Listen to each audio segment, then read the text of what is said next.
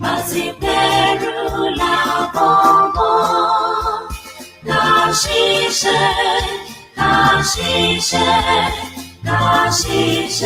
katola, ishokoto minira, nikecheka malepa, tesiwaju, fokoire, atotodara, omoduwanide, osipo etore, iwoni, imole, opo adulawo.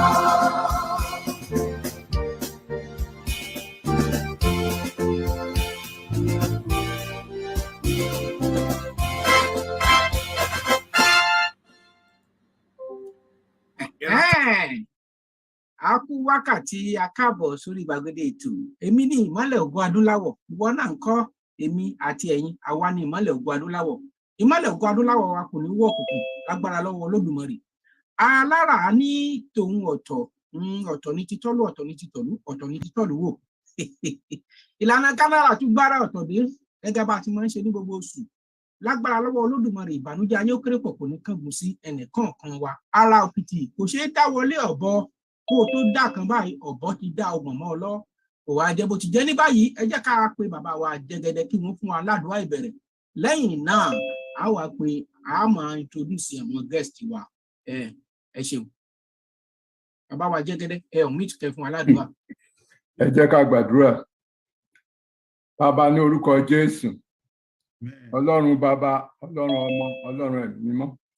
A gbé yín ga, yín lógo.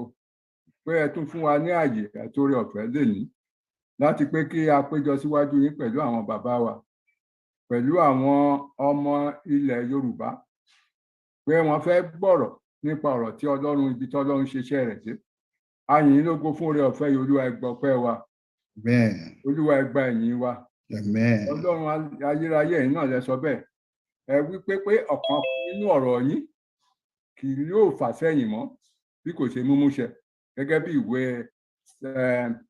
Ezekiel ti wí fún wa. A dúpẹ́ pé gbogbo wọ̀nyí lẹ́ òfìṣẹ́ ní orúkọ Jésù. Ìfàsẹ́yìn kò ní sí lọ́rọ̀ Yorùbá, nítorí náà lẹ fi péjọ pé kí ẹ kọ́ wa mọ̀ ọ́ ṣe sí i. A dúpẹ́ àyìn lógo. Olúwa gbọpẹ́ gba ìyìn wa. Bẹ́ẹ̀ náà lẹ tún sọ nínú ọ̀rọ̀ yín, ẹni ẹ̀yin yóò bà ìmọ̀ àwọn alárékérekè jẹ́ kí èrò wọn àti iṣẹ́ kó má bàa ṣẹ. A dẹ̀ dúpẹ́ pé a ti ń rí gẹ́gẹ́ bí àpẹẹrẹ pé àwọn alárékérekè tí wọn kò fẹ́ kí ilẹ̀ Yorùbá kó wá sí ìmúṣẹ, a rí pé gbogbo wọn ti ń ṣubú, wọ́n sì ti dẹ̀yìn gẹ́gẹ́ bí ẹṣin àti kẹ̀kẹ́. A dúpẹ́ ní ọwọ́ yín, àpògbó fún yín. Olúwa ẹ gbọ́ ọpẹ́ wa. Olúwa ẹ gba ìyìn wa. Ọlọ́run ẹ̀mí mímọ́, a fẹ́ bẹ̀rẹ̀ ìpàdé yìí. Olúwa ẹ wá bá wa bẹ̀rẹ̀ ní orúkọ Jésù. Ẹ̀mí mímọ́, ẹ wá kan sí àwọn bàbá wa, kẹ́sì kan sí àwọn ènìyàn tó fẹ́ béèrè ìbéèrè, kẹ́sì kan sí ilẹ̀ Yorùbá ní gbogbo ìbéèrè yìí, kí ó lè jẹ́ ọ̀kan nínú wọn tó jẹ́ pé àwọn yóò fi múra sí iṣẹ́ náà, tí àwọn tó bá níyèméjì tí ò fi yí padà pé òdodo ni pé káwa padà sí ilé wa. Bàbá yín lógo tó rẹ́ ṣe yìí fún wa ní orúkọ Jésù. A gbàdúrà. Àmín. Àdúrà wa gbà ọ́. Àdúrà wa gbà. Nígbà tí a bá fẹ́ parí, bó jẹ́ ti ìṣẹ̀ṣe tàbí ti Mùsùlùmí, wọ́n á bá wa parí àdúrà nígbà tí a bá ń ṣe tán. Èyí tó tòní kò ní pẹ́ rárá. Ní báyìí, gbogbo wa la rí ohun tí a gbé jáde tí a pè ní flyers. A ti ṣe lè jáde, ó ti jẹ́ ọ̀sẹ̀ méjì báyìí, tí a pè ní getting ready lédè Gẹ̀ẹ́sì, tí Yorùbá rẹ̀ tá sì pè ní ìgbáradì. Àwọn kan ń pè ní ìgbáradì, ó tá pè ní ìgbáradì. Kí là ń pè ní ìgbáradì gangan? Àwọn bàbá wa, àwọn ló lè bá wa yànnàná, nítorí pé ẹnu àgbà báyìí lóbi ti máa ń gbó. Mo fẹ́ jẹ́ kí ó di mímọ̀ fún gbogbo ọmọ Kòtòjíire ní gbogbo àgbáńlá ayé pátápátá pé ètò tòní yìí, àwọn bàbá wa méjì ni wọ́n wà níbí láàrin wa. Bàbá wa olórí oko Fábàdà, èyí tí a gbà fún, wọ́n sì jẹ́ Yorùbá national leader lọ́wọ́lọ́wọ́ tí à ń wí yìí, tí kú kò sì ní wọ́n pa fún wa torí pé wọn ó kó wa délẹ̀ lérí bọ́n fẹ́ bọ́n kọ̀. Àwọn ni Professor Bàbá Bánjí ọmọ Akíntóyè, wọ́n ti wà láàrin wa nígbà tí a bá pè wọ́n máa kí wa. Bákan náà bàbá wa kejì ni Professor Wálé Adéníran. Àwa ṣáwọ́ ọmọ Yorùbá toríire professor kan yí wa káàkiri ni lágbára lọ́wọ́ débùtì àlànà gbogbo àgbáyé ẹ káàbọ̀ lágbára lọ́wọ́ Olódùmarè ìbànújẹ́ ayé kéré pọ̀ kò ní kànbù sí kálukú wa o. Ní báyìí ẹ jẹ́ kí a kọjá lọ sí òǹkùndùn ètò yìí. Bàbá mi àwa mẹ́ta lájọ ṣe atọ́kùn ètò yìí gbogbo àlànà. Bákan náà bàbá mi Ọmọboriowo ìyẹn ní ìlú Dubai, èmi wà níbí ní United States of America. Bákan náà ọmọ bá àlànà. Ẹ jọ̀ọ́ gbogbo ẹ̀yin tẹ́ ti darapọ̀ mọ́ ohun kan tẹ́ kàn fẹ́ ṣe fún wa báyìí ni wípé ẹ bá wa pín káàkiri. Pínpín tá ní kẹ́ máa pín ọ̀pọ̀lọpọ̀ á sọ pé àwọn fẹ́ fi gbowó ni. Ìwọ fi ẹni tó ń fi gbowó sílẹ̀ jẹ́ k'Ọlọ́run ó ṣèdájọ́ gbowó. Ohun tá a kàn nílò ni wípé ibo ni kó dé.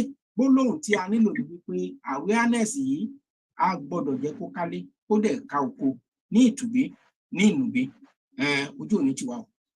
Ní báyìí bàbá Ọmọboriowo yóò pe coordinator kí wọ́n fún wa ní ọ̀rọ̀ ìbẹ̀rẹ̀ ọ̀rọ̀ ìyànjú. Ẹ ṣeun.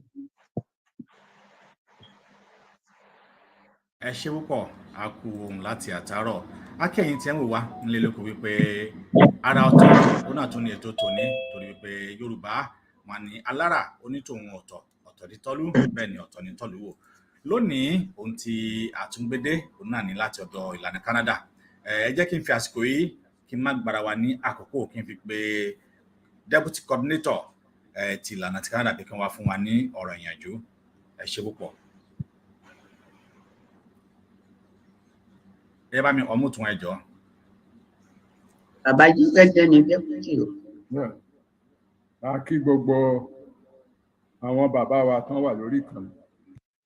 A sì kí gbogbo àwọn ọmọ Yorùbá pátápátá láìpẹ́ ẹyọ kan pé ká mú báyẹn nítorí pé a ò lákòókò a lè máa dárúkọ.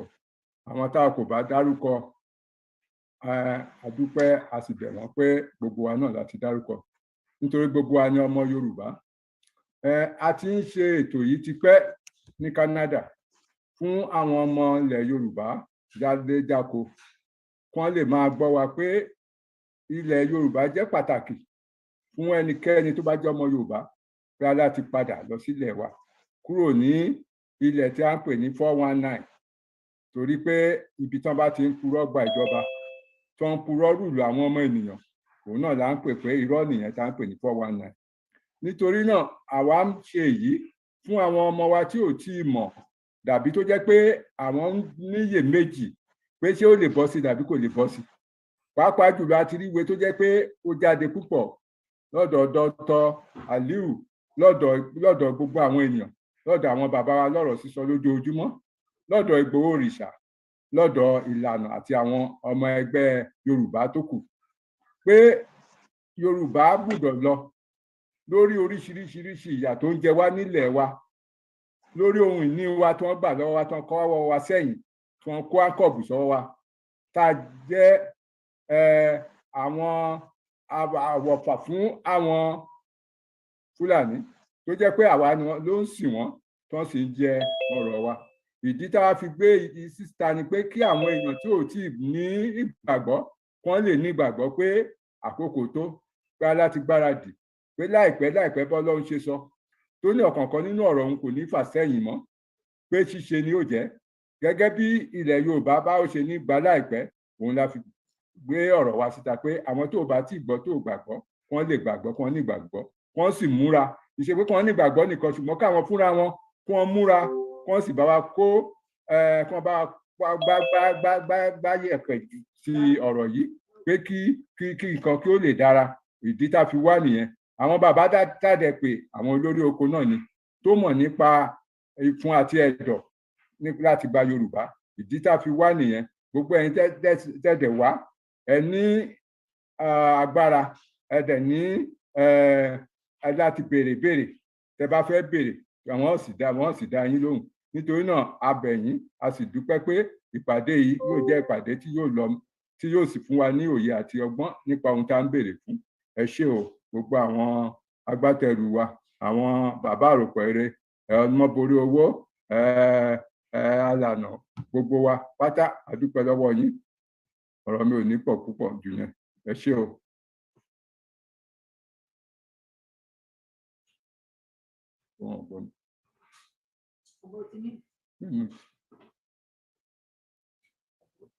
Hello. Nígbà tá a bá ń retí bàbá àròpọ̀ eré. Ẹ ṣeun bàbá wa. Ok. A dúpẹ́ lọ́pọ̀lọpọ̀. Ó yá, ẹ sọ̀rọ̀ yín bàbá. Ok. Ẹ ṣé gan ni o lẹ́ẹ̀kan sí a kí gbogbo ẹ̀yin tí a pè tí ẹ rí ìwé wa tí ẹ dìde. Ọlọ́run á wà pẹ̀lú wa. Mo mọ̀ pé láìpẹ́ láì jìnà a máa dé ilẹ̀ ìlérí tí àwa ń retí. Ọlọ́run á mú wa débẹ̀ lágbára Ọlọ́run. Nípàdé ti alẹ́ yìí ẹ jọ̀ọ́ a fẹ́ kó pẹ́ torí ilẹ̀ ti ṣú níbi táwọn bàbá wà. A máa ṣe ní bọ́lọ́run bá ṣe ràn wá lọ́wọ́ sí a máa tètè jẹ́ kí wọ́n lọ sílé torí ìdí èyí gbogbo àwa tó bá ní ìbéèrè láti béèrè tí ò bá sí àyè fún wa ẹ má jẹ́ ká bínú nítorí pé àǹfààní tún máa wà lágbára Ọlọ́run tí àwọn bàbá tún máa dìde wá so iye àwa tá bá lè pè lálẹ́ fún láti béèrè ìbéèrè lọ́wọ́ bàbá oníkẹjẹ́ á béèrè níbi tí wọ́n wà lọ́wọ́lọ́wọ́ ń sìn aago 9 ó ti ń súnmọ́ láti lù lọ́dọ̀ tí wọ́n lálẹ́ gbogbo aláṣẹ mọ̀ páwọn bàbá méjèèjì tó wà lórí ètò àgbàlagbà ti dé kọ́lọ́run bá wa lọ́rẹ̀ ẹ̀mí wọn a dúpẹ́ lẹ́ẹ̀kan sí o nítorí pé a pé gbogbo yín tẹ́ dìde o Ọlọ́run á wà pẹ̀lú yín o ètò náà Ọlọ́run á bá wa gba àkóso ẹ ṣé gan ni bàbá àròpọ̀ èrè ẹ tẹ̀síwájú.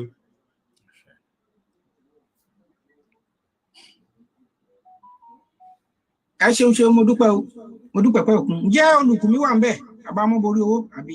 Bẹ́ẹ̀ mo wà pẹ̀lú yín digbí ni mo wà pẹ̀lú yín bàbá. Ó dáa ní báyìí ní pàtàkì a wà kọjá lọ sí wọ́n ní egun lálẹ́ máa ń jó kẹ́yìn ìgbàlẹ̀ bàbá wa pòfẹ́sọ̀ bàbá wa Adéníran ọmọọba mo rí àtẹ̀jíṣẹ́ yín a ti kọ atem lákọ́kọ́ fi ń ṣìdè bàbá wa pòfẹ́sọ̀ Wálé ọmọ Adéníran adé ni wọ́n ń dé nílé yín wọn kì í dé akẹ̀tẹ̀ bíi tàwọn ará òkè ọ̀hún ẹ káàbọ̀ ẹ bá wa kí àwọn ará ilé ẹ káwọn ọmọ yín lọ́tùn lósì kẹsì wàá sọ ní pàtàkì tọ́pìkì tá a gbé jáde tá a pè ní ìgbáradì yìí ẹ̀yin gẹ́gẹ́ bí ọ̀mọ̀wé ọ̀jọ̀gbọ́n tẹ́tí wà lẹ́nu ìjàngbara yìí kí lẹ fẹ́ sọ fún gbogbo ọmọ Yorùbá nípa tá à ń pè ní ìgbáradì ká lọ gbáradì ká lọ síbẹ̀ ní àbí ká gbáradì bóyá ká dẹ̀ lọ bóyá ká lọ pẹja àti bẹ́ẹ̀ bẹ́ẹ̀ lọ ẹ ṣé ẹ bá mi unmute bàbá wa Wálé Adéníran òkè mú wọn bí báyìí. ọ̀pọ̀lọpọ̀ la ń fẹ́ kí bàbá ó gbójú jáde o torí tẹ́ bá ti ń sọ̀rọ̀ àwọn èèyàn máa ń fẹ́ràn kan máa wojú bàbá wọn ẹ ṣeun.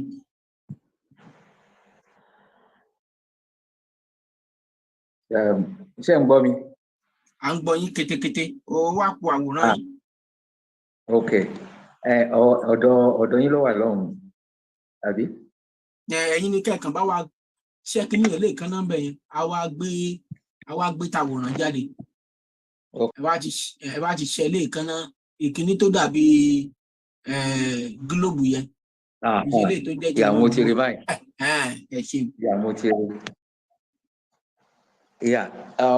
mo kí alànà bàbá Professor Banji Akintoye ẹ kú dìde ẹ kú ìfẹ́ àwọn ọmọ Yorùbá àgbáyé adalẹ o àmín o ire náà aṣojú ẹ̀mí àmín àmín Jésù.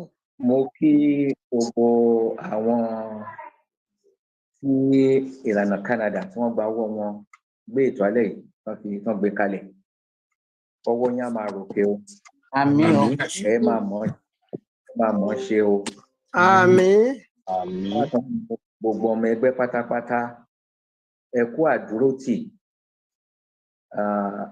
ìrètí wa kò ní lọ lófo àmín o ìgbáradì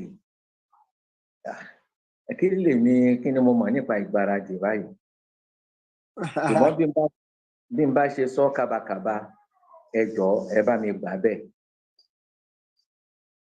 ìgbáradì ni pé kí ni ìmúra tí èèyàn ń ṣe láti rí pé ọwọ́ òun ó tẹ nǹkan tí òun ń lé. Lọ́wọ́lọ́wọ́ kí ni àwọn ọmọ káàárọ̀ oòjíire ń lé? Nǹkan tá à ń lé lọ́wọ́lọ́wọ́ gbogbo wa la mọ̀, òun náà ni orílẹ̀-èdè olómìnira Yorùbá kúrò nínú Nàìjíríà. Pé èmi ò pè ní orílẹ̀-èdè Nàìjíríà nítorí Nàìjíríà ti di Yorùbá orílẹ̀-èdè. Kí ni ìmúra tá à ń múra? Lóòótọ́ mo mọ ipá tí alànà ń sà, kì í ṣe pé èèyàn kàn déédéé ń pọ́n ni. Mo mọ gbogbo ìgbésẹ̀ tí wọ́n ń gbé torí ṣàṣà ni ó pamọ́ sí mi. Mo dẹ̀ mọ̀ pé àwọn kọ̀ọ̀kan náà wà bẹ́ẹ̀ yẹn tó yẹ pé àwọn náà ń ṣe nǹkan kan àbí òmíràn láti rí pé orílẹ̀-èdè Yorùbá ó ya kúrò lára Nàìjíríà ó dẹ̀ di olómìnira. Amen. Amen. Lójú tèmi, ìgbáradì wa kò tíì tó. Kí ló jẹ́ kí n wí bẹ́ẹ̀? Ọ̀pọ̀lọpọ̀ nǹkan ló wà tó jẹ́ pé ó yẹ ká máa ṣe ní ìsìn. Ó yẹ ká ti bẹ̀rẹ̀ sí lé àwọn Fúlàní kúrò ní orí ilẹ̀ wa. Mi ò tíì gbọ́ ibì kankan láti Èkó dé Kogi tá a ti lé Fúlàní jáde kúrò nínú igbó. Ó lè pé mi ò mọ̀, tá a bá rẹ́ni tó mọ̀, inú mi á dùn púpọ̀ tí ẹni bẹ́ẹ̀ bá lè fi tó wa létí ní àṣálẹ́ yìí pé níbi báyìí wọ́n ti lé àwọn Fúlàní kúrò ní yálà ìpínlẹ̀ wọn àbí ìjọba ìbílẹ̀ wọn. Kí a tó kúrò nílé, kó yẹ pé a sá kúrò nílé. Mo mọ ìgbésẹ̀ kan tí alànà gbé. Wọ́n ránṣẹ́ sí gómìnà kan lórí àwọn Fúlàní tí wọ́n ti gba gbogbo igbó ní ìpínlẹ̀ yẹn. Pé àwọn èèyàn wa wọ́n gbé ètò kan kalẹ̀. Mo rò pé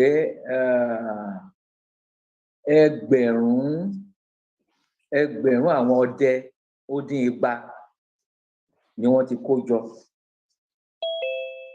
Wọ́n sọ pé àwọn ṣetán láti lé àwọn Fúlàní kúrò nínú igbó ní ìpínlẹ̀ yẹn. Ó wá kù nǹkan tán máa lò. Wọ́n ti pinnu pé 30 ọjọ́ ló máa gba àwọn. Wọ́n dẹ̀ sọ báwọn ṣe máa pín ara àwọn sí àwọn igbó wọ̀nyẹn, that is the various forests. Pé 200 á wà ní igbó tó wà níbí, 100 á wà ní igbó tó wà lọ́hùn àti bẹ́ẹ̀ bẹ́ẹ̀ lọ. Alànà wò, mo wò, inú wa dùn torí àwọn èèyàn wa ni wọ́n ṣe. Alànà wa ránṣẹ́ sí gómìnà yẹn pé òun fẹ́ wá rí. Gómìnà ní bàbá ó ti ẹ má wá o, èmi ni màá wá rí yín nífẹ̀ẹ́. Bàbá ránṣẹ́ pè mí pé ẹni tá a fẹ́ lọ rí o, ó lóun bọ̀ wá rí wa ní ọjọ́ Sunday yẹn. Bá lọ dúró lọ́dọ̀ bàbá. Mo ti dọ́dọ̀ bàbá láti nǹkan bí aago 10 àárọ̀. Aago 11, aago 12, aago 1, aago 2. Mo ti ẹ̀ ń wò mo ní àbí ọlọ́gbẹ́ni ti sọdá ó ti kọjá ni. Bàbá bá pè é ló bá ní kó yóò bàbá jọ kó má bínú pé òun ò tiẹ̀ tí ì kó ibi tó ń wà. Pé ṣùgbọ́n dandan òun máa yà lọ́dọ̀ bàbá. Káṣá máa fa ọ̀rọ̀ gùn. Mo rò pé nǹkan bí aago 4:30 àbí aago 5 ni gómìnà yìí dé sí Ifẹ̀ láti mú nǹkan rọrùn fún kó dẹ̀ yá àti ẹni kó máa bọ̀ ní Parakin níbi tí bàbá ń gbé. a ní kó máa bọ̀ ní hòtẹ́ẹ̀lì kí tó lórúkọ hòtẹ́ẹ̀lì dáadáa yìí tí a bá ti ń wọ Ifẹ̀ lọ́wọ́ ọ̀tún kì í ṣe crown màá rántí orúkọ yẹn ṣá so a bá lọ pàdé ń bẹ̀ adé ó fẹ́ yẹ pé ẹ̀ẹ̀kan náà lájọ débẹ̀ bàbá dẹ̀ gbé ìwé yìí bàbá dẹ̀ gbélé lọ́wọ́ ó wò gàrà ó ní bàbá ó ní kò sí nǹkan tí ó ṣòro nínú eléyìí lórí gbogbo owó táwọn ọdẹ yẹn máa nílò fún 30 ọjọ́ mo rò pé ó ń lọ sí bíi 20.4 million naira 24 million. All this nothing. Only go and take care of this. Ó gbà ó wò gidi iye pé bóyá ó wò ẹ̀gàràgà ó farabalẹ̀ wò lọ́wọ́ ní bàbá ṣé ó lè máa mú lọ báyà ìwọ náà láṣẹ fún ẹ̀yin èèyàn mi àgbọ̀n kankan mọ́ títí tàbí sákùrù mi tó túmọ̀ sí pé ó dàbẹ̀ ẹni pé àmọ́ ewu tó dojúkọ wá tí olórí ìpínlẹ̀ kan bá lè gba irú nǹkan tí mò ń sọ yìí tó dẹ̀ mú lọ tí gbogbo ìlú 24 million tàbí sọ àwọn ọdẹ ìlú àwọn ọdẹ ìpínlẹ̀ 800 of them for 30 days kí wọ́n dẹ̀ ní torchlight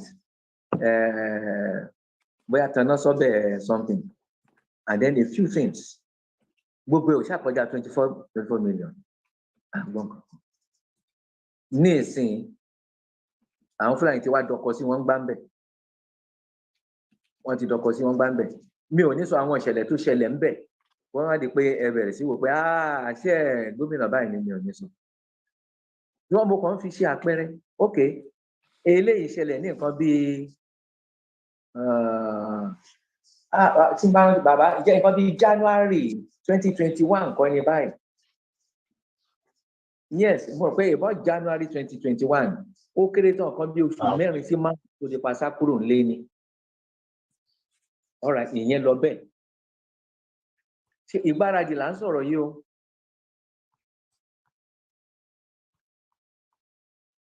mo wo ẹgbẹ́ wa gan ìlànà ta ní àwa la wà níwájú ìjàngbara yìí èmi ò tí ì rí ìgbáradì tá a ṣe o dípò ìgbáradì ó dàbẹ̀ ní pé ìjà là ń bára wa jà o irọ́ là ń pa mọ́ra wa o èébú là ń búra wa o tó bẹ́ẹ̀ tó ẹ pé mò ń wò pé ǹjẹ́ àti ẹ̀ mọ ewu tó dojú kọ ẹ̀yà wa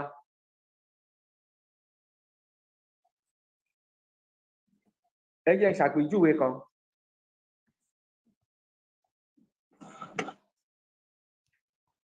a ṣètò pé kí àwa Yorùbá gba ipasẹ̀ ìlànà ká ní rédíò kan tó yẹ pé a máa tàn mọ́lẹ̀ sí gbogbo nǹkan tó ń lọ rédíò yẹn á dẹ̀ kárí gbogbo ilẹ̀ Yorùbá pátápátá yàtọ̀ sí pé á kárí ilẹ̀ Yorùbá pátápátá kò wá síbi tí wọ́n ti ní máa gbọ́ rédíò lágbàáyé because nǹkan táwọn òyìnbó àwọn èèyàn onígẹ̀ẹ́ tẹ̀ ń pè ní pirate radio ni a bẹ̀rẹ̀ a deposit 10 million ẹ̀yìn tá a deposit 10 million lọ́mọ Yorùbá tó gbà tó ń bá wa ṣe ló ṣe àsọ fún wa pé ó sì kú 33 million tá a máa san níbo ni 33 million ti wá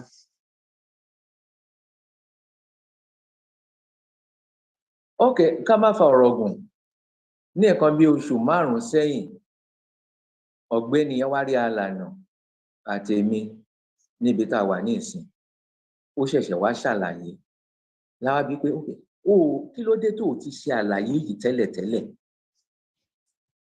ó ní fún ọdún kan iye owó tá a máa san fún airtime ló ń calculate 33 million yẹn bọ̀ ńgbà tó o wá pàdé wa ní kọmitì nítorí kọmitì wà fún rédíò yẹn kí ló dé tó o sọ nínú kọmitì kí gbogbo ọmọ ẹgbẹ́ ti gbọ́ ó kàn wá bẹ́ẹ̀ náà ni ó ti bani lórúkọ jẹ́ kò sórúkọ tán ti pè wá àwọn kan ní a kó 10 million jẹ, àwọn kan ní a ti kó 25 million jẹ. dèní eléyìí rédíò èèyàn ò tí bẹ̀rẹ̀ iṣẹ́ o.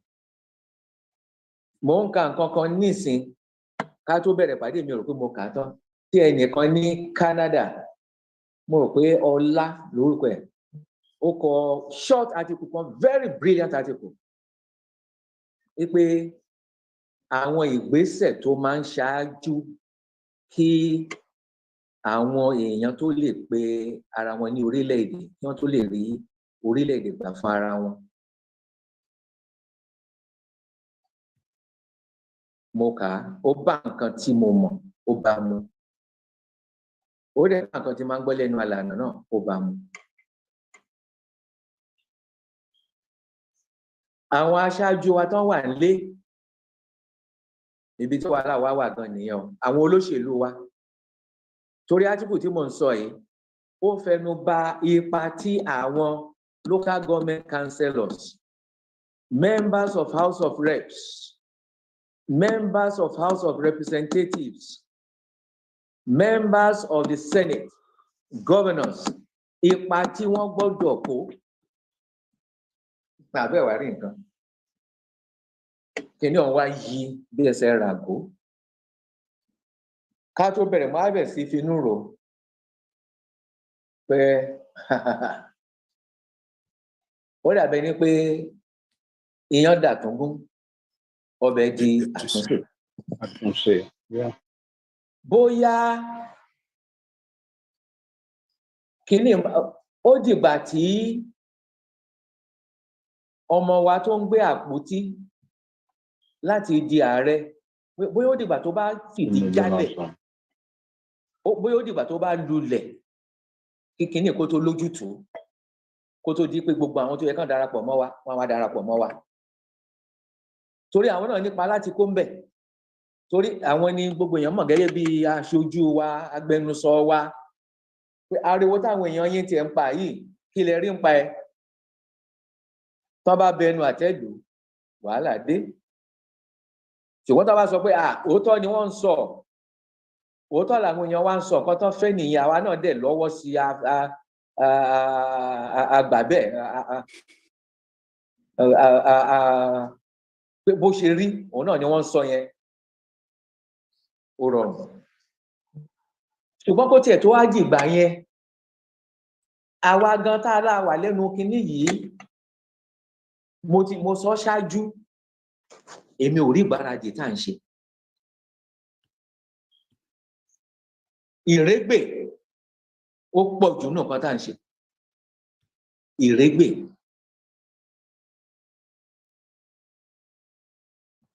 máa sọ kinní kan fún yín lálẹ́ yìí. gẹ́gẹ́ bí ọmọ ẹgbẹ́ ìlànà, mò ń sọ kẹ́yìn fúnra yín kẹ́ lè wá lọ túnra mú. ọ̀pọ̀lọpọ̀ nǹkan ló ń lọ nínú ẹgbẹ́ ìlànà tó yẹ pé ó ti da omi tútù sí ọkàn Professor Banji Akintoye. inú mi dùn pé wọ́n wà láàrin wa ní àṣálẹ́ yìí, tí n bá ń purọ́ mọ́ wọn kán já mi.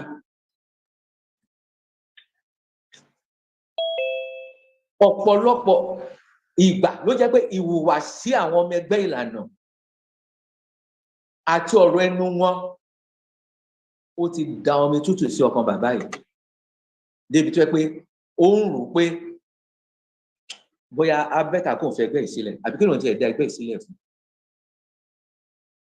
mi ò sọ láti dẹ́rù bà yín, nǹkan tí mo mọ̀ ni mò ń sọ. bàbá tí mo dẹ̀ ń sọ nípa ẹ̀ wọ́n wà láàrin wa.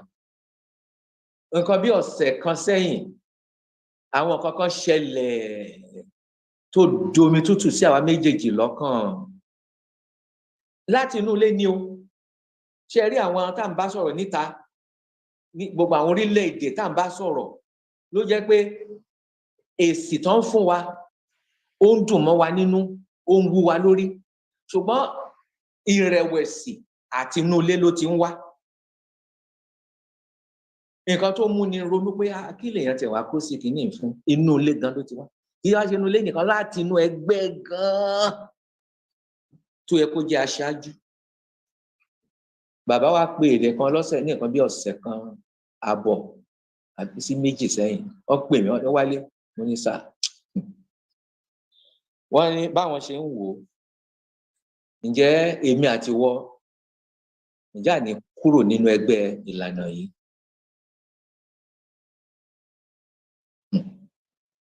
Mo dákẹ́ mo ní bàbá wọ́n ní mo ní lóòótọ́ bí nǹkan ṣe ń lọ kò dùn mọ́yàn nínú torí níṣẹ́ la fi ẹ̀tẹ̀ sílẹ̀ tá à ń pa làpálàpá. Mo ní ṣùgbọ́n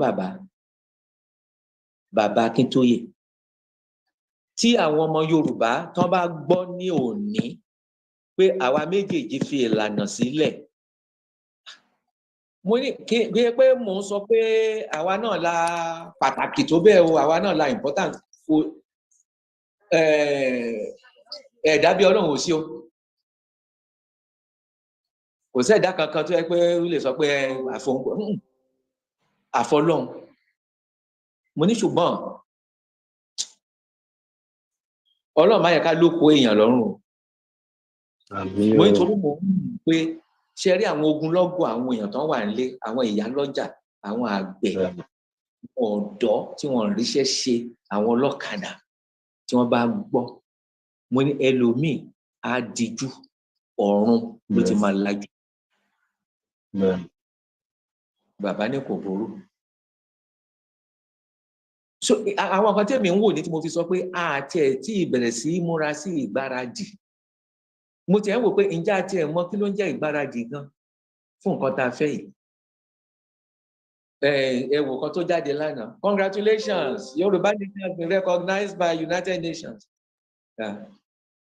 Wọ́n ní o ṣáge lọ́gbẹ́, o tàbí ọ̀mọ́fà, o dédé ọ̀pẹ ogbẹ́nu sókè, ọ̀fẹ́ ní ro, kí la tí ì gbé ṣe?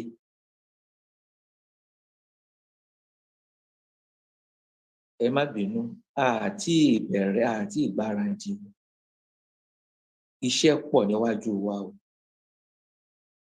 Àwọn olówó wa ọ̀tí ẹ̀ tí ì dá sí ìrìn àjò yìí.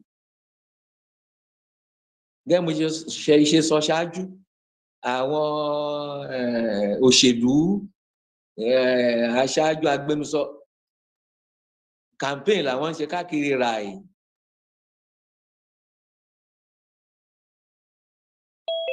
Àwọn ọ̀jọ̀gbọ́n wa wọn ti ẹ̀ jáde. Mi ì sọ láti dẹ́rù bà wá o, mò ń sọ nǹkan wọ̀nyí ká mọ irú iṣẹ́ tó wà níwájú wa. Lóòótọ́ a rí àwọn ajagun fẹ̀yìntì kan tí wọ́n ránṣẹ́ sí wa, ṣùgbọ́n ṣe mọ̀ pé ààrẹ máa sọ irú ọ̀rọ̀ yẹn ní gbangba báyìí pé lágbájá báyìí wà láàrin wọn, tàmẹ̀dù báyìí wà láàrin wọn, nǹkan báyìí náà sọ. Ṣùgbọ́n àti ẹ̀ dúpẹ́ lọ́wọ́ Ọlọ́run pé àti ẹ̀rọ àwọn kan tán kóra wọn jọ bíi 10.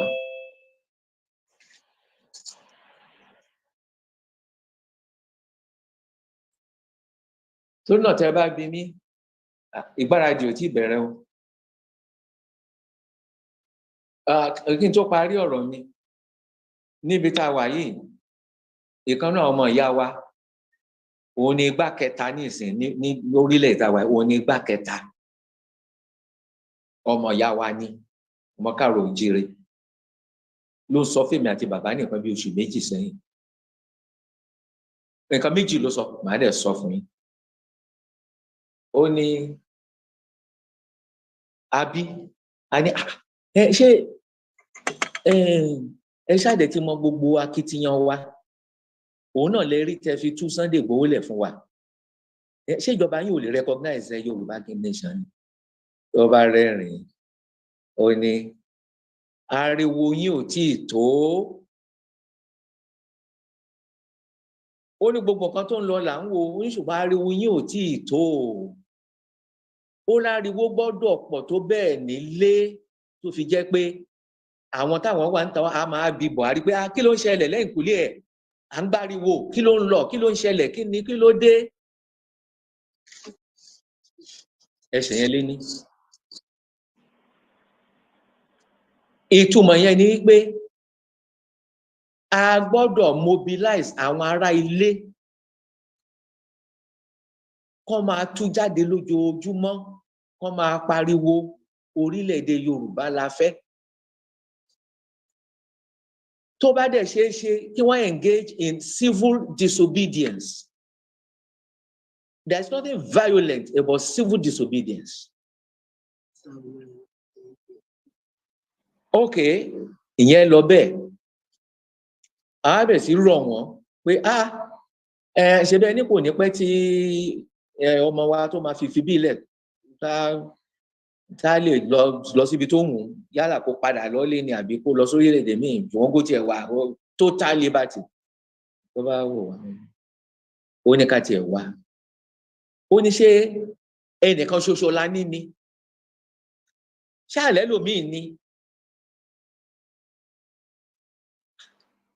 Ó ṣe pé òun nìkan náà ṣoṣo lẹ ṣáà ń pariwo ẹ̀. Ṣé ń gbà tí kúrò nílé, ṣé ẹlòmíì ò lè dìde kán tiẹ̀ máa ṣe nǹkan lọ kó òun tó dé ni kó dé kó wá darapọ̀ mọ́ wọn? Láti ìgbà tó ti kúrò nílé, àgbọ̀n kankan mọ́.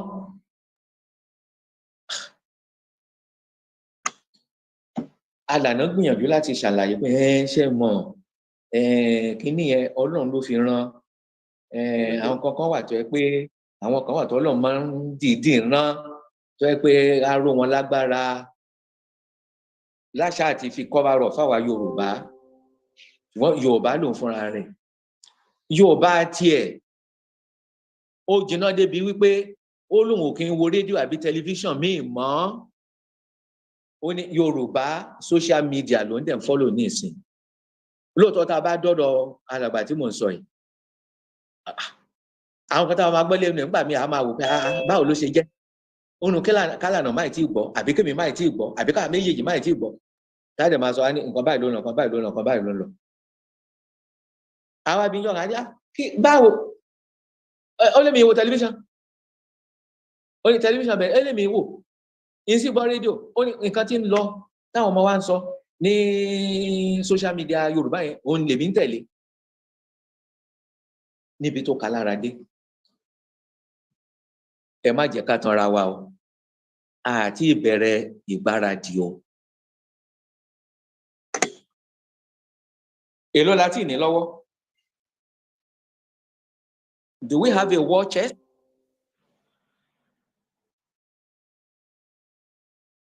What is the means of sensitization or mobilization of our people?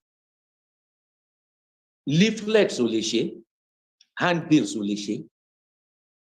The surest and easiest way is through the airwaves by radio. Àtọdún tó kọjá àbí 2020 láti wà lẹ́nu ẹ̀.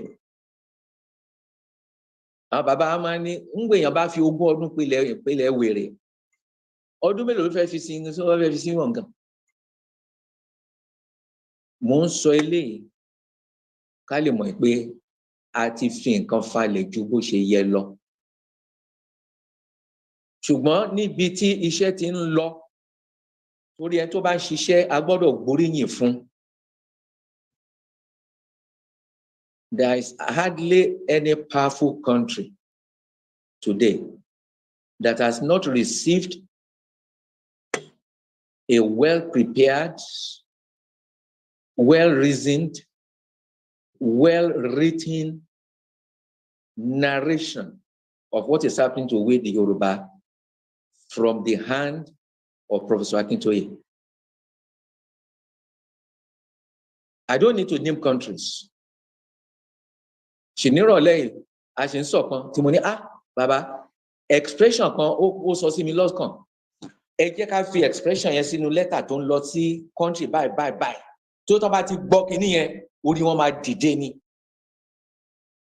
Nípa letters wọ̀nyẹn, iṣẹ́ ti lọ jìnnà. Ṣùgbọ́n kí la ní láti fi kín lẹ́yìn?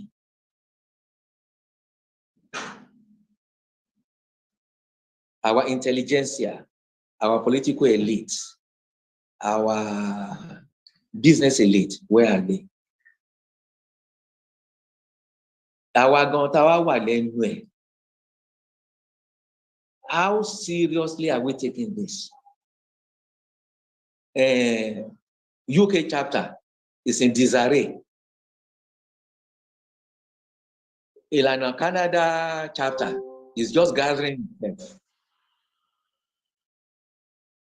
In the USA, we can't even see exactly what is happening right now. Èmi ò rí ìgbáradì kankan. Kọ́ ló ràn wá lọ́wọ́. Ẹ ṣeun bàbá wa. Ẹ ṣé, adúpẹ́ òkun. Bàbá, ọ̀rọ̀ tí ẹ sọ ó yé wa lọ́pọ̀lọpọ̀. Kó tó di wípé a jẹ́ kẹ́ lọ, màá béèrè ìbéèrè kan. Màá wá pe bàbá wa lànà kó tó di wípé a kàn sí question and answer. Ẹ̀yin tẹ́ wà ń ta tẹ́ ń gbọ́ nǹkan tí à ń sọ gbogbo. Torí mo mọ̀ pé àwọn kan wà sọ̀rọ̀ ni wọ́n. Ẹni tí bá sì ti ń sọ̀rọ̀ kó mọ rántí ti sọ̀rọ̀. Ìyìn tí bàbá wa ń sọ, wọ́n ń sọ eléyìí nípa àwọn ọmọ ìlànà káàkiri gbogbo àgbáńlá ayé pátápátá. Tí ọ̀rọ̀ bá dẹ̀ ti débi tó dé yìí, téèyàn bá fẹ́ kí nǹkan kó lọ bó ṣe lọ, èèyàn á sọ ojú abẹ́ ń kó. Sódà tó ní kálukú àwa mọ̀ pé ibi báyìí ló yẹ, nǹkan báyìí ló yẹ ká ṣe, nǹkan báyìí ló yẹ ká ṣe. Ẹni tọ́rọ̀ bá kàn á lè ṣe kíni, á lè ṣe àtúnṣe ara rẹ̀.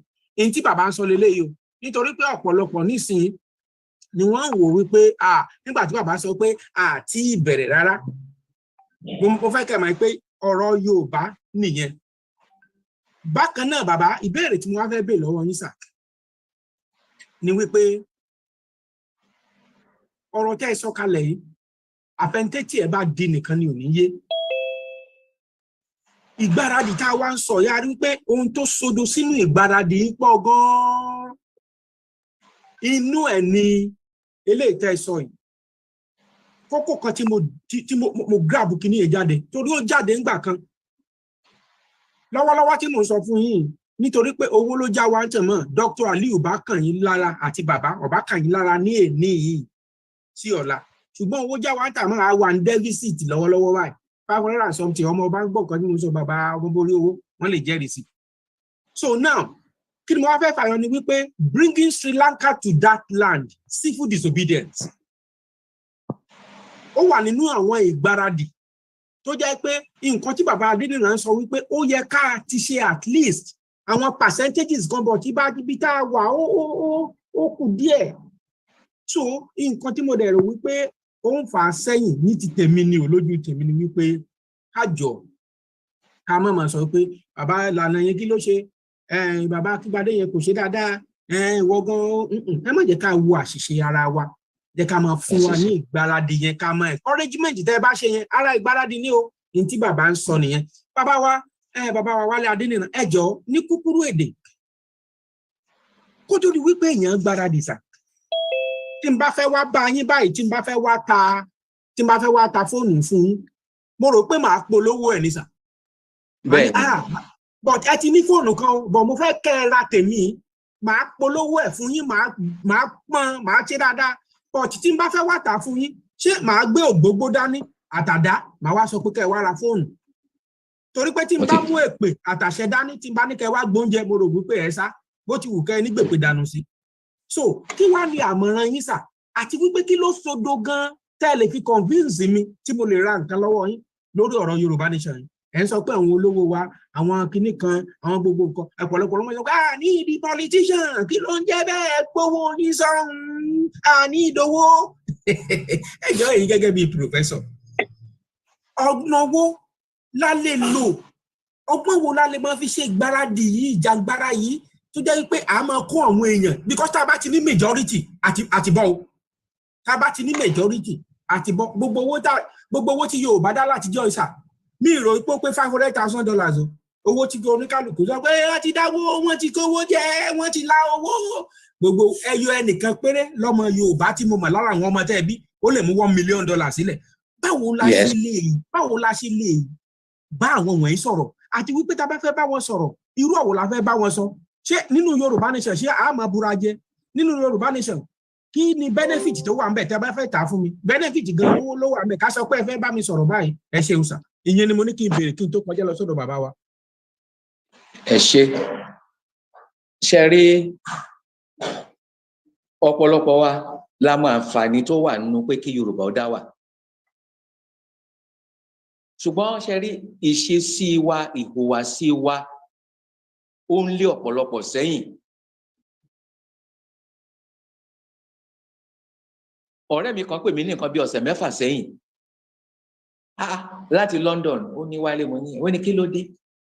Ó ní kí ni gbogbo jágbajàgba tó ń kà tí wọ́n kọ nípa ẹ̀.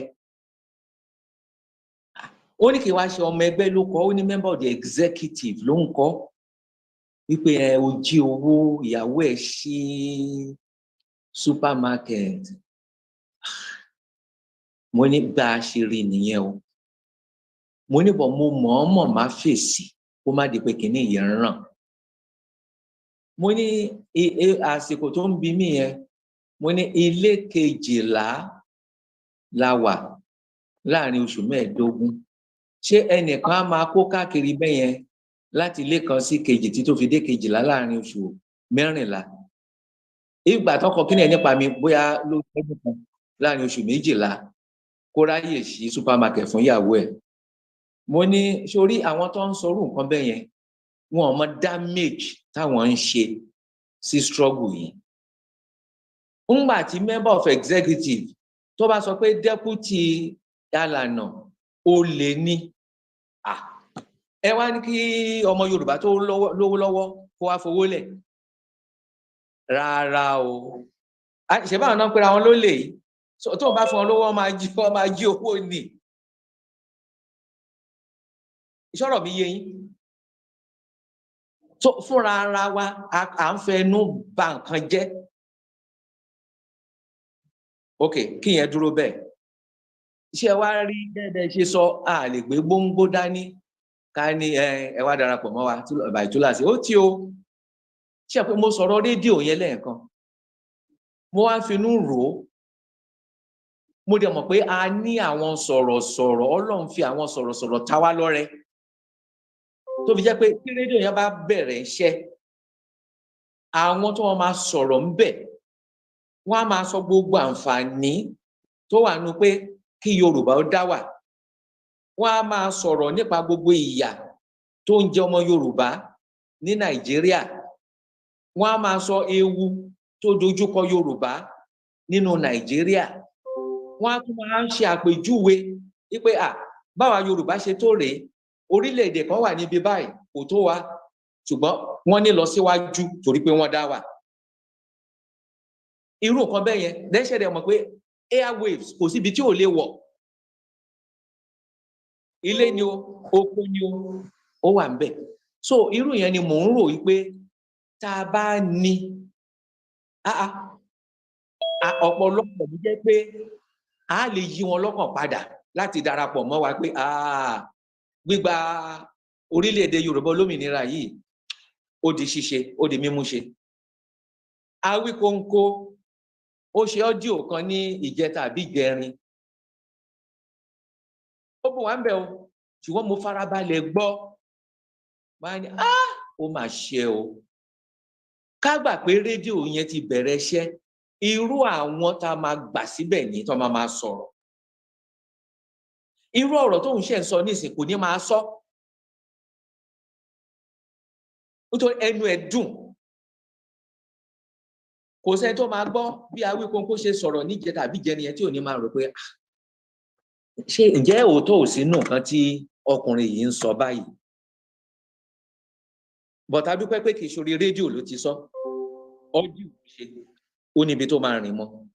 Ṣùgbọ́n ẹ wá wò pé a ní rédíò torí ẹ máa wò pé mò ń ṣàǹtẹnu mọ́ rédíò yẹn tó yẹ pé kò sẹ́ni tí ò ní máa gbọ́.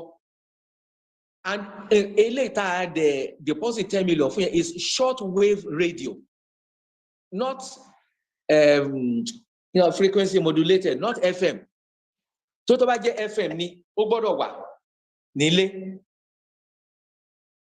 Ibi tó bá dẹ̀ gbé sí wọ́n láti máa gbé kúrò ńbẹ̀, wọ́n máa gbé káàkiri kó má di pé ìjọba mọ̀ bẹ̀. Ìgbà míì wọ́n á gbé sínú mọ́tò, wọ́n máa gbé mọ́tò ẹ̀ káàkiri. But short wave outside of location 9 ló máa wà. tó dẹ̀ máa kọ tó máa kọ tí gbogbo yẹn máa gbọ́ tó yẹ pé a máa wá àwọn èèyàn síbẹ̀ tẹnu wọn dùn tó yẹ pé ọ̀pọ̀lọpọ̀ irú nǹkan tí Dr. Aliu ti kọ yẹn wọ́n á ti study ẹ̀ dáadáa wọ́n á ti mọ̀ ọ́ wọ́n á fi tiwọn náà kún tó yẹ pé ìyẹn náà máa polówó publicity ni wọ́n máa polówó ẹ̀ pé nígbà báyìí bí Yorùbá ṣe rí rèé ṣùgbọ́n nísìnyí ìfàsẹ́yìn tó dé bá wa nìyí tí a bá dá wà ní ìní yóò ní rí bẹ́ẹ̀ gbogbo àpèjúwe a máa lọ ariwo a máa lọ kẹ́ ẹ tó mọ nǹkan tó ṣẹlẹ̀ kíní àti wá di mass movement yẹ pé ọ̀pọ̀lọpọ̀ àwọn olóṣèlú pàápàá náà máa ṣetán láti darapọ̀ mọ́ bí èrò tèmi ṣe rí nìyẹn o lórí nǹkan tá à ń sọ torí àwọn tó ń ṣe òṣèlú yìí gan-an ṣe rí bí ìgbà tí èèyàn ń lọ tó ń rọra fọgbọ́gbọ́n wo ẹ̀yìn tó ń lọ ṣùgbọ́n tó ń wẹ̀yìn lọ́rọ̀ wọn torí ọkàn àwọn gan ò balẹ̀ ogunlọ́gọ̀ àwọn èèyàn náà sọ pé election 2023 ò lè wáyé tí ó bá dẹ̀ ní wáyé àwọn olóṣèlú yẹn ti ń wò kí ló máa ń ṣẹlẹ̀ ẹ mọ̀ járo kínní dáadáa ẹ járo dáadáa so àwa la gbọ́dọ̀ wá ọ̀nà ní ìsìn láti máa pariwo yẹn gan-an tó yẹ pé tí mo bá yá lọ wo ẹ jẹ́ lọ darapọ̀ máwọn èèyàn mi jàre kílẹ̀ mọ́ lọ mọ́lúwọ̀ ẹ jẹ́ lọ darapọ̀ máwọn èèyàn mi ṣùgbọ́n tá a bá kàn sílẹ̀ bá a ṣe sì ń ṣe lọ yìí ó lè ṣòro díẹ̀ ó lè ṣòro díẹ̀ ẹ ṣe àdúpẹ́ mi ò mọ̀ bóyá mo dáhùn ìbéèrè yín. bẹ́ẹ̀ ni ẹ ṣeun bàbá wa Omoboriowo ẹ gbà á lẹ́nu mi bẹ̀ yẹn kẹ́ bá a kú bàbá wa lànà. Bàbá ìrọ̀pọ̀ tí ayé bàbá Omoboriowo ẹ wo question àwọn èèyàn ń béèrè question lórí ọ̀rọ̀ rédíò yìí lọ́wọ́ bàbá wa ó ṣe 10 million ni ìyá lè rí gbà padà bóyá tí another team tí wọ́n máa ṣiṣẹ́ ẹ̀. mi ò gbọ́ yín dáadáa o. wọ́n ní ṣé a lè rí 10 million yẹn gbà láti kó fún another team àwọn tún iṣẹ́ yẹn bẹ̀rẹ̀ bó ṣe yẹ kí wọ́n ṣe gbọ̀ngàn. àwọn ọmọ ẹgbẹ́ náà máa sọ yẹn torí kí ni díẹ̀ mo gba interim management committee nímọ̀ràn mo ní kàn pé emergency meeting ní alẹ́ ọ̀la láago 8 lórí ọ̀rọ̀ rédíò yìí. ẹ ṣé gan ni bàbá. mo ní ẹni tá a dẹ̀ sanwó fún kí wọ́n pe òun náà kó wá ṣàlàyé fún gbogbo ọmọ ẹgbẹ́ òun bá ṣàlàyé tán tá a yọ̀ǹdẹ̀ gbogbo ọmọ ẹgbẹ́ wọn wá pinnu kí làwọn fẹ́ ṣé àwọn fẹ́ tẹ̀síwájú ni pẹ̀lú ẹni tí a ti kọ́yàn yẹn àbí a máa ní kó dá owó padà. ó wà lọ́wọ́ gbogbo àwọn ọmọ ẹgbẹ́ ní alẹ́ ọ̀la.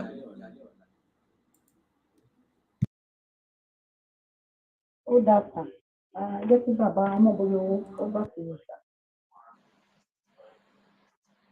ilé tí ẹ béèrè yìí Ọlọ́run Elédùmarè yóò ràn wá lọ́wọ́ bàbá.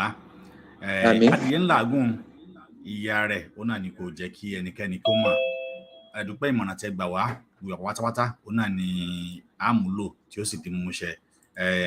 mo fẹ́ kẹ́ nígbà pé ẹ̀yin tẹ́ bí wa yìí àwọn nǹkan tá à ń ṣe yìí ó yẹ ká tún máa dúpẹ́ lọ́dọ̀ Ọlọ́run pé bá a ṣe ń ṣe gàtàgàtà yìí ibi tá a ti rìn dé lónìí àwọn tá a bá níwájú gan wọn àti rìn tó wa ọmọ tuntun sì ni wá lórí ìjàngbara yìí ẹ sì mọ̀ pé tá a bá ẹ̀ṣẹ̀ bímọ tó bá fẹ́ rìn yóò máa rìn yóò máa ṣubú yóò máa rìn yóò máa ṣubú títí tí ẹsẹ̀ ó fi múlẹ̀ tí ó sì fi rí ìjókòó jẹ́ ní tó ń ṣẹlẹ̀ ni ṣùgbọ́n ẹ jẹ́ ká túbọ̀ wọn bẹ̀ Ọlọ́run pé lágbára Ọlọ́run á padà dé ilẹ̀ lérí wa láyọ̀ àti àlà bẹ́ẹ̀ ni bá ṣe ń ṣe yìí tó ń wọ̀ yìí ó ń fún wa ní ọgbọ́n àti ìmọ̀ láti lè máa prepare àwọn constitution wa jọ àti pé báwo la ṣe máa ṣe wà ẹ̀rí ẹnìkan dé lọ́jọ́ sí tó yẹ kó lọ tò iwájú ló gbà tí ó sì yẹ kó rí bẹ́ẹ̀ ó yẹ kó tò sẹ́yìn àwọn tó bá ń wájú ni káwájọ máa ṣe lọ ṣùgbọ́n nígbà tó dé tá a gbé síwájú ó padà dalẹ̀ rú ni eléyìí ló tún kọ́ wa ní àwọn ọgbọ́n kankan tá a tún mọ̀ wípé kì í ṣe bẹ́ẹ̀ gẹ́gẹ́ bí ṣòwò gbogbo bí ó ṣe ń dùn yín bó ṣe rí lọ́kàn yín bó ṣe rí pápátá ni mo rí ṣùgbọ́n lágbára Ọlọ́run yóò kọ́ wa mọ̀ ṣe ibi tá a sì fẹ́ kọ́rọ̀ wá já sí yóò padà já síbẹ̀. Ẹ ṣé kó bàbá. Má fi àsìkò yìí má fi pé alànà ti ìran Yorùbá. Bàbá yìí akọni ni. Tó bá tọkùnrin míì ni ìrẹ̀wẹ̀sì ọkàn ó ti mú un, yóò ti sojo, yóò ti sá padà wípé níbi tó ń sédè yìí mo yọ ní ẹ̀fẹ̀yìn ọmọ yìí. Ṣùgbọ́n ẹ̀yin àgbàlagbà ẹni tá a bá fi wèrè lẹ̀ kó sin òkú yẹ ẹni yóò sùn yóò sì dáná sí i. Bí ó jẹ́ pé àgbà òkè wà lọ́jà kó rí ọmọ tuntun ọwọ́. Nígbà míì sì rèé àgbà máa wà lọ́jà tí orí ọmọ tuntun a máa wọ́. Mú wá pé ìwọ àgbàlagbà yìí tàbí ìwọ ìyá yìí dákun tún orí ọmọ ẹ ṣe.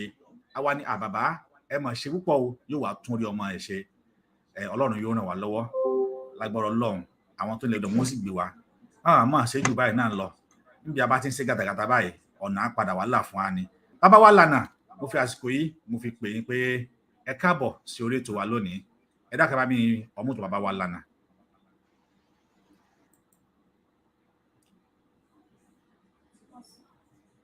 Bàbá wa alànà ẹ dákẹ́ bá mi ọmú tó wọn ẹjọ́. Wọ́n ní ìdá títẹ. Mo dúpẹ́ lọ́wọ́ ẹ̀yin leaders wa ní Canada, ẹ̀yin leaders chapter wa Canada. Mo dúpẹ́ púpọ̀ pé ètò yìí jókòó. Mo tún dúpẹ́ lọ́wọ́ deputy alànà pé wọ́n bá wa wá sí wọ́n tẹ̀lé mi wá sí ìpàdé yìí. Mo dúpẹ́ lọ́wọ́ àwọn mìíràn tí ó kì í ṣe èrò Canada tí wọ́n wá náà. Ìjà tá ń jà ìjà tó le díẹ̀ ni.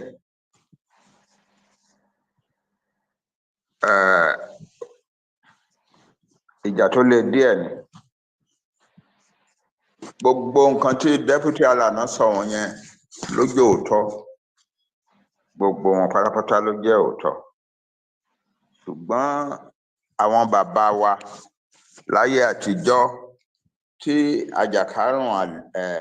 àjàkálẹ̀ àrùn tó bá kọlu ìlú táwọn ọmọdé ní kúrùkúrù tá ń kú tá ń ṣe àwọn bàbá torí pé ilé olóyè ńláńlá àti ilé ọba náà ti gbé èmi mo mọ nǹkan tó máa sọ. Wọ́n á ní ẹgbọ́ bàbá a ní fìlú ìsílẹ̀ fún ikú o. That means we are going to fight death himself.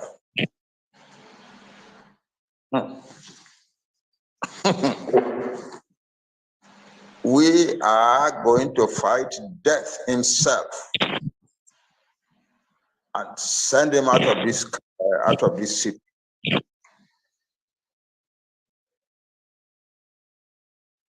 It is true that there have been times Timothy Ronukwe or Ilana. But when a responsible looking citizen, well educated, well exposed, highly experienced in life, tó wá ń hùwà ọmọdé tó ń gbé irọ́ ńláńlá jáde káàkiri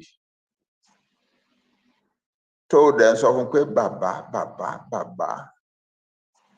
rárá tó ń lérí pé òun tó máa ṣe mìíràn sí lọ́la tó bá dé stage ilé èèyàn bí èmi tí mo ti make up mind ni pé we are going to liberate our nation from Nigeria.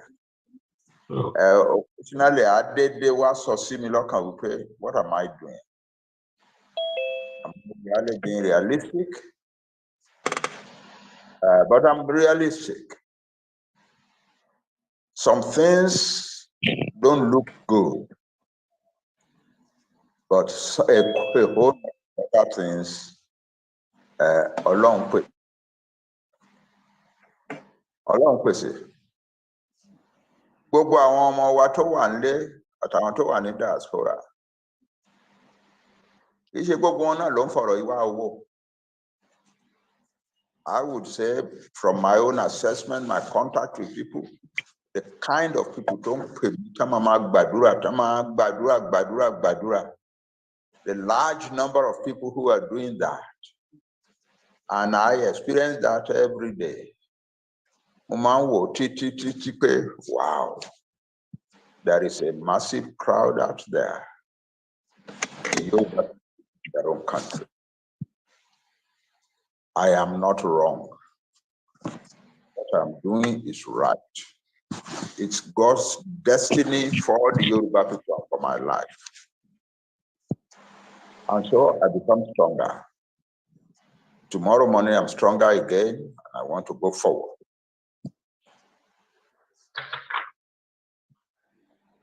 The answer is, I want to counter the rot, the decline.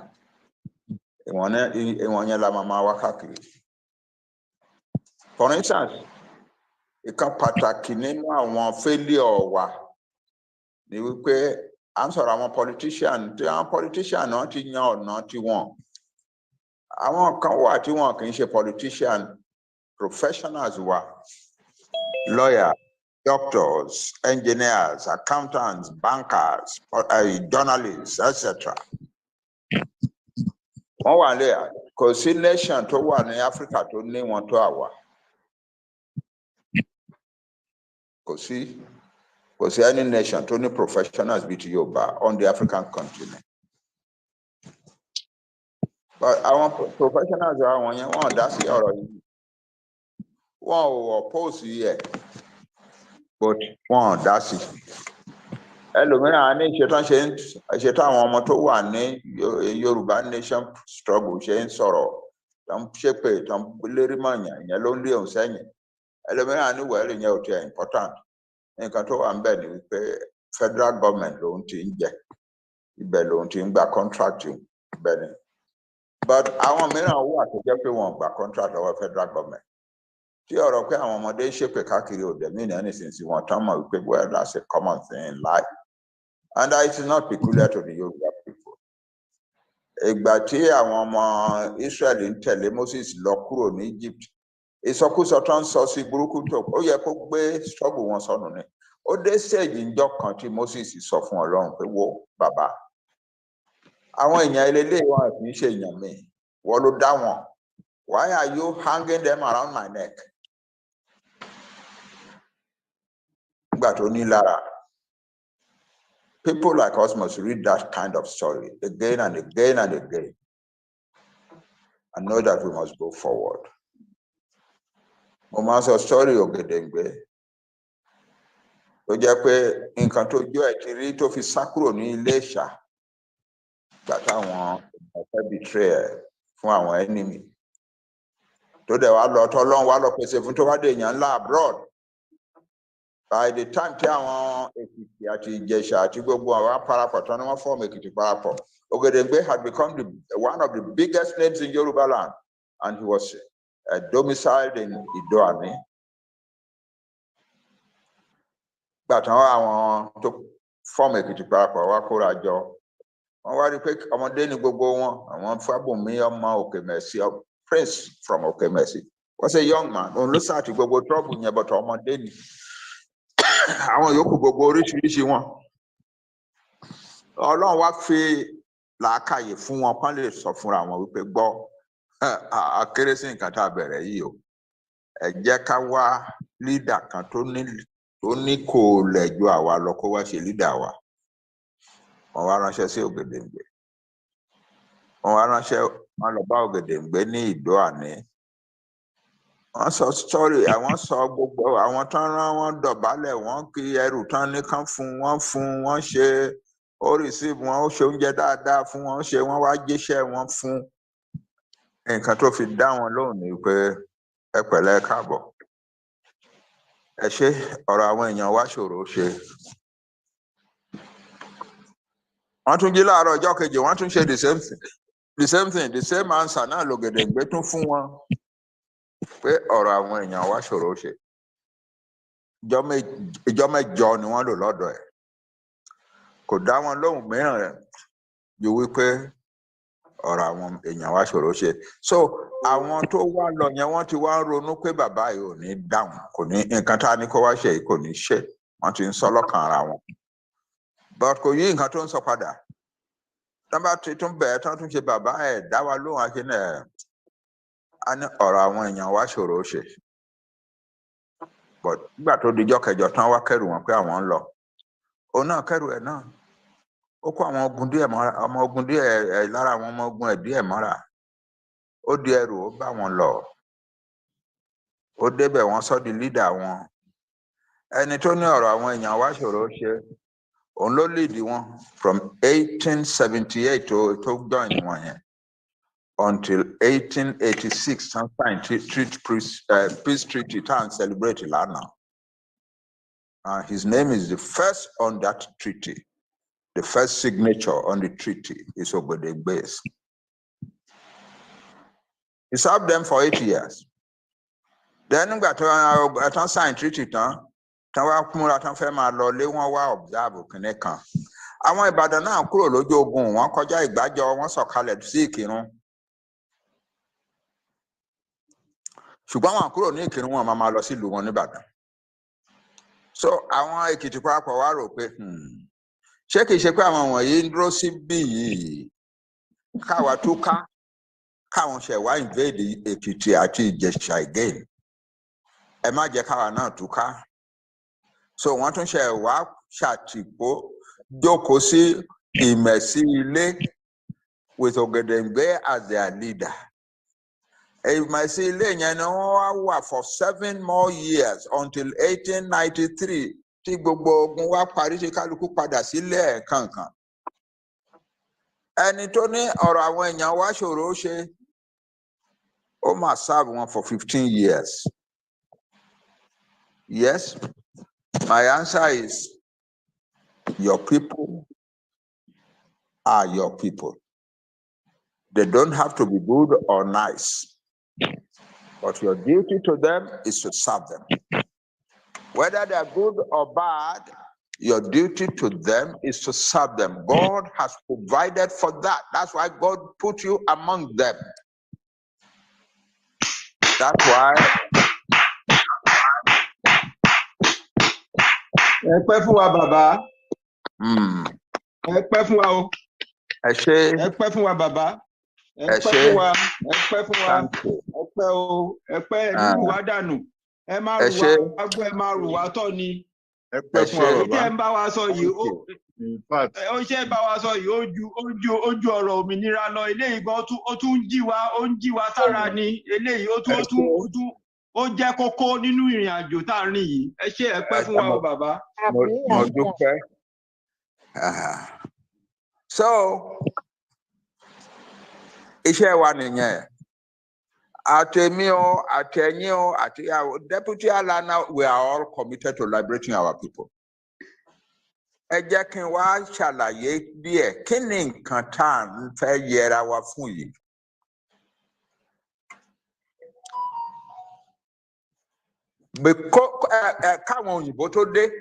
Káwọn òyìnbó tó dé rárá ní 1890s pé àwọn wá territory wọ́n fẹ́ establish a colony. Àwa Yorùbá àti di a well-educated nation. There was no other people on the African continent tó ní nǹkan táwa ní, because by then we had university graduates galore, lawyers, doctors, accountants, engineers, writers, etc. Ìkan lára wa wọ́n ti fi ṣe Bishop of West Africa as far back as 1864. The first newspaper to be published in Africa on the African continent was published in Abeokuta in 1859. And by the 1890s, there were many newspapers in Lagos and Ibadan, all owned by Yoruba proprietors and edited by Yoruba editors. There were Yoruba merchants in Lagos. Some of them were so rich that they have shipping lines of their own. So they discovered the Yoruba nation in Africa. Tí ò kì í ṣara Africa, náà ti yàtọ̀ sí Africa. Nǹkan tí àwọn wá rò ní wípé àwọn wọ̀nyí o a lè súnmọ́ àwọn nìkan náà ló ṣe súnmọ́ tá a bá fẹ́ lọ̀rẹ́ àwọn nìkan la lè bá ṣọ̀rẹ́ a fẹ́ lọ mọtí ní bá a fẹ́ lọ ṣe kí ni àwọn nìkan náà la lè bá rìn ilé wọn nìkan la lè lọ àwọn nìkan la lè invite sílé wa òótọ́ they can be our personal friends but policy is policy. The policy of the British is to come here to make money for their own country. Àwọn tó ń pè ní Yorùbá yìí ìdínà ni wọ́n jẹ́ fún wa. We will be socially their friends, but policy-wise, we must be very careful about them. We must watch out for them. In fact, we must not allow their influence to control the affairs of Nigeria. Because about allowing Winston Churchill said in 1906, only we did not go to Africa to build countries. We went there to make money.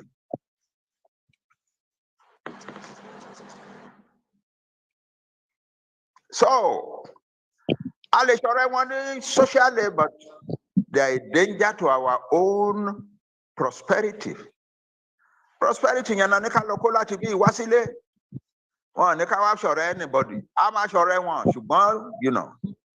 that is the beginning of the anti-Yoruba tendency in all the affairs of Nigeria. That's the beginning. To keep the Yorubas down, to make sure that their influence on Nigeria, our British, we must keep them down. We must make them the enemy of every other nation in Nigeria. Our southern people, we go to be between, we must make them the enemies of the Yoruba people. Story British to make the Igbo and the Yoruba enemies. You'll be alarmed. When Azikwe was the first person learning want to graduate from university. I'm going to graduate in university in 1933. It was just like any other excited, buoyant young man. He has seen the black politics and journalism in America. So his idea was black man, the black people of the world, and so on and so forth. That's what. But in London on his way, one round when you loba,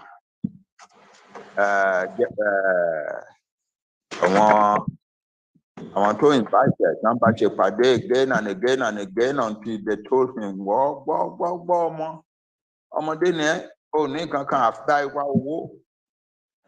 then so anybody like you the leader we will help you. We are the rulers of the place, we will help you. But the condition is that you must mobilize the Igbo people against the Yoruba people, against the influence of the Yoruba people. That is it. In every direction.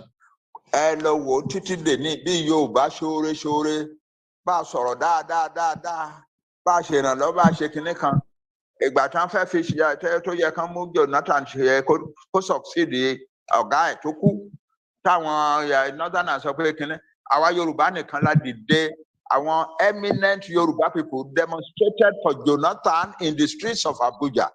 But ìgbà tó di president ǹjẹ́ ó wojú Yorùbá kò sóore tí àwa Yorùbá lè ṣe ní Nigeria. It is part of the psychological makeup of Nigeria to be opposed to the influence of the Yoruba people.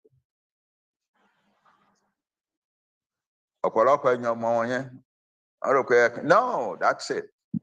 It's my duty to know such things because I'm a historian. I look at the fundamentals of things that are happening. The Yoruba people can never have friends in Nigeria. It's as simple as that.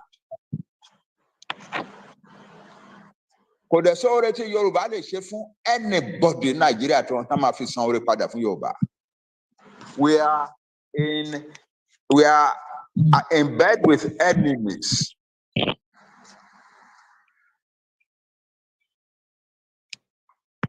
Concerning control importance of Yoruba, British people oppose. Baba wa Awólọ́wọ̀ and so on from the House of Assembly ní Ìbàdàn tán bẹ̀ sí kọ lẹ́tà ńlá sí British government pé àwọn tó wà ní táwa ń pè ní Kwara àti Kogi lè ní àwọn Yorùbá tó wà ń bẹ̀ Yorùbá ni wọ́n ẹ jẹ́ kán kúkú kó wọn pọ̀ mọ́ àwa náà táwa ń bì and so on and so forth. The British agreed that òótọ́ ni àwọn ará bí ìsọdẹ̀dà ìbádẹ́dà bẹ́ẹ̀. But the Governor General went on radio and made the announcement pé rárá òun ní join Western region o. Ẹni tí òun máa bẹ̀ kán má bínú ní Western region ẹ má bínú o ṣùgbọ́n ní kó wọn pọ̀ mọ́ yín. What's the reason? Kò sí náà. Because the Yoruba must not be empowered. The Yoruba must be as much as possible cut down. Stop the Yorubas, cut them down. That's the philosophy, the moral and psychological philosophy that governs the affairs of Nigeria. And that all the 1950s, achieve everything. If the Western region one year federal government logo, kì í ṣe pé à ń yá wọn lówó nìkan ọ̀pọ̀lọpọ̀ ìgbà là ń fún wọn lówó grant outright grants. Ìgbà tí wọ́n máa sọ̀rọ̀ self government wọ́n mọ̀ wípé àwa la deserve self government wọ́n fún wa kán tó fún àwọn yòókù. But nígbà tó wá di ọ̀rọ̀ politics pé yes ọwọ́ ta la máa gbé government lé lọ́wọ́. Kò gbúdọ̀ jọ̀wọ́ Yorùbá o. Àwọn Yorùbá ò ní jẹ́ kárí tiwa ń bí nígbà tá a bá ti kúrò ń bí tán o. We must have influence on the government of Nigeria because that is the way we will have influence on the economy of Nigeria. And therefore, making a people like the Yorubas, the rulers of the country, making a man like Awólọ́wọ̀ ruler of the country is a dangerous thing for us. No doubt we know that Awólọ́wọ̀ was bright and brilliant, no question. We know that this one of their chief officials only. The Yoruba are by nature highly intellectually developed people.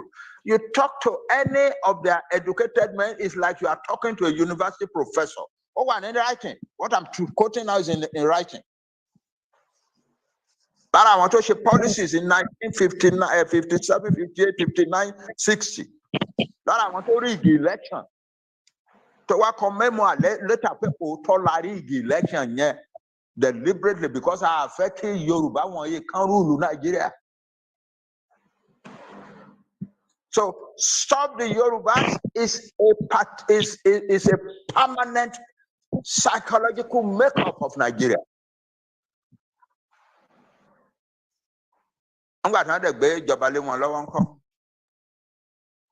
They taught the Fulani. Not only did they rig the election for them, which they admit now, there is no argument about that anymore.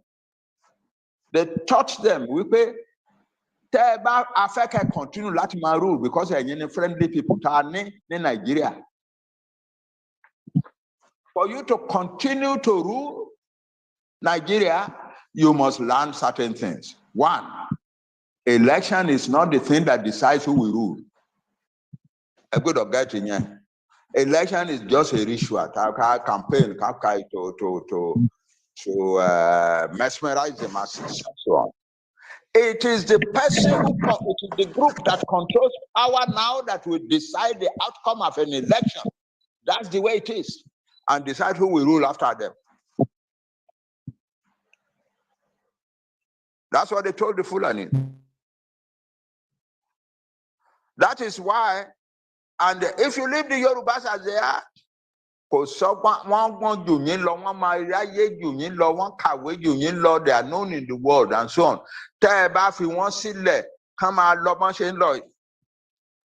They will catch up with you one day and they will destroy you. So, destroy one. That's why a special covert operation was put in action to destroy the unity of the action group government of the Western region, to turn against his own people, to romance his ego to the point that he began to see himself as an enemy to Awolowo and Awolowo to himself. It was Chief Awolowo committed crime. I want you long plan almost all the evidence against Chief Awolowo. And the plan, it is in books that have been written. Their plan was not just to get him convicted and put in prison. Their plan was to get him convicted of treason and execute him.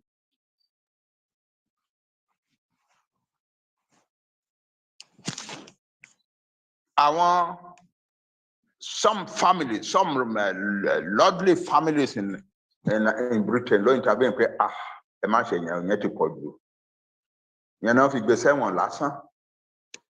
The original plan was not to put him in prison. The original plan was to find him guilty of treason and execute him.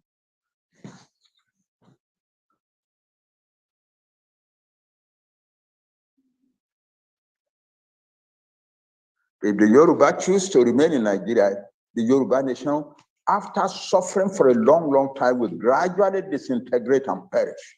There is no doubt in my mind about that. God, oh Lord.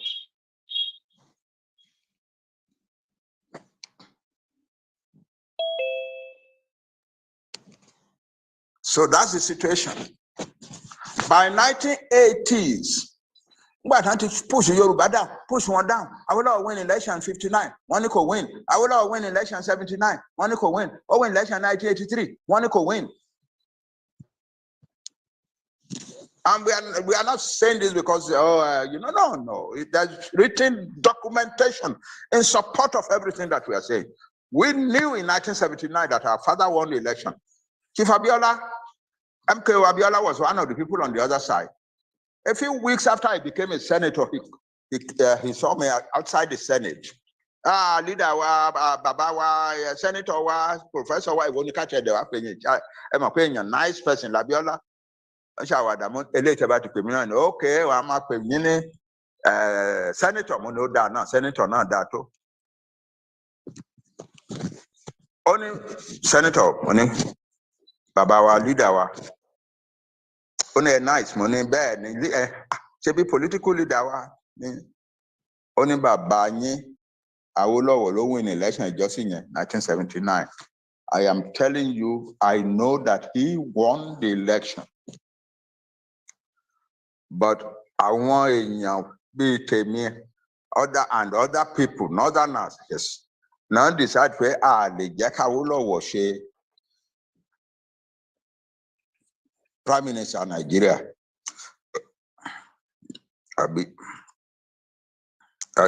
President in Nigeria, because he is going to bring a style of governance that is against the interests of the people whom the British gave control of Nigeria. Win election, I just president. Baba. Only bon chen sọ̀rọ̀ sí mi yìí kò sí emir kan nínú tí mọ́tò tó ń rà fún òsì níwájú rẹ̀. Oníṣẹ́ mọ̀ pé àwọn Fúlàní wọ́n ní cultural habit kan pé tí wọ́n bá fẹ́ mọ́ ọmọ wọn obìnrin fún ọkọ wọ́n á kó gbogbo ọmọ wọn obìnrin tó ti rẹ́dì fún ọkọ wọ́n á kó wọn jẹ alẹ́ ẹjọ́ kan ṣoṣo náà máa kó gbogbo wọn fún ọkọ different ọkọ. It's a big ceremony ní palace àwọn emirs wọ̀nyẹn. Only kò sí palace emir àti fẹ́ ṣerú ceremony yẹn tóun Abíọ́lá ò bá tí ì dé kán rí ojú òun báyìí tán máa bẹ̀rẹ̀ wọ́n á dúró de òní.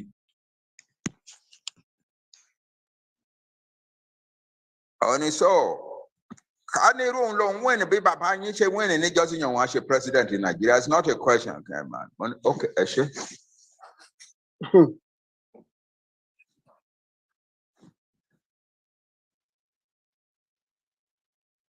But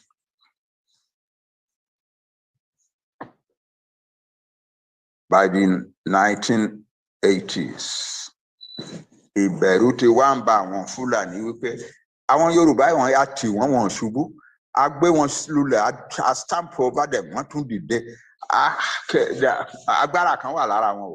The best thing now is to begin to use violence against them.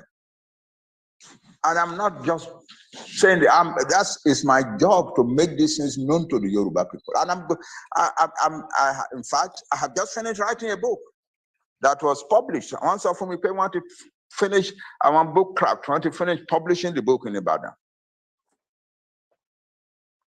They have given my assistant 5 copies, and he's hurrying the 5 copies to me here. It's a big book, bigger than my history book. Nearly 900 pages.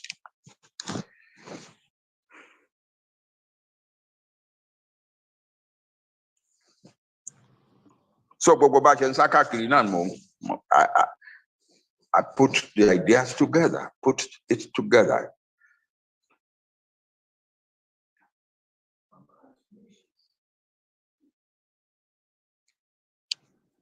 So by the late 1980s, under Babangida specifically, by 1986, 87, 88, our Fulani decide if they must use violence against the Yoruba, or political manipulation, rigging election. They are too strong for that. We must physically attack and destroy them. So, for the first time in the history of Nigeria, northern youths were selected and sent abroad to go and learn terrorist tactics and strategies abroad. Some were sent to Libya, some were sent to Pakistan, some were sent to Afghanistan.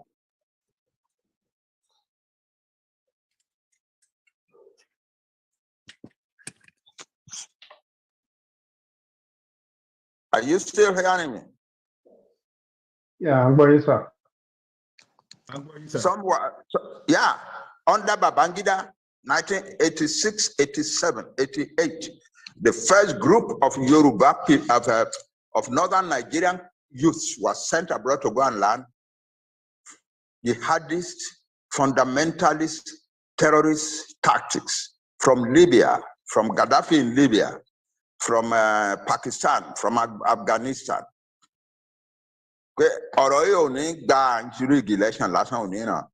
Violence will have to come. From the 1990s, from the late 1990s, 1980s, various Islamic fundamentalist organizations began to spring up in the north. Some attack the church, some destroy church, some pastor, some Yahweh, and so on. Yeah. Finally, one of these small jihadist organizations became stronger than the rest.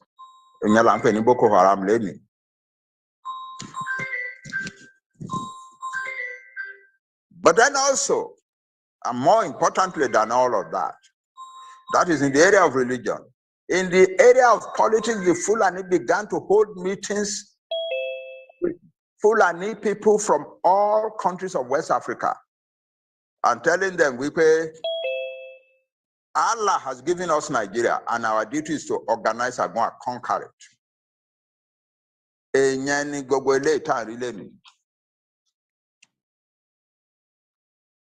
Fulani herdsmen, not herdsmen. The herdsmen have been weaponized. First of all, indoctrinated into the belief that I want to learn Nigeria and that they are going to take it. Ahmadu Bello said in 1960, 11 days after the celebration of independence, this new country called Nigeria shall be an extension of the estate of our great-grandfather Osman Danfodio. Only we will treat the peoples of the South as conquered territory and never let them rule over us and never let them control their own future.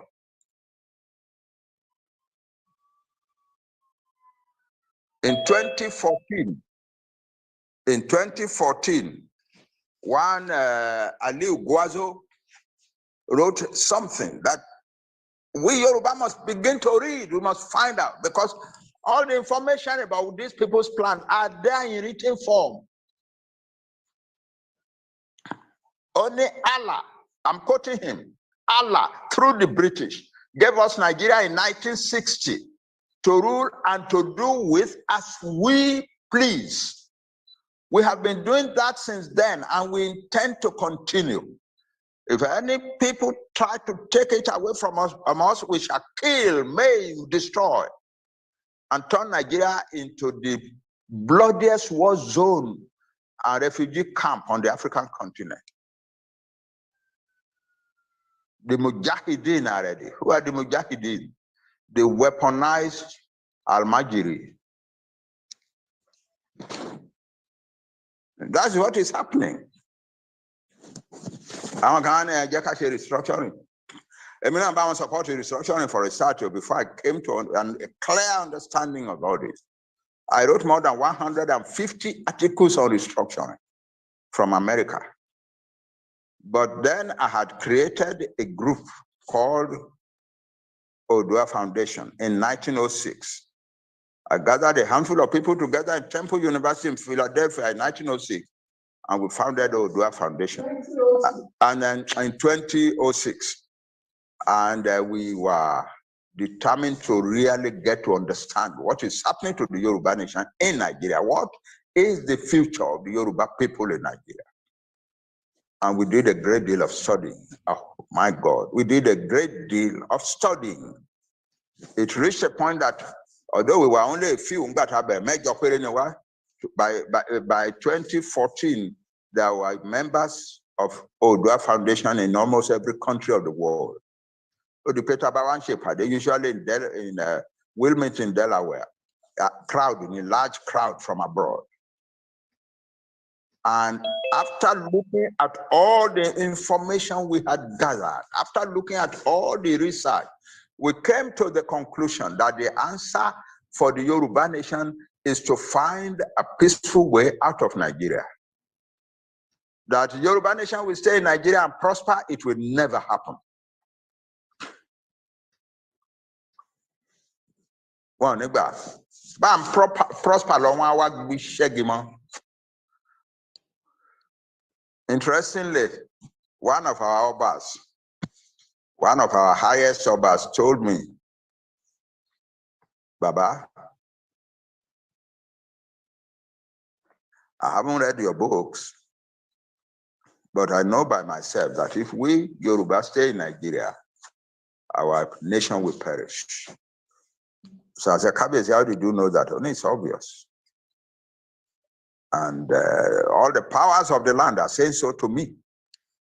You put Ifa down, Ifa tells you so. You call Muslims to come and pray for you and so on, they say so. So I know. You call Christians to come and pray for you, they say so. So that's our situation. That's why we must get out of Nigeria. Nigeria is all premeditated and planned. The quality of education was deliberately depressed in order to make education, to discourage the Yoruba people about education. Another major thing that they did to discourage Yoruba people about education is to make sure that unemployment among their so-called crowd of educated young people also high, so that they will break into criminal gangs and so on.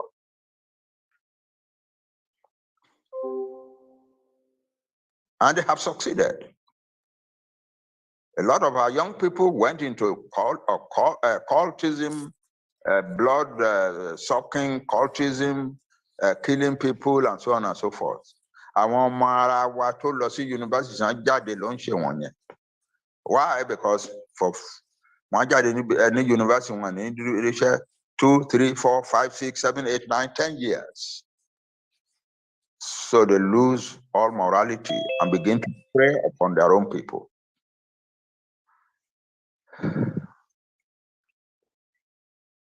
Large numbers fled abroad, and you know who they are. You are living among them. A good number were desperate to run out of they try to cross the Sahara Desert and then the Mediterranean Sea to get to Europe. Almost every week, some of them in the desert or in the Mediterranean Sea. In 2019, an official of the Nigerian Immigration Department made the public statement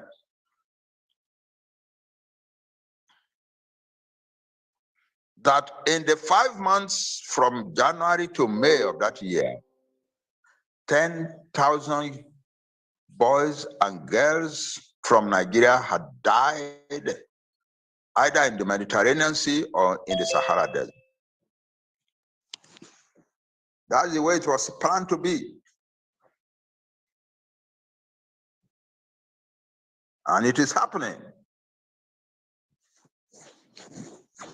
And what has Buhari ever said about it as a president of Nigeria? He said, all those young men and women who are going to the desert and the Mediterranean Sea in order to get to Europe are entirely on their own. That's what Buhari said. One discourse is, in inauguration, Buhari 1915, his first inauguration. Some retired civil servants and Alhaji Maitama Sule were in a little group, and the newspapers carried large numbers of people who were dying in the sea and the Mediterranean and the desert and so on.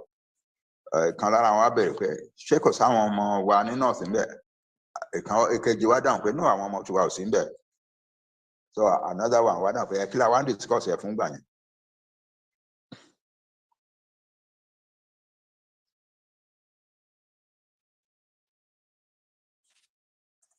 That's the situation. Or the physical attack, the killings and so on, are the ultimate stratagem of destroying the Yoruba people. Today, Fulani marauders are in our forests. Fulani marauders are in our streets. And the day of reckoning is going to come.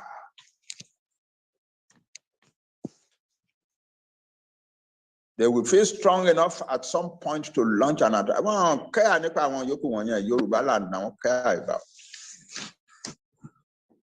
launch an attack on the Yoruba people and to kill millions of us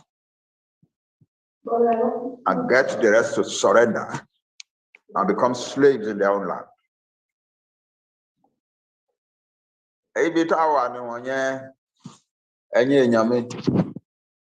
It is not a struggle we can afford to lose. And that's why, for me, there is no looking back.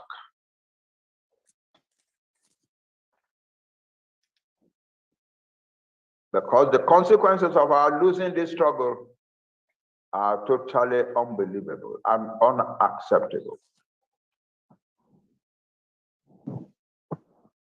So we have to fight.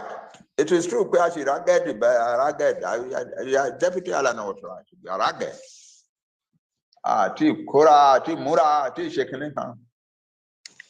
There are things we should do, but gradually things are getting a little better here, a little better there.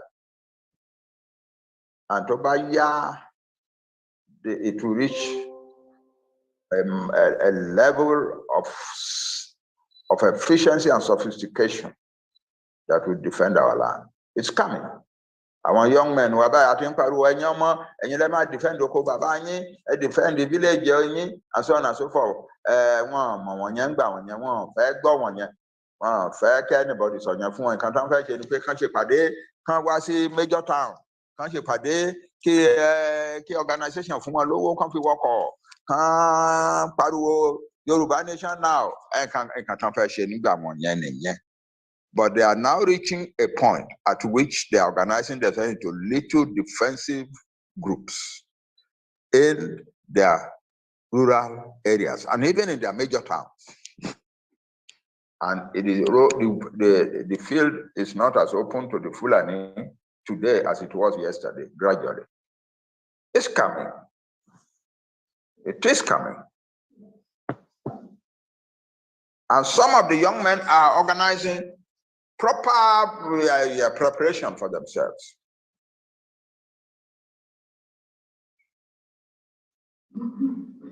In a place in Kwara State, or is it Kogi State, some 5 or 6 weeks ago, àwọn Fúlàní kan dé wọn ní ṣe kínní kan wọ́n ti kóra jọ síbi kan wọ́n ti gba ilẹ̀ ẹ̀bẹ̀ and so on.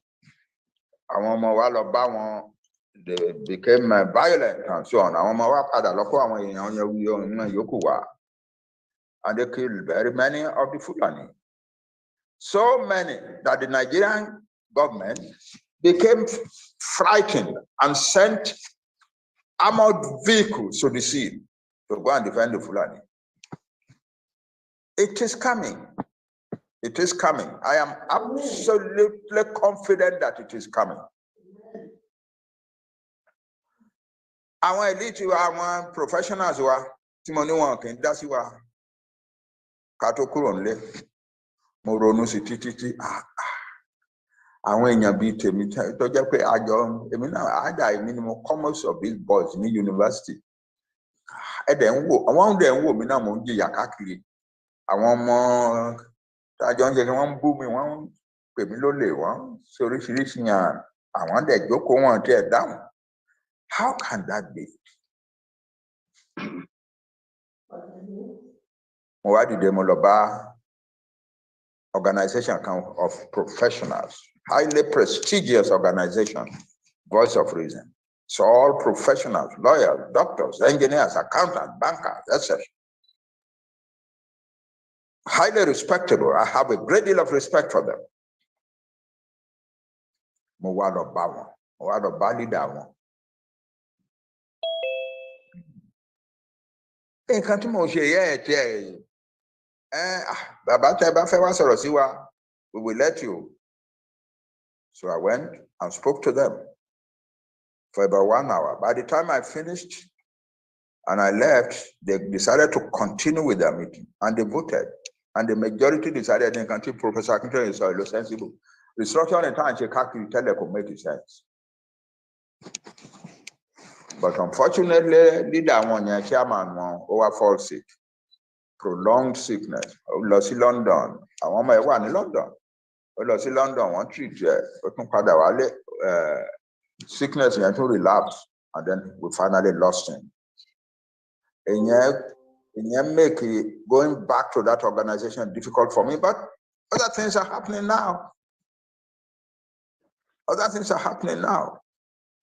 I have decided, the Alan will remember, we have decided, the Deputy Alan will remember, we have decided to create little groups of professionals in every state of the federation, of our nation, including Kwara, Kogi, and Ishekiri. The idea is that somebody would approach somebody to gather a few professionals like himself together. And I have even, when they asked me yesterday, I think, yesterday evening, one of them finally called me and said, Baba,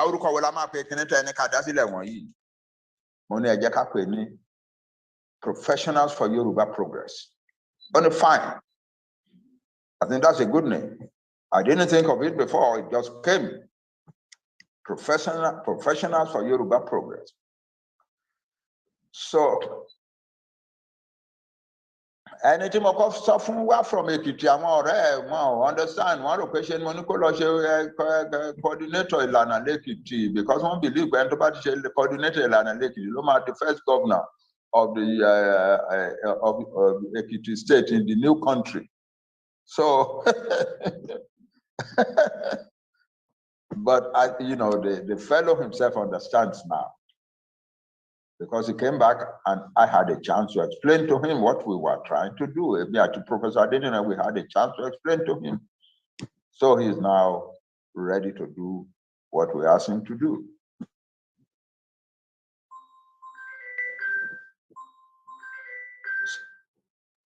That's at home. That is at home. Already now there is ongoing a proposal to hold a general meeting of all self-determination organization leaders at home. And yeah, it's coming. I want to say, but that was, just to affirm support for this old man. But he had so much to give. So we are grateful to him. But that's a little thing. A bigger thing is coming. So what it depends leaders, every organization meets and discuss the situation. We are on our move, we are moving forward a little better than we were doing before.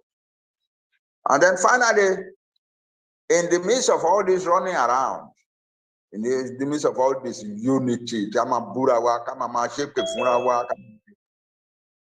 a small group in the United Kingdom led by a woman, G8, a group of 8. One decided, impossible to Yoruba work together. Leaders organization self-determination. So one better seriously. Hold on, let me just open the door.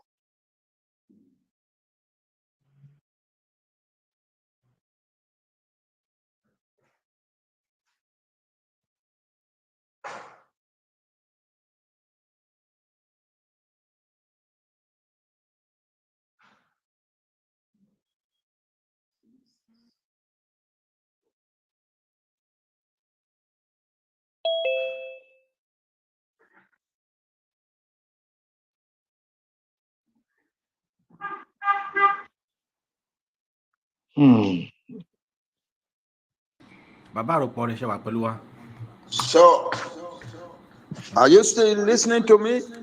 We are 1,000% with you, sir. We are listening. Yes. We are 1,000% with you, sir. Thank you. So this woman and 2 or 3 other young women and 2 or 3 men, all together, 8 of them. They called themselves GH, group of 8, I guess. And they began to call meetings together. But they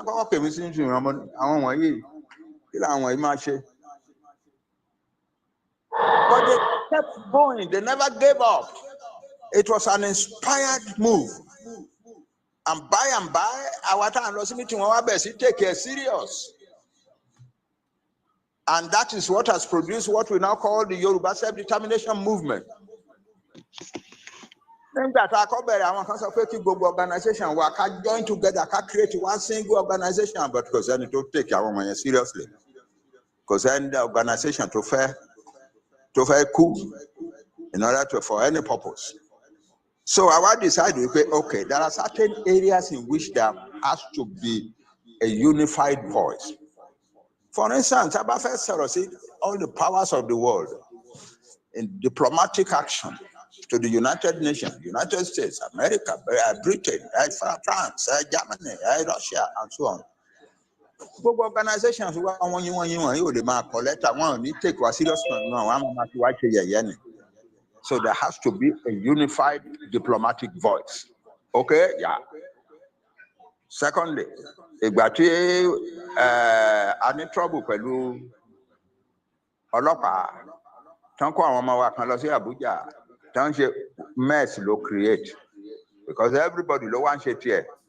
Àwọn lọ́yà mìíràn àjókòó sílé ẹ̀ kò súnmọ́ bí tán ti ń ṣẹ́jà á fún àwọn ọ̀rẹ́ ẹ̀ jẹ́ l'Amẹ́ríkà àbí ní Germany àbí ní Canada pé òun lòun ṣe kinní kan á gbowó lọ́wọ́ wọn kò ní ṣe nǹkan kan. Ìgbà tó bá wá dìjà tán wá ṣe àwọn wa kò báyìí ní ẹgbà tẹ́ ẹ̀ ń sẹ́ǹdì owó sí ẹ wá sọ fún mi o.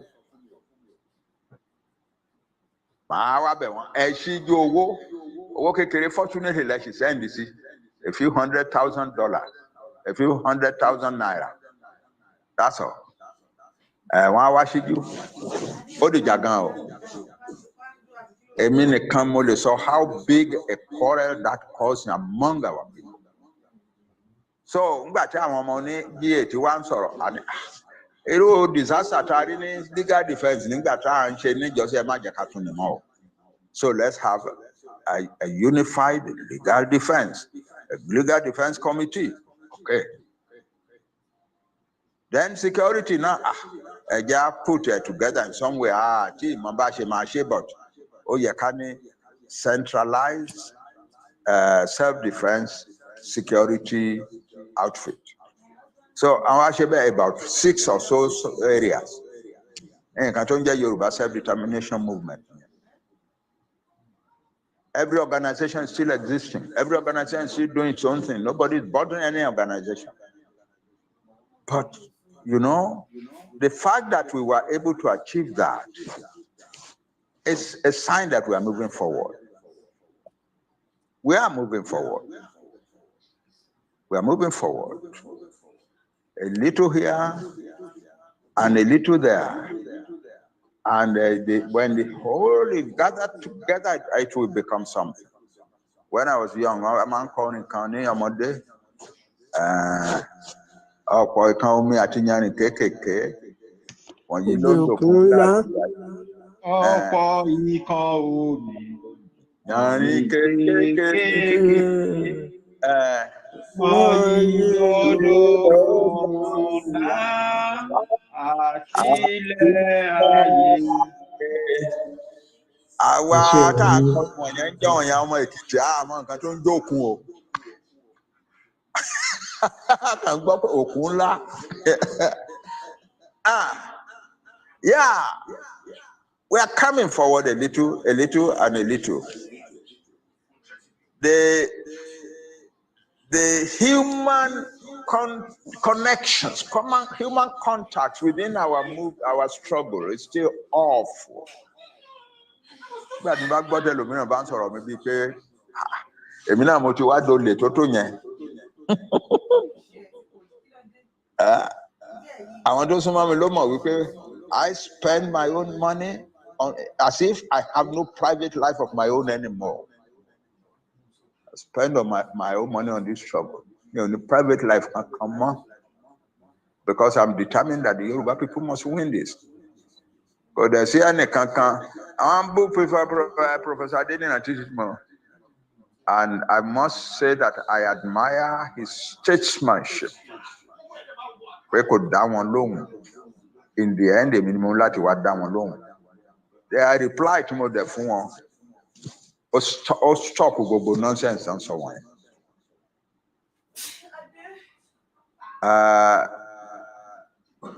We will win. When I was young, our group contemplated Oxford movement. Later, I want to change your They were founded by an American rich man called Frank Bookman. One were one co-leaders of the Future Africa job. There. One yame, ne UCI, Leila and boys. Surprisingly, not to be me law, Timothy lost in Switzerland. Tanto I look where I'm afraid young girl can in Switzerland. One to all of you to say, ya me. Who are boyfriend, girlfriend, who are. So, I just can actually meet a bit at lunch meeting. Beautiful place on the mountain, Tampini Co. A team can't to my Wamato one lala. Wabami Steve, can you come with me this afternoon? There's a special somebody coming from Nigeria. I want you to come and meet her. Money who? Only I won't tell you. I've got here at the airport in Geneva. Julia, my Julia.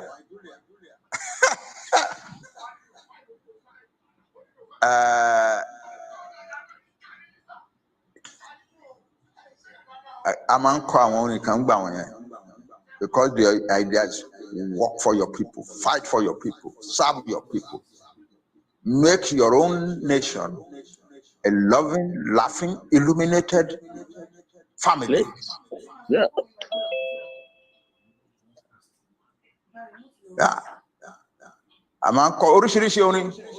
We will win, throw your doubts away. We will win. We will win. So let's get into the fight today.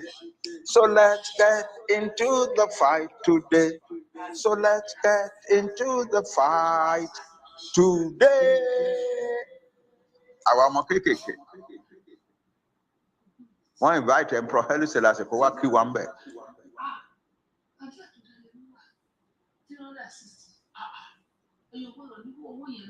That's the situation. We will win. It is natural for people to have doubts. There is nothing to be ashamed in about that. It is natural to wonder whether I can't serious. It is natural to feel so. And there is no reason to be ashamed for feeling so. That's part of the lot of man. But if you don't give up, when it looks terrible, you do not give up. Winston Churchill once said, if you find yourself going through fire, just keep going. Fantastic. If you find yourself going through fire, just keep going. The whole statement is success is not final. Success come out of final.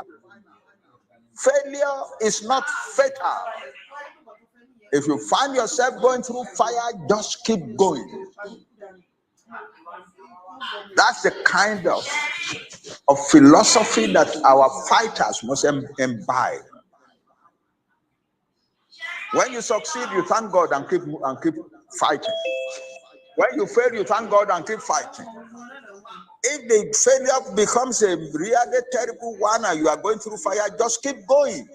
That's all. Don't turn back and run.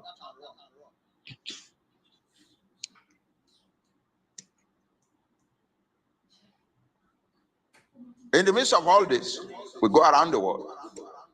As the Deputy Alana said, I sit in this house in front of my computer, trying to put together the most convincing letter that I can write to country A or B. And the Deputy Alana is by my side every inch of the way, every second of the time. So we are churning out these letters, and they are achieving marvelous results abroad. One thing, I want to discover from all these activities of writing letters and talking to leaders abroad and so on and so forth. I want to discover and that is the Yoruba nation is popular with mankind, with the people of this world. One respect to us. But you are decent people. You are you are all hardworking people. In the universities, they are among the best in Kennecott and so on and so forth. Support I want to fight for their independence. So the Yoruba nation is unbelievably popular. And that is helping our struggle in the world. One day, I'm going to United Nations is a meeting. United Nations does not operate like that. But I guess, these are excitable young people. I want to saw something to create the excitement and so on. Fine, it's okay. But it is not true. I'm not saying that it is true because I say it's okay. No, it's okay. The young person goes, okay, is building up the morale of his friends. And that's okay, but anybody will go. We are not, there is no way the United Nations will call the president of a country and come and say the kind of tí àwọn ọmọ kan kọ sínú ìwé pé àwọn kan sọ sí president of Nigeria. It's not possible. It doesn't happen. The United Nations doesn't have the power or the mandate to do such things. A country that believes in the cause of the Yoruba nation can, of course, send a message to the government of Nigeria to say, àwọn èèyàn yín nǹkan tó ń ṣe wọn ó impress àwa ò rò pé ó yẹ kẹ́ má listen sí wọn, àwa rò pé ó yẹ kẹ́ listen sí wọn, kẹ́ bá wọn negotiate and so on. There are governments now that are on the verge of saying that on behalf of the Yoruba nation. Dear. The totality of it all is that I am sure that we are on the path to victory. We are on the path to victory. Yes, we are on the path to victory. And the Lord, I believe that God has granted us our country. I believe that with a little deal of human mending here and there, we will be worthy of receiving it from the hand of the Almighty God Himself. Amen. And very soon too. So I thank you for organizing this evening. I'm proud that there's still a chapter of Ilanoma Odua that is behaving with such seriousness and maturity as you are doing. God bless you all. I thank you. Thank you very much.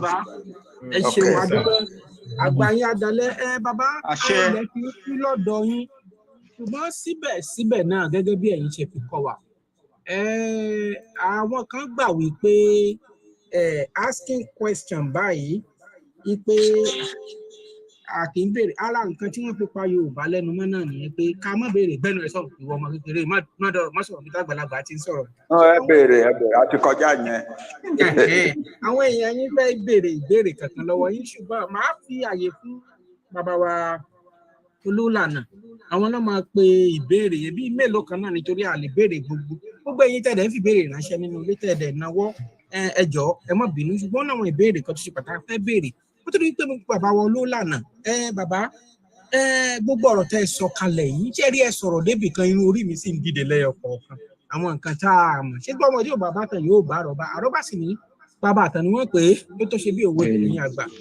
Bàbá wa ìbéèrè kí tó pé bàbá wa Olúlànà ni wípé ǹjẹ́ ó ní iṣẹ́ tẹ́ ẹ fẹ́ rán sí àbúrò yín tí bá pe àbúrò yín màá dẹ̀ dárúkọ ẹ̀ nítorí pé ẹ sọ̀rọ̀ débi ọ̀dọ̀ bàbá wa Awólọ́wọ̀ ẹ sọ̀rọ̀ débi ọ̀dọ̀ bàbá wa Àṣìmọ̀wò Abíọ́lá gbogbo nǹkan tó wà ńlẹ̀ ìtàn ti sẹ́ẹ̀tì kalẹ̀ àbúrò yín dẹ̀ sọ wípé òun ló kàn ní ìsìn tóun bá débẹ̀ òun á ṣe ti Yorùbá òun á yí padà òun lè sòkè bilẹ̀ òun lè ṣe mọ́jìkì àbí nǹkan bẹ́ẹ̀ bẹ́ẹ̀ adẹ̀ tí wọ́n méjì tán ti ṣe ṣáájú ẹ̀ ẹnìkan ti ẹ̀bú wa tóbi ní pé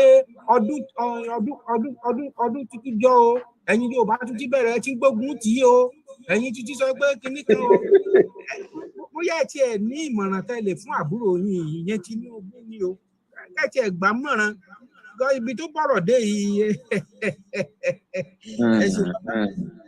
Ṣe àti dé point by very soon tá a gbọ́dọ̀ jókòó bá a ṣe jókòó tá a ń káàró lẹ́tà sí President of America, President of Russia, President of Kenya. Bẹ́ẹ̀ náà la ṣe máa jókòó tá a máa craft lẹ́tà sí àwọn ọmọ tiwa, àwọn èèyàn tiwa, àwọn alàgbà wa, àwọn àbúrò wa, àwọn ẹ̀gbọ́n wa.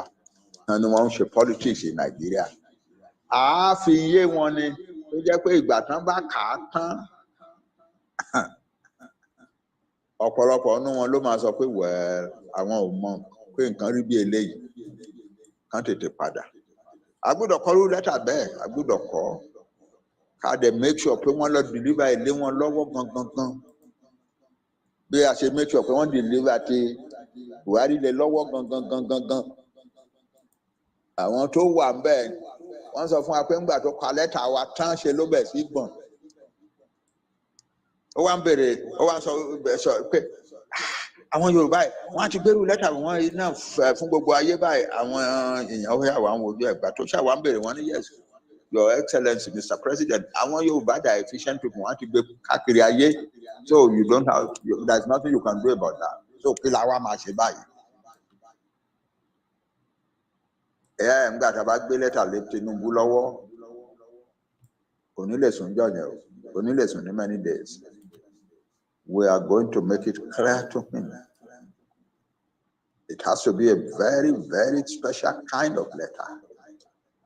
And we are going to write to Oshibajo too. We are going to write to every Yoruba senator, every Yoruba member of House of Representatives, every Yoruba governor, every Yoruba member of House of Assembly. We are going to do that. We need it. It must go on record that we explained meticulously, carefully, persuasively, irresistibly to them. So that when the history comes to be written, they will be guilty before the history of their own people. If they don't change. That's all.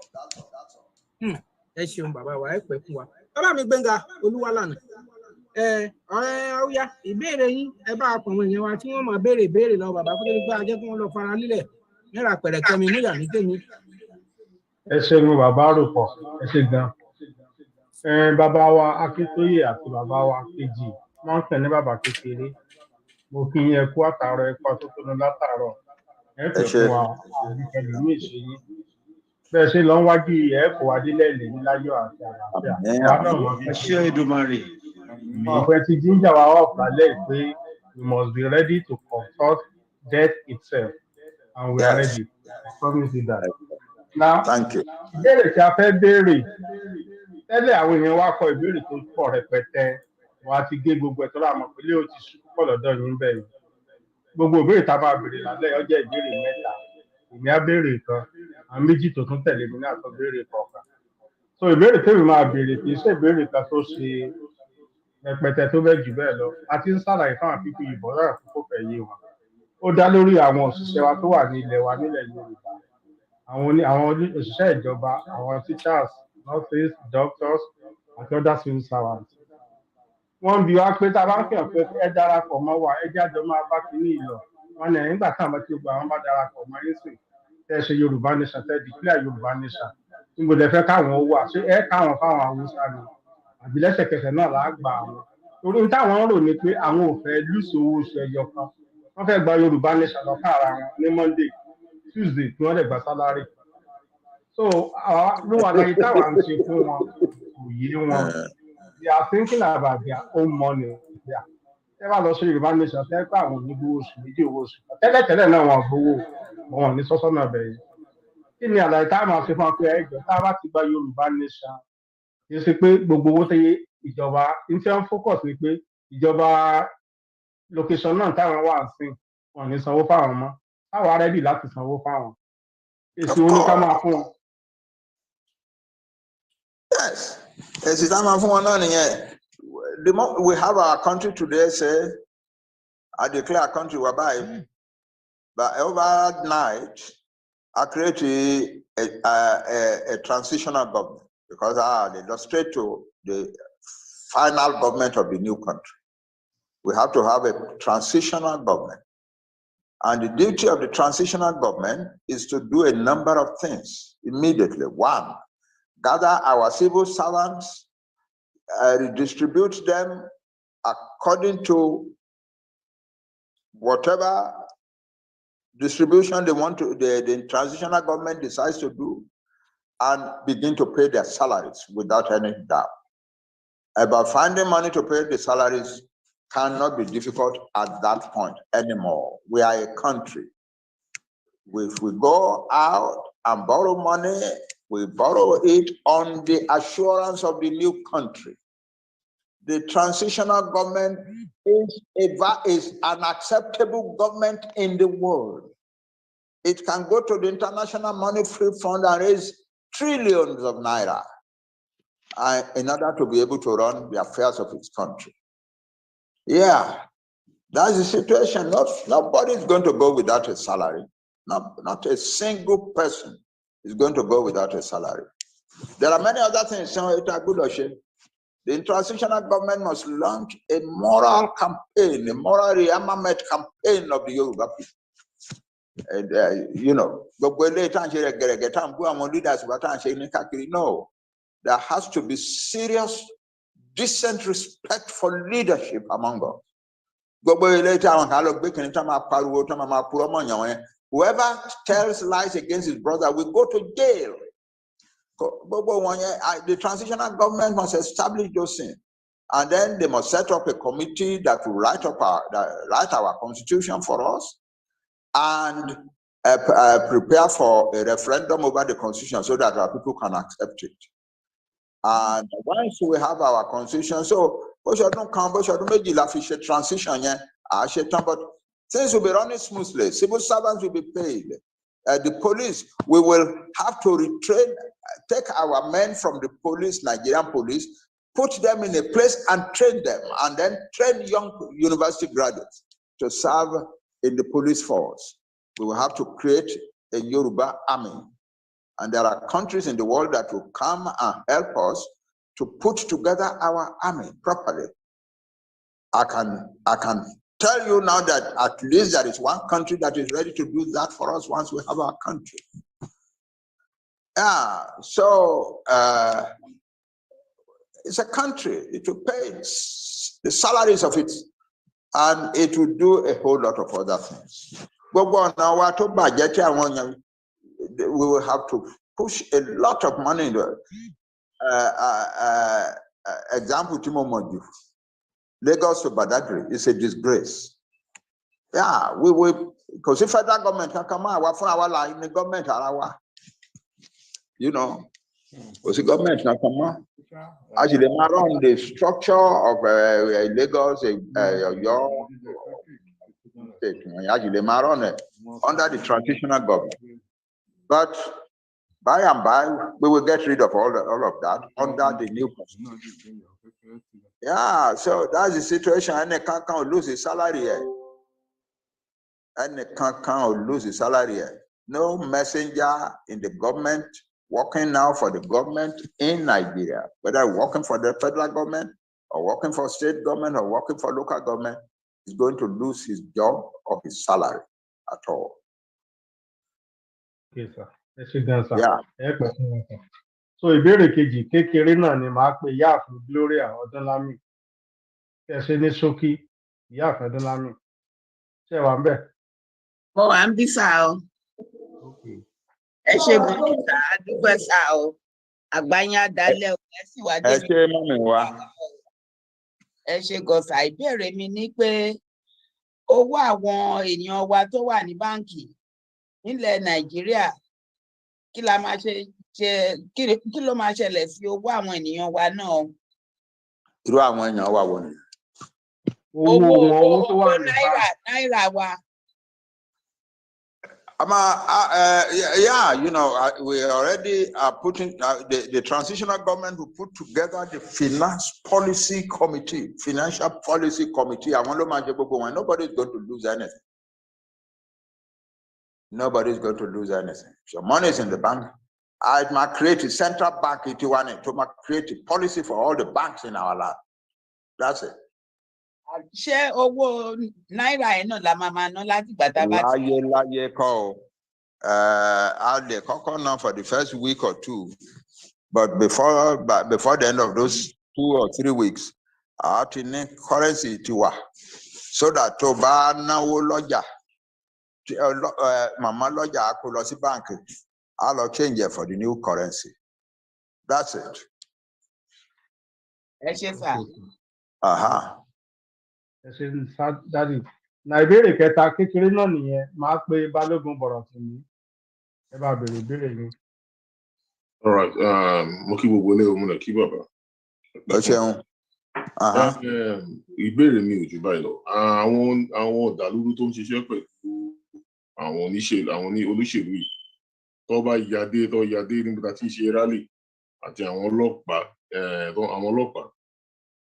kí la máa ṣe torí a gbọ́dọ̀ múra sílẹ̀ de nǹkan báyìí tó bá ṣẹlẹ̀. Kó tó di pé a ṣe rally, I had to work on that very much in society. Already I've started to. 2 weeks ago, I made a statement. There are two parallel lines, 2 parallel streams flowing through Yoruba land. Our town, why Yoruba nation? I want to why Nigeria. You can't need a lot of attack. By the time we are ready to go into the streets and rally, and in any case, you rally to fair shake, you rally later. Àwọn ọmọdé àkànkúrò àjọ láàárọ̀ ọjọ́ kan gbogbo ní Abẹ́òkúta àbí Òṣogbo tó bá dìrọ̀lẹ́ gbogbo àfíìsùlà kálukú á padà síbẹ̀ ìyá ẹ̀bí á ti máa pa wọ́n ti lọ. Rárá o, ìṣerú rally tá a fẹ́ ṣe nìyẹn o. Rally tá a fẹ́ ṣe mo máa ń pè ní the mother of all rallies. Ẹnìkan kan ò nídìí láti kúrò nílé ẹ̀ lọ sí ìlú ẹ̀ lọ sí ìlú mìíràn lọ́jọ́ ìnáwó ní rally. Your own rallies in your own town and your area of rallies in front of your house. And we are going to be there for the next 2, 3, 4 days until the world says Eleito.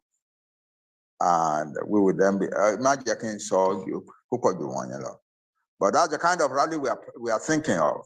It's not a rally, a joke.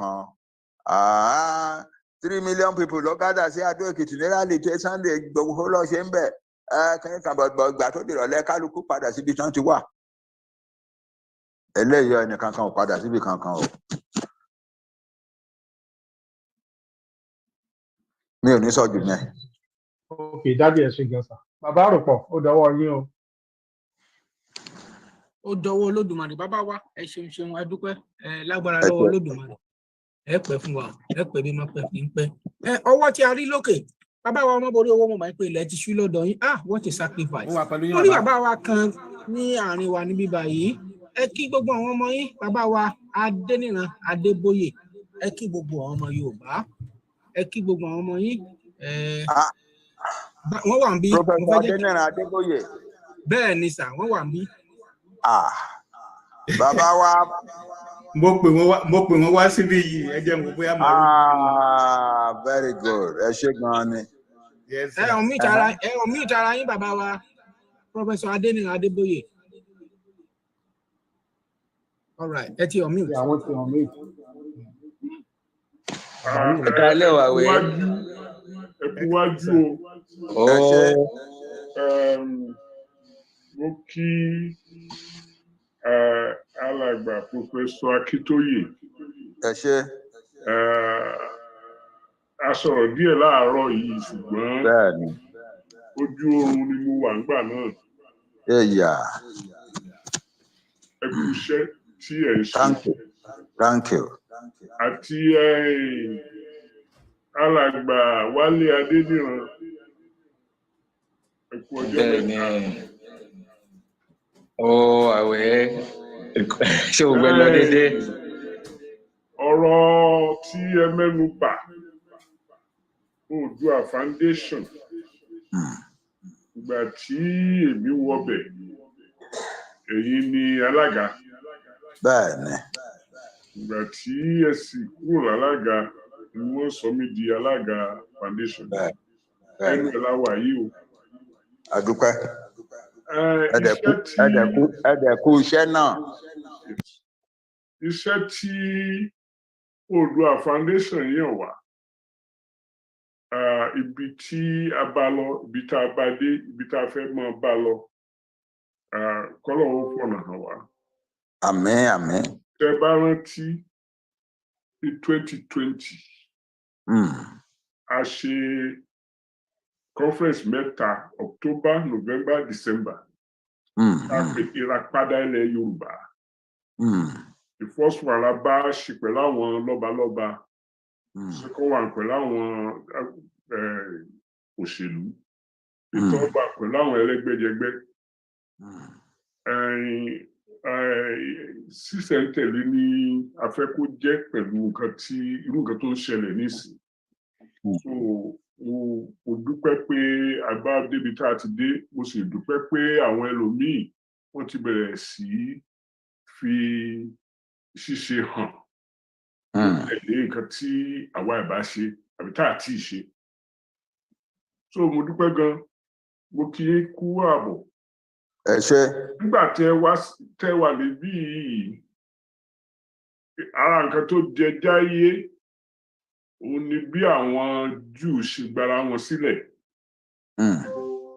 Ẹ rántí Theodore Herzl. Bẹ́ẹ̀ni. tó dá State of Israel sílẹ̀. 1884. Yeah. Ẹ sì rántí pé the 64 years tó wà láàrin 1884 àti 1948. 64 years ló wà láàrin. Láàrin ìgbà tí ó bẹ̀rẹ̀ àti ìgbà tó parí oríṣiríṣi ẹgbẹ́ tó jẹ́ Jewish organizations ló wà níbẹ̀ tí wọ́n ń jàjàgbara. As of 1924 gan Balfour ó declare nǹkan pè ní Balfour Declaration pé ọ̀rọ̀ Jewish nation yìí ó gbọ́dọ̀ ṣeé ṣe. Ìgbà tó wá ṣeé ṣe tán bá a ṣe ń sọ̀rọ̀ yìí àwọn the state of Israel wà níbi tó wà, àwọn Jewish organization wà ní gbogbo ayé, oníkálukú wọn ló ní ṣíṣe tiẹ̀ kì í ṣe one organization nìkan tó wà ọ̀nà kan owó ọjà. Ṣùgbọ́n àbáṣepọ̀ gbogbo wọn tí nǹkan kan bá ṣẹlẹ̀ lọ́dún tí wọ́n sọ pé ó fẹ́ ṣe ìparun fún Israel, gbogbo àwọn ẹlẹ́gbẹ́jẹgbẹ́ tí wọn ò rú bí ara wọn yẹn ni wọ́n dì bí òṣùṣù ọwọ̀ tí wọ́n jà. Ẹni tó ń jà fún education ní ìsìn lè máa ṣe yẹn, ẹni tó ń jà fún religion ní ìsìn lè máa ṣe yẹn, ẹni tó ń jà fún industry lè máa ṣe yẹn. Ṣùgbọ́n tí wàhálà bá dé tó threatening the state of Israel, wọ́n ní gbígbẹ́ bá ń bọ̀ fúra lánàá. So mo fẹ́ kí n sọ fi eléyìí dúpẹ́ lọ́wọ́ gbogbo àwọn ẹlẹ́gbẹ́jẹgbẹ́ tó wà ní ayé yìí lórí ọ̀rọ̀ ilẹ̀ Yorùbá pé kí wọ́n máa ṣiṣẹ́ wọn bí wọ́n ṣe ń ṣe lọ, kí wọ́n sì fi ààyè sílẹ̀ fún ìfọwọ́sowọ́pọ̀ pẹ̀lú ara wọn nítorí pé nínú apẹ̀rẹ̀ kan náà ni gbogbo yín gbàdó sí. Tí a bá ti rò bẹ́ẹ̀, àwọn ọ̀jọ̀gbọ́n tí wọ́n ń ro nǹkan jinlẹ̀ tí wọ́n mọ̀ tán tí wọ́n mọ̀ tán tó máa rò bá so àwọn la máa fetí sílẹ̀ tí wọ́n bá ń sọ, tá a máa kẹ́kọ̀ọ́ lọ́dọ̀ wọn, tá a máa wá ọ̀nà ibi tá a máa gbà lọ. Ìràpadà ilẹ̀ Yorùbá bá ṣe pé nígbà yẹn ìràpadà ilẹ̀ Káàárọ̀ Oòjíire. A lè má rí ọjọ́ mẹ́ta, a lè má rí oṣù mẹ́ta, ọ̀tá gbọ́dọ̀ rí. Bẹ́ẹ̀ bá fún mi láyè láti fọ Gẹ̀ẹ́sì díẹ̀, màá rán wa létí ọmọkùnrin kan tó ṣe ààrẹ ní United States, wọ́n ń pè ní John Kennedy.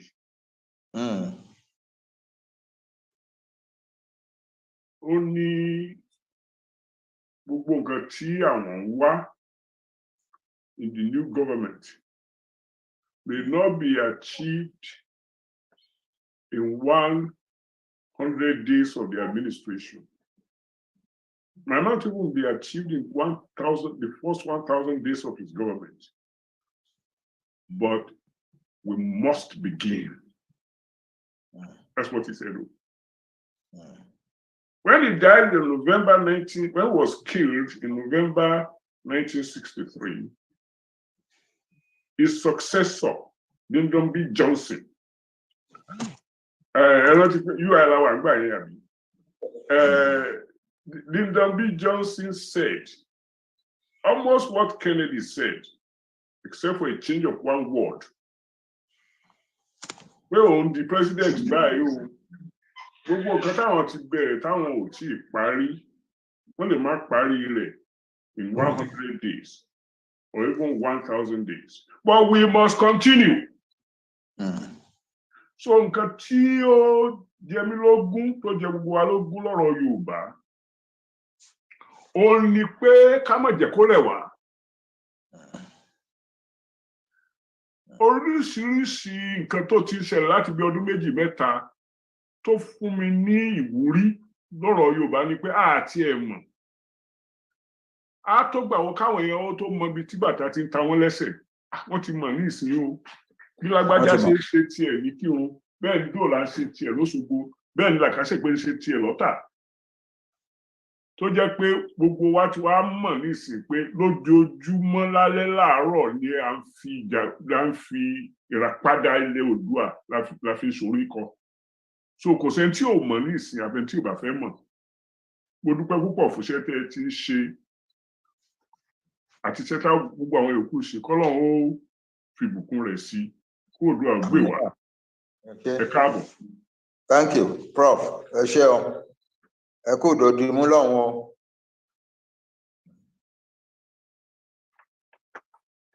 Ẹ ṣeun bàbá wa ẹ pẹ́ fún wa bàbá wa professor a ní professor tó yé wa ká wọn ọ̀jọ̀gbọ́n ẹ jọ̀ọ́ mo fẹ́ fi wákàtí bẹ́ẹ̀ gbogbo ilé pé àwọn 4 péré tarí lókè ni a máa dúró lé lórí a ò ní fẹ́ kí ọwọ́ mi ó wá sókè gbogbo wa ọwọ́ wa lókè ni ó máa gbé o àṣẹ Ọlọ́run torí pé a ò fẹ́ dá bàbá dó lọ́pọ̀ ọwọ́ tí mo kọ́kọ́ rí lókè ni orúkọ wọn jẹ́ Òkèṣọlá tí mi ò bá dárúkọ yín dáadáa ẹ má ń ṣèbínú Òkètóṣeọlá ẹ̀yin ni kí ẹ mú ìbéèrè yín tí ó bá dẹ̀ ti jẹ́ pé kì í ṣe béèrè a jẹ́ pé a ò ní lè gbà yín lákòókò ni ṣùgbọ́n ìbéèrè yẹn ní ṣókí òun ni ọbẹ̀ oge ní ká ṣe ẹ ṣé mo dúpẹ́ ẹ gbóhùn sókè. ẹ ṣé bàbá wa bàbá mo kí yín o ọjọ́ àtúbọ̀ dálẹ̀ ẹ sì wá ẹ sì gbogbo ẹ̀yin bàbá wa tẹ́ wà lórí ìkànnì yìí pẹ̀lú bá ṣe ń gbóhùn yín yìí ẹ sì wá dágbó ẹ̀rù lágbára Èdùmàrè. Ọlọ́run tó sọ pé ẹ máa sì wá dágbẹ̀rù ló sì dá yín sí gbogbo àwọn nǹkan táwa mọ̀ tá ti ju 50 years lọ tá a mọ̀ nǹkan kan díẹ̀díẹ̀ la mọ̀ ń bẹ̀ ṣùgbọ́n ẹni tí ó bá mọ̀ nǹkan tó ń sọ nǹkan tó jẹ́ pé ó ṣojú wọn tó ń dẹ̀ tún kọ́kọ́ nípa ẹ̀ láti bẹ̀rẹ̀ títí dé láti 18 títí dé 2020 tẹ́ tó fún wa níṣe ló dìgbà tẹ́ ń ṣe ìràpadà fún wa ní ọkàn ní ara tèmi. Ẹ ṣé gan adúpẹ́ o Ọlọ́run á jẹ́ kó túbọ̀ dálẹ̀ ní agbára náà lágbára Elédùmarè nígbà tí kinní bá máa bọ́ sí báyìí gbogbo wa máa tò yíyín ká bíi grandchildren tá a máa yọ̀ bó ṣe máa rí nìyẹn ẹ ṣé adúpẹ́ bàbá. kí n lọ sí ní orí àwọn nǹkan tí mo fẹ́ sọ gbogbo ni wípé èmi á mú mọ̀ràn wá ṣe rí nǹkan tí bàbá bá wa ń sọ yìí ṣé à ń rìkọ́ọ̀dù ẹ̀ mi ò máa ń wà nínú ìpàdé yín mo kàn Ọlọ́run kàn fún mi lórí ọ̀fẹ́ láti lè wà nínú ìpàdé yìí kéèyàn máa gbọ́ irú àwọn ọ̀rọ̀ yìí máa mú ìmọ̀ràn wá wípé gbogbo àwọn lecture tí bàbá ń fún wa yìí ṣé a máa ń rìkọ́ọ̀dù ẹ̀ torí tá a bá ń rìkọ́ọ̀dù ẹ̀ tí wọ́n bá parí ẹ̀ kí àwọn oníròyìn wa tí wọ́n ràn wá lọ́wọ́ yìí kí wọ́n wá láti gé torí tán bá ti ṣe tó bá tẹ̀ wá lọ́wọ́ oníkálukú á máa pòsì ẹ̀ sí àwọn ọmọ Yorùbá sí plátífọ̀mù gbogbo kò ń ṣe plátífọ̀mù ìjàngbara nìkan so that àwọn èèyàn wá lè máa benefit nínú nǹkan táwa náà ń benefit lọ́wọ́lọ́wọ́ báyìí so that everybody á lè máa jí dìde fún nǹkan tó ń ṣẹlẹ̀ sí wa àti ibi tá à ń lọ yìí tírú àwọn bàbá tán ti lọ́jọ́ tó lù yìí lórí tó káwọn lára ju tiwa lọ kò lè ṣe kó má káwọn lára torí níṣe náà ti wà nínú ẹ̀ láti gba ọjọ́ ayé wọn nígbà tán ti kéré màá mú mọ̀ràn yẹn wá ìyẹn ní ìkejì òun ní pé bàbá sọ fún wa ẹni àwọn British àwọn ni wọ́n jókòó sórí ògo wa àwọn náà ń ṣe wá báṣubàṣubà ṣe wà yìí ṣùgbọ́n tá a bá wò ó nísìn àwọn British àti àwọn Western world tán jìjọ kóra wọn jọ tán jọ ń ṣe bí àwọn ni wọ́n wà ní United Nations àwọn ni wọ́n ń ṣe ilé ayé lọ́wọ́ báyìí níbo la wá fẹ́ sá sí kí la fẹ́ ṣe báyìí láti lè gba ìjàngbara wa láti lè ìbéèrè mi nìyẹn o nígbà tó jẹ́ pé àwọn lágbára wà lọ́wọ́ ẹ̀ ní United Nations kí la ṣe fẹ́ rìn kí la ṣe fẹ́ ṣe é ìyẹn ìbéèrè mi fún àwọn bàbá wa tán wà lórí àti gbogbo ilé ìbéèrè mi ìkejì ni wípé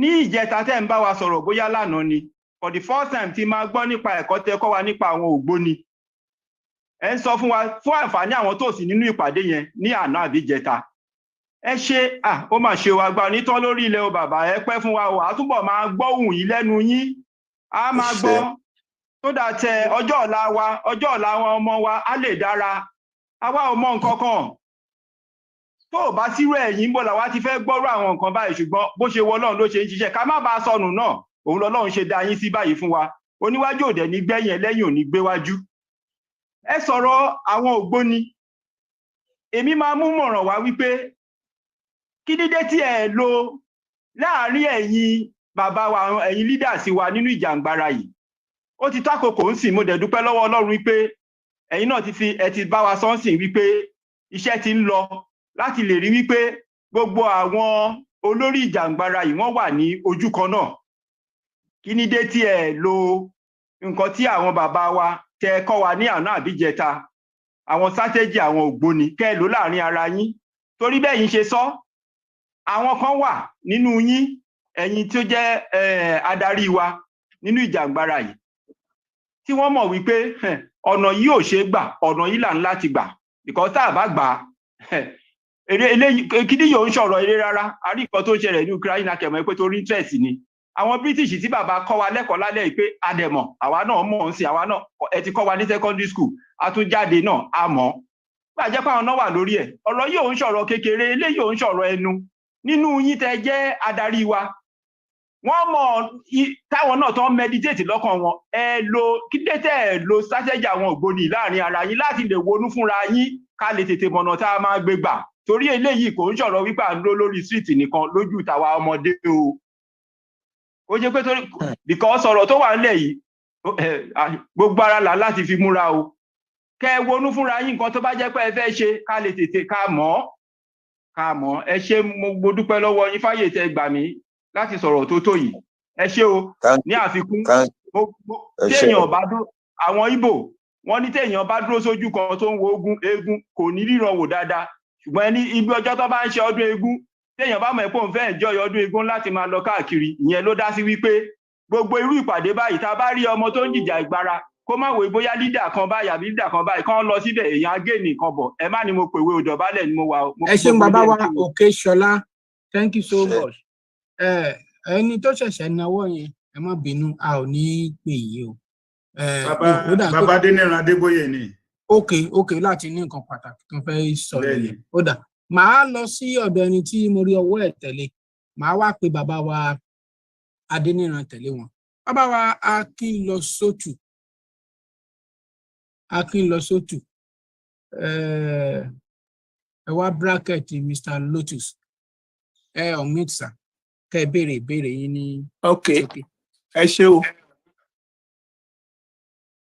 ẹ ṣé sà ṣe ti gbọ́ mi báyẹn. ní àkọ́kọ́ mo kí bàbá wa Alànà àti bàbá wa Adéníran mo wá fẹ́ fi àsìkò yìí bẹ̀ wọ́n orí ìdọ̀bálẹ̀ mo wà mi ò tó wọn rán níṣẹ́ but kò sí bí mo ṣe lè ránṣẹ́ yẹn àwọn nìkan náà ni mo lè rán pé tá a bá délé o ẹ bá mi kí mọ́mí Julia ẹ sọ fún wọn wípé ẹ ṣe Ìyábọ̀ kò kì í kúrò ibikíbi tí ń bá wà làwọn náà máa wà bó ṣaago mẹ́rin àárọ̀ mò ń lọ sùn wọn ò ní kúrò lẹ́gbẹ̀ẹ́ mi. lẹ́òye yìí mo dọ̀bálẹ̀ kí ẹ ò yín ká ẹ yìí o àbó Ìyábọ̀ pé màbí mo rí bẹ́ẹ̀ o. o ṣe o God bless you ma. Okay. Maka kí ẹ later. This might be a question mi náwó bàbá. All right, sir. Daddy, ẹ̀yin ọ̀jọ̀gbọ́n lẹ máa ń sọ ọ̀rọ̀ kan tí ẹ máa ń sọ pé SWOT analysis. Ìyẹn já sí strength, weakness, opportunity and threats.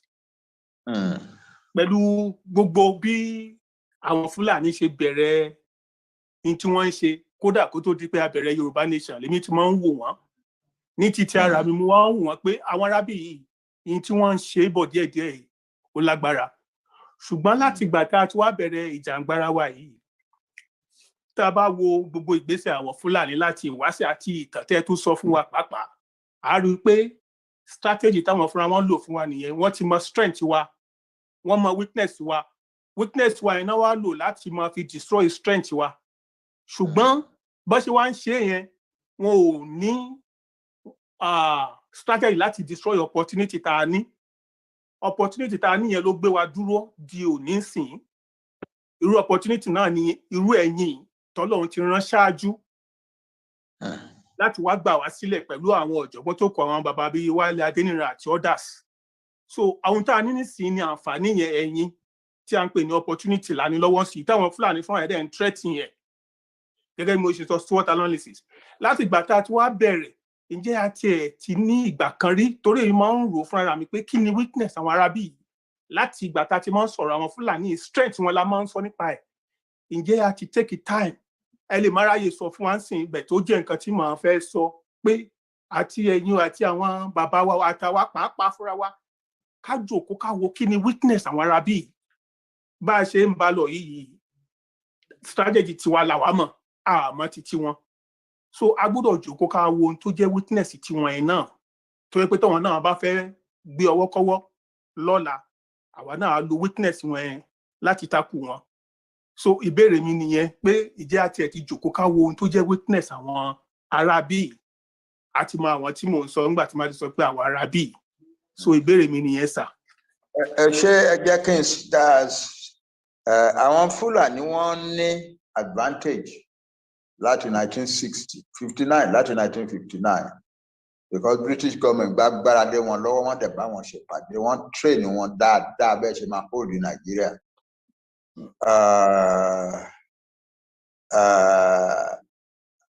Àwọn dẹ̀ decide because they are not educated and they don't want education and they don't really understand the modern world. They decided pé power wà lọ́wọ́ wa, federal power wà lọ́wọ́ wa, a máa lò láti subdue or even destroy these people, these other people. It became more money, and that's what they've been doing. Ahmadu Bello said it 11 days after independence. Àwọn yòókù dẹ̀ substitute they need, where àwọn máa destroy. So the Fulani have reached the end of their tether. This is their last hooray. And it is going to end up in the destruction of the Fulani nation. Because the Fulani have made themselves now an enemy of every indigenous people in Nigeria. And that is spreading to indigenous people in other countries of Africa. Gbogbo àwọn ibi tá à ń lọ wọn yẹn là ń sọ story àwọn Fúlàní tá à ń sọ fún wọn wípé the indigenous people are in danger and the indigenous peoples everywhere are horrified. So the Fulani have taken a step, an ultimate step that will lead to their destruction. I'm a witness in one. I'm a witness in one when you want to respond. Àwọn Fúlàní ò ní ability láti form àmì kan wá báyàn kankan jà. Nǹkan tán níní kan wá lóru. Kan fọ́lé yín kan pààyàn kan dẹ̀ sá lọ. Even though kó lórí oko gan wọn kì í dúró ká fámà wá bá wọn jà. Wọ́n kọ́ màlúù lọ sóko ẹ̀ lóru, wọ́n jẹ́ wọ́n dẹ̀ sá lọ jìnnà by the time tilẹ̀ mọ́ wọ́n á ti rìn jìnnà. That's their strategy. That's their way of life. And people are getting to know that now. You understand? So the Fulani have set themselves up. Somebody can advise on Fulani today. Master fún wípé eléyìí tẹ́ wá ṣe yìí o self-destruction eléyìí. This is their last hooray. What we need to do is just to stand up and fight them back and push them away. As I have said in one place, not only are we going to push them out of our land if they don't take care, we will push them beyond our land. And I want Hausa to so the root to Komole. I want to have a city divide. I want to answer a sita. They are more Fulani, they are Hausa, and they are not cattle herders, they are farmers. They are not immigrants, they are indigents of the land. And they want to revive their nation. The Hausa nation was the largest single nation north of the Niger. Come Fulani today. And they can still revive their nation. Our good of Mabashima help one. Our strategy one. How do we help the Hausa to have confidence to rise and begin to re-establish their nation against the Fulanis? ara strategies wà nù but a lè máa sọ gbogbo ẹ̀ síta. Ẹ ṣé mo dúpẹ́ bàbá wa a máa kọjá lọ sí ọ̀dọ̀ bàbá wa Adéníran Adébóyè ṣùgbọ́n kí n tó ní ká sọ̀rọ̀ bàbá wa tó ń béèrè ìbéèrè kan nínú chatroom bóyá oníbodè orúkọ yẹn ò jáde tán wọ́n ní nítorí pé àwọn ọlọ́lá àbí àwọn òṣèlú wípé tọ́n bá ti darapọ̀ mọ́ wa ṣé ìyẹn wá sọ wípé a ò ní lè ṣe tó yẹ ká ṣe ni. a ṣe nǹkan tá à ń ṣe lọ a máa ṣe nǹkan tá à ń ṣe. ẹnìkan tún béèrè ó ní ẹjọ́ bàbá wa ṣé wọ́n ti dá yín lóhùn ìbéèrè o.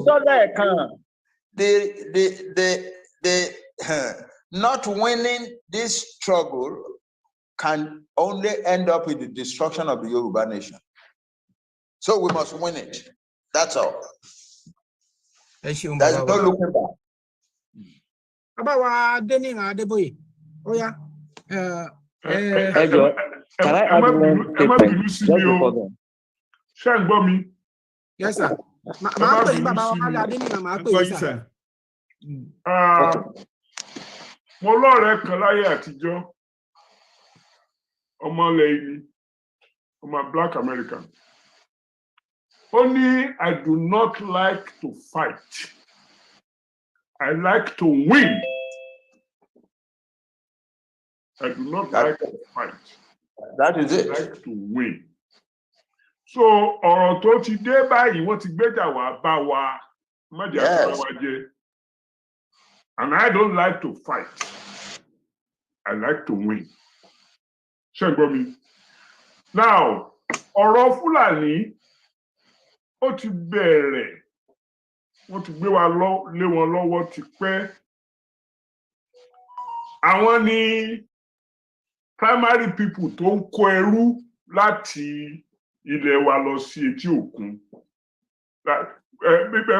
Irú ìtọ́ tí ẹ ṣe pàtàkì jù bẹ́ẹ̀ Àjàyí Crowther Fúlàní ló mú lẹ́rú tó gbé lọ tà sí òkun. But before that, tá a bá rìn jìnnà a rí wípé wọ́n sọ pé nínú oríṣiríṣi nínú Wikipedia they are from the Middle East, they are not even African. Wọ́n ṣe rìn káàkiri yẹn they are a lost group tí ò rí nǹkan tó ń wá nílẹ̀ ibi tí wọ́n ti bí wọn. They became different people in different places. Shua Arabs, this, that, Ebade Morocco, they are, because of their complexion, not being as bright as other people, they were discriminated against more than me. Okay, that's their principal thing. They were part of the Songhai Empire. They were part of the Mali Empire. No, but they were subordinate peoples in those empires. They were not among the rulers. But they were used. So, ọgbọ́n tí wọ́n ń kọ́ níbẹ̀ tí wọ́n ṣe ń gbalẹ̀ lọ́wọ́ onílẹ̀, wọ́n ti ń kọ́ 400, 500 years ago. Táwọn ò ní wàhálà arúgbó yẹn. So, wọ́n wá mú Hausa lójijì. Prof. Mo mọ̀ pé ẹ máa ń sọ story pé àwọn Fúlàní tí wọ́n, they are not the builders of Ghana. I didn't say that. Mali and Sanga. I didn't say that, but they learned a lot. They were subordinate peoples in the upper Guinea area, which is now Gambia, Senegal, and so on. Most of the people that were taken into slavery were Fulani. They were. It's only in part of the southwest, what is now the southwest of Nigeria, that some Fulani were engaged in the slave trade. Yoruba people were the main slave traders, mostly women. Okay. Because you are the historian, so mi ò fẹ́ jiyàn. But ibi tí mo bá ọ̀rọ̀ ni pé wọ́n ti kọ́ bó ṣe ń gbalẹ̀ onílẹ̀ táwọn ò fura sí. Òyìnbó dẹ̀ mọ̀ nípa ẹ̀. Òyìnbó dẹ̀ back wọn up ibi tí mo bá lọ nìyẹn. Now, the only other thing tí mo fẹ́ sọ, ẹ bá jẹ́ kí n sọ ni pé kì í ṣe gbogbo aṣọ làṣà lóòrùn. We are not going to be able to say, or we should not be saying, or as another American black told me, the revolution is not going to be on television. A gbọ́dọ̀ ní nǹkan tá a fẹ́ ṣe tá a lè mọ sọ síta. The method by which the Chinese got themselves autonomy in 1949 and Cultural Revolution in 1956, that method may not be available to us because it has been used and people can guard against it. The method by which India got independence in 1947, that method may not be available to us because I want to bank one. They will guard against that. Tiwa must be done. Tiwa must be done with the same wisdom, with a quality of wisdom and organization that Agbawale. We don't just want to fight, we want to win. So gbogbo àwọn èèyàn tí wọ́n rí jẹ nínú mọ̀dàrú nílẹ̀ wa nísìnyí. Bá a ṣe ń sọ̀rọ̀ náà làwọn náà ń gbọ́, bí wọ́n ṣe yọ́ só ni wọ́n yọ́ gbọ́. So mo fẹ́ kí àwa tá a wà lẹ́yìn àwọn alàgbà wa ká mú sùúrù, kó wọ́n jẹ́ pé gbogbo nǹkan tí èèyàn bá rò pé ó ṣeé ṣe láàmú béèrè lọ́wọ́ wọn ní gbangba tí wọ́n mọ̀ sọ fún wa ní gbangba pé nǹkan táwọn ò ṣe nìyí. Ló bá ń ṣe bẹ́ẹ̀, you are really revealing your own strategy. Yeah. And that's not profitable. That's not going to win the victory. You don't want to fight, you want to win. So why should you show all your cards in a game? Ìgbàgbọ́, ìrètí, àti ìfẹ́. 1 Corinthians chapter 13 nínú ìwé àwọn onígbàgbọ́. Tá bá lọ sí ibò bí a lọ sí àrínú àwọn onímọ̀lé náà. Ṣùgbọ́n tá bá lọ sínú Ifá ní ká má fi kánjú jayé, ká má fi wàràwà lókun ọ̀rọ̀. Ó ní ohun àbá fi ṣàgbà, ká má fi ṣèbínú, tá bá débi tó tutù ká sinmi. Ká rọjọ́ iwájú lọ títí ká tó padà wà rọ̀rọ̀ ẹ̀yìn wò nítorí ọjọ́ àti sùn ẹni ni. Ìyẹn ló yẹ kó jẹ́ iṣẹ́ fún wa láti ṣe pé yes, we want to win, but if we must win, all strategies that have won before, not all of them will be available to us because it is because all our enemies have learned those tricks already from the past experience. Mo dúpẹ́ o, mi ò ní sọ̀rọ̀ bẹ́ẹ̀ lọ. Ẹ ṣé bàbá wa, ẹ ṣé Prof. One thing about the combination, because there is a combination of the Fulani nation and the federal government of Nigeria. There is no doubt about that anymore. There is no doubt about that anymore, that the Fulani, as a nation that never had a homeland of their own, and that want to claim the whole of Nigeria as their homeland now, are one party. The federal government of Nigeria, dominated by the Fulani, is another party. The two of them are strongly allied together. Our duty is to find a way that we can defeat the combination. I can't say more than that. Yeah. And we cannot forget that the Central African Republic was able to yeah, you got it. You got it. Àwọn ọmọ tó jẹ́ igi lásán náà kó dání. Yes, you got it.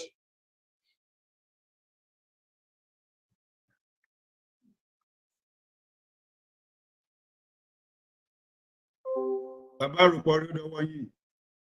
Ṣé wà bẹ́ẹ̀? Ẹ ṣeun bàbá wa, mo dúpẹ́ o. Ìbéèrè bíi mélòó kan wà níbí báyìí ṣùgbọ́n àwọn bàbá Adéníran ó dà pé wọ́n fẹ́ ṣe bẹ́ẹ̀ ni. Ó tó di pé mo pe àwọn tí wọ́n nawọ́. Bàbá wa Àlàbí ẹ máa múra sílẹ̀ lẹ́yìn tí bàbá wa Adéníran bá shipping. Ẹ ṣe gbogbo ìyàlẹ̀ wà fẹ́ pè ní ṣebí mẹ́rin péré lẹ pè nísìn. Bẹ́ẹ̀ ni mẹ́rin náà dẹ̀ ni o, mẹ́rin ni bàbá wa ò fi lè. A kàn fún bàbá wa nítorí pé ọjọ́ ti bẹ́ẹ̀ ni àgbàlagbà ṣe mọ̀ gbá ibẹ̀ ṣe kọ́ wa nìyẹn. So bàbá Wálé Adéníran shipping àwa pè wọn méjì yẹn. Bẹ́ẹ̀ni, I just want to highlight the fact that you may call it their strength, but they like to engage in surprise attack.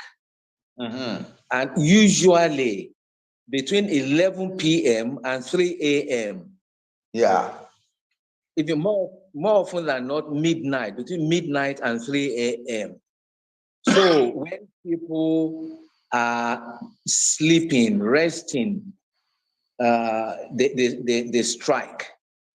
Now, one weakness they have, they cannot, more often than not, they don't like to engage in face-to-face combat. No. Because, yeah, that's their weakness. The face-to-face combat, they are not very good at it. But there's one thing they do now. They go for, if they must attack during the day, they go for soft targets, places of worship, markets, and areas that heavily concentrated. So, adaka when you are come mọ ìyẹn pé tó bá fẹ́ jà lọ́sàn-án, ilé ẹ̀sìn, ilé ìjọsìn, ọjà, àbí ibi tí èrò pọ̀ sí. Kìí pé wọ́n á ju bọ́ǹbù ni, àbí kan sáré wá kan da AK-47 bolẹ̀ gbogbogbò kan dẹ̀ sá lọ. Ṣùgbọ́n òru yẹn náà sábà máa ń jà. Òru gan náà sábà máa ń jà. Ó yẹ káwọn èèyàn mọ̀ yẹn, kán dẹ̀ ti gbáradì fún wọn. Ẹ ṣé. Very good. Ẹ ṣeun bàbá wa, a dúpẹ́ lọ́pọ̀lọpọ̀. Ní báyìí jẹ́ ká kọjá lọ sí ọ̀dọ̀ bàbá wa Alábí Bàṣírù. Ẹ gbóhùn sókè sà. Lẹ́yìn náà bàbá Ọ̀túnba ẹ béèrè ìbéèrè yín ká lè jẹ́ kí bàbá lọ sùn. Àwọn náà rí i pé ojú ọjọ́ ti rodò.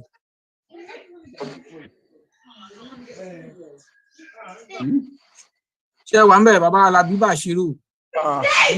Àjọlá ìyá. Mo kí ẹ̀yin àgbàlagbà. Bàbá wa, as a historian, ẹ jọ̀ọ́ nítorí Ọlọ́run, mo fẹ́ tí ọ̀rọ̀ bá kàn bó ṣe kàn yìí, because àwọn ọba wa lè ní wà particular bá, because wọ́n lọ́ba ló nílùú. And àmọ́ gbogbo ara ti gbọ́ pé a fẹ́ kó nu Nàìjíríà, but ọ̀tọ̀ ni kéèyàn gbọ́ nǹkan, ọ̀tọ̀ ni kó yé èèyàn. Èmi ò rò pé ó yé àwọn ọba wa tó. And tí nǹkan bá ṣẹlẹ̀ báyìí, historical, because a gbọ́dọ̀ gbé kínní, wọ́n nígbà ogun jálù ni Aláàfin Ọ̀yọ́ mú Òṣùré Ṣàngó láti lọ bá àwọn ọba wa sọ̀rọ̀. Ẹlẹ́ẹ̀kejì, nígbà tí àwọn ẹlẹ́pẹ̀ àti ọba gbàgbà Aláàfin fi àbí Ọ̀ọ̀ni fi jáde nínú gà. Kí là ń ṣe láwọn ọba wa? Because a ní wọ́n gbọ́dọ̀ ṣe ìpàdé. Ó dà pé à ń fi wọ́n lẹ̀ ẹ̀yin lẹ̀ lágbára láti ṣàwọn kìíní bàbá. Èmi rò pé àwọn ọba wa a gbọ́dọ̀ nípàdé pẹ̀lú wọn. Wọ́n gbọ́dọ̀ ṣe ìpàdé káwọn náà gbọ́. Ká wojú ara wa, káwọn náà dẹ̀ pè fún kòkòtà fi fẹ́ lọ rè. Ó bá dé kó bóyá ọ̀rọ̀ ẹ̀yìn. Àná àwọn olówó wa, because Ọlọ́run yọ̀ǹda fáwọn kan nínú wa. Báwo la ṣe fẹ́ rán wọn lọ sí yàn gbogbo ìwé àwọn global com kankan? Because nǹkan tá à ń ṣe yìí náà ó involve wọn. A lè sọ pé bóyá torí pé ibi tó wà ọ̀rọ̀ gbà míì tí ò bá yé èèyàn máa ń ṣòro dá sí. Kí là ń ṣe láti ṣàlàyé fún wọn láti yé wọn gidigidi? Ìyẹn lórí àwọn awareness lórí ibẹ̀ yẹn, because ó jí yá àwọn tó wà ń sàlẹ̀. Kò pé àwọn ọba wa ń gbọ́ o, but kò yé wọn púpọ̀. A lè láti ṣàlàyé fún wọn nítorí ìrọ̀jú wájú ara wa láti ṣàlàyé bẹ́ẹ̀ bí Fúlàní ṣe jẹ́. Ìyẹn lẹ́ẹ̀kejì, bàbá ẹ máa ń sọ because tábà ló máa ya lórúkọ máa ya níbo. Ẹ máa ń sọ pé ká defend ara wa. Kí là ń ṣe láti organize àwọn tó wà nílẹ̀? La fẹ́ jà o, but tó bá ya bò wá kí la fẹ́ ṣe? Ìjà àwọn tó wà nílàlẹ̀, ìjà yìí ṣàlàyé fún wọn dáadáa ọ̀nà tó lè gbà. Àwọn professor sọ̀rọ̀ ń sì gba aago 11 ló wà nǹkan kan. Ẹni táwọn ọmọ kó lè wà láago 11, if káà bá declare tó bá yá lóru ń sìn yẹn, kí là ń ṣe lóru ń sìn yẹn? Àwọn ta ló ń ṣàbùbù wa láago 11 yẹn sáago 3. Kó báyìí pé nǹkan tó ṣẹlẹ̀ lóńdó, ó ṣẹlẹ̀ lákọ̀ọ́kọ́, tó ṣẹlẹ̀ lẹ́ẹ̀kejì, ó tún máa ṣẹlẹ̀ lẹ́ẹ̀kẹta. Wọ́n dẹ̀ sọ pé fool me once is my fault. Tó bá ti fool mi lẹ́ẹ̀kejì àbí ó ti di ọ̀rọ̀ tèmi nìyẹn. Lóyìn tẹ́ fẹ́ sọ ni bàbá wa, ẹ kó wa jìnnà pẹ́ o. Ẹ ṣeun. Ẹ ṣe rí díẹ̀ à ń kọ́ àwọn èèyàn wa. Àwọn Yoruba people are easy to teach. Nǹkan tí alàgbà wa Dr. Aliu tó ń ṣe, ẹ lè rò pé nǹkan kékeré kì í ṣe nǹkan kékeré o, it's a lot. Ọ̀pọ̀lọpọ̀ náà àwọn young people wa náà ti wá mọ̀ wípé àwọn Fúlàní máa wá, wọ́n máa attack. How do we defend ourselves against them? So vigilante groups to emerge here and there, still rugged, still not coordinated, but it is there.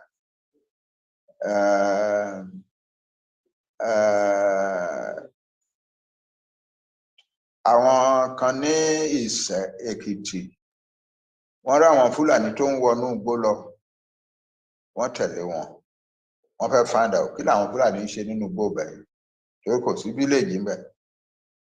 Nígbà tí wọ́n rìn díẹ̀ wọ́n á rí wọn níwájú tí wọ́n jókòó, wọ́n fẹ́ bí 200 300.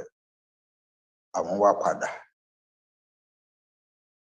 àwọn wá lọ wá àwọn àgbààgbà, wọ́n sọ fún wọn pé àwọn Fúlàní wà ńbẹ̀ àti màlúù wọn.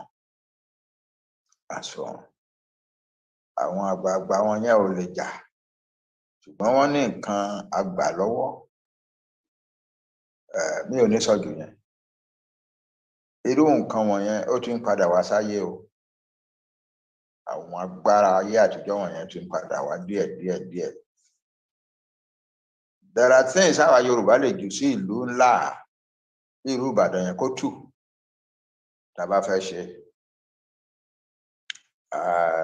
Ká tó bọ̀ sí àbá Fúlàní nínú igbó.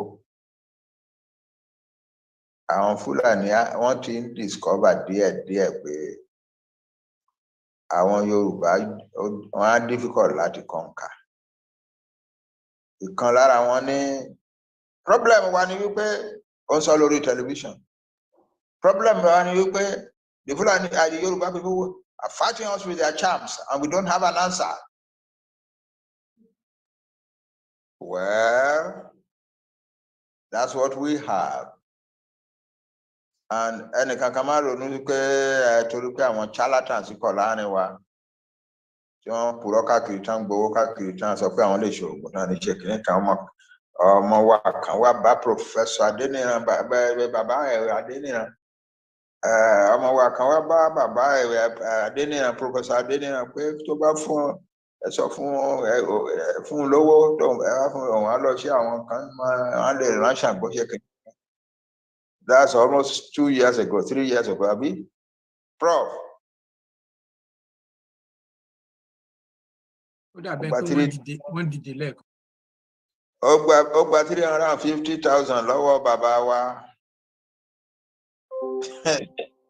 Bàbá wa bá mi yẹ pé ọmọ wa lágbájá ó dáa. The answer is not to say no. Money is not the important thing now, but the knowledge. And the fact that ọmọ kan wá ní àwọn kan lè ṣe gbowó lọ kò ṣe nǹkan kan, that's knowledge. You are shrinking the area of the charlatan. You are gradually pushing towards the truth. And we are reaching the truth now. Àwọn ọmọ tó pa Fúlàní rẹpẹtẹ ní Kogi ní kìí ṣe idà àti ìbọn àti nǹkan kan náà fi jà tó bẹ́ẹ̀ náà. Wọ́n ní nǹkan tó wà lọ́wọ́ wọn ni táwọn Fúlàní ò ní answer sí. Tí AK-47 is not an answer to. Àwọn ọmọ tó jà ní Ifẹ̀ nígbà tí àwọn Fúlàní sábò, àwọn Fúlàní àtàwùsá sábò tó ń pa ọmọ kan tó ń pariwo, ọmọ Yorùbá kan fẹ́ dá ṣọ́ọ̀bù sílẹ̀, mo rò pé ó débẹ̀ wọ́n ní èèyàn kan ata machine tán fi ń lọ ata, ẹ̀rọ ata bóyá èèyàn kan tampa pẹ̀lú ẹ̀rọ ata ìlóru ló wá ń pariwo lẹ́nu bí àwọn Fúlàní àwọn àbẹ̀nà pàṣọnù ló dìjọ̀pọ̀. Àwọn Yorùbá wá múra lọ, wọ́n wá padà wá, they killed. The newspaper said 350 people. The Hausa Fulani lost about 350 people, but it was a lot more than that. In fact, all stop àwọn ọmọ wa. They were going to Hausa Fulani community in Ife, and they had the means of doing so. Àwọn méjì mẹ́ta tó ti kọ́kọ́ kú nígbà tí èrò tí ìpọ̀nyẹn náà ló kú mọ́ lára àwọn ọmọ Yorùbá. Àwọn tó kú láàrin àwọn Hausa wọn lọ bí 1,000. Agbára wà lọ́wọ́ Yorùbá. Tán bá get enraged, tán lò, it can be very effective.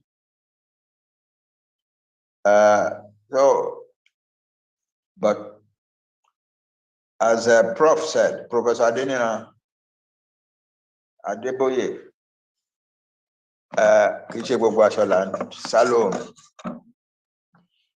because àwọn Fúlàní kan náà ti wá tán àwọn náà fẹ́ oògùn tí ò ní jẹ́ kí ìbọn pàgbàyàn tí ò ní jẹ́ kí àwọn èèyàn wọ́n dẹ̀ ń gbé òtúbá ń tẹ́lé wọn lọ́wọ́ tán máa lọ tán máa rò pé tán bá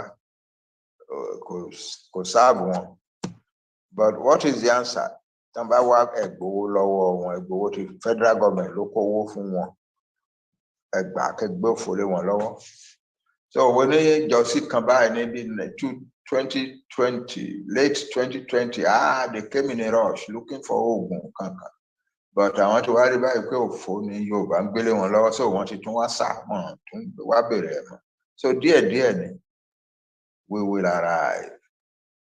The one thing Fulani only a particular kind of response to one important fact of Yoruba life, our urbanism. We live in big urban centers. But attacking a big city like Ibadan or Ado-Ekiti or Osogbo, or even the smaller Ekiti towns like Ikole and Oton and so on. It's not a small task.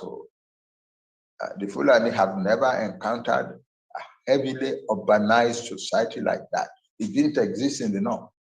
The Hausa had some towns, but only 7 towns. The Hausa backward. Kano, Rano, Biram, Katsina, Zazau, Gobir, that's all. So if I travel between one Hausa town and another, you go by foot for weeks. I want Babawa, Mama Watan Lansho Nile Hausa. That's why they tend to coagulate in a few areas like Gobir or Zazao and so on, and Bombay. Because you cannot trade in Hausa land the way you would trade in Yoruba land. Yoruba land is a town, is not a long distance from the next. Clapperton in 1825 so quick. Yoruba town kan, the humming of the town behind you. The humming of the town behind you had disappeared. Another humming of the town in front of you. That shows how closely packed our towns are in the Yoruba forest. And so I want Fulani ò ní answer fún wọn. Ara nǹkan tí wọ́n fi sọ pé wọ́n fẹ́ destroy ara wọn nìyẹn. Thinking that they can wipe out a people like the Yoruba is ultimate self-destruction. They want to destroy themselves. We are more than ready than we think. Already consciously. We are culturally ready. We are culturally ready. We are not available to ragtag people like the Fulani to come and wipe out. It's not going to happen. It's not possible. So, but is that we must not limit this to ourselves. We must help other people. We must help the Hausa. We must help the people of the Middle Belt. The Igbo can help themselves, and the Jawa and so on. So we don't need to help anybody in the town. But in the Middle Belt, we must help them. And as the Deputy Alana will tell you, I want people to allow money in the Middle Belt. So that they are ready to defend their area. It's not easy because it wants local, small towns. It's not like Yoruba land, heavy towns.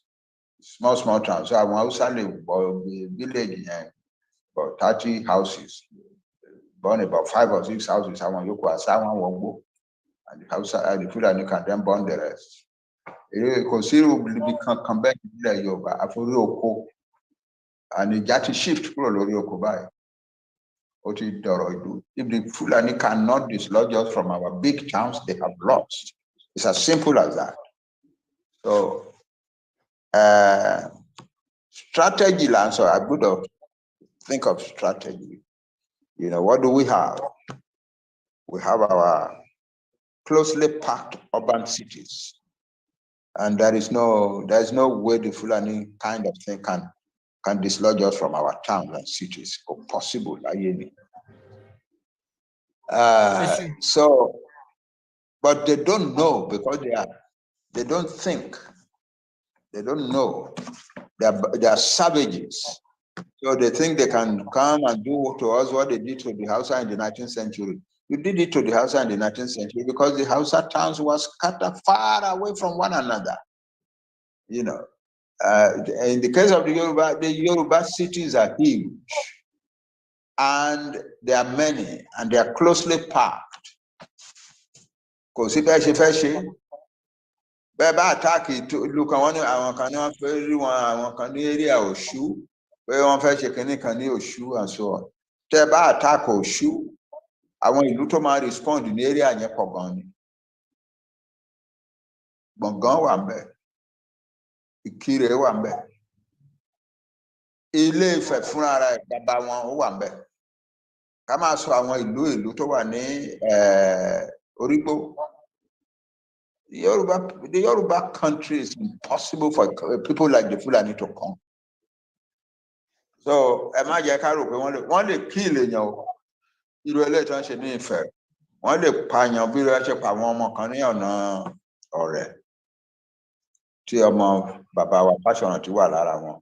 Wọ́n lè ṣe yẹn, yes, but dislodge the Yoruba from their big cities, attack people like the Fulani come and do that is impossible. You can't make confidence in yẹn. The Fulani have chosen the wrong people to attack. They have chosen the wrong people to attack. They have chosen the path of self-destruction. They have chosen the path of suicide. Okay, Jenny,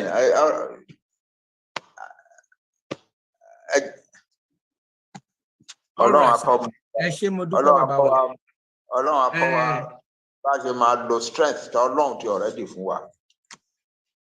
Ẹ ṣeun bàbá wa, a dúpẹ́ lọ́pọ̀lọpọ̀. Bàbá wa, màmá wa tó ń béèrè pé ta ni middle belt. Middle belt àwọn máa ń fojú wo bóyá àwọn Hausa wọn kì í ṣe Fúlàní, wọn middle belt kì í ṣe Fúlàní, wọn dẹ̀ kì í ṣe Hausa, wọn dẹ̀ kì í ṣe Igbo. Bóyá tí bàbá wa bá fẹ́ ṣàlàyé fún yín torí ẹnìkan ń béèrè bóyá kò yé yín, but wọn kì í ṣe Igbo, wọn kì í ṣe Hausa, wọn dẹ̀ kì í ṣe Fúlàní.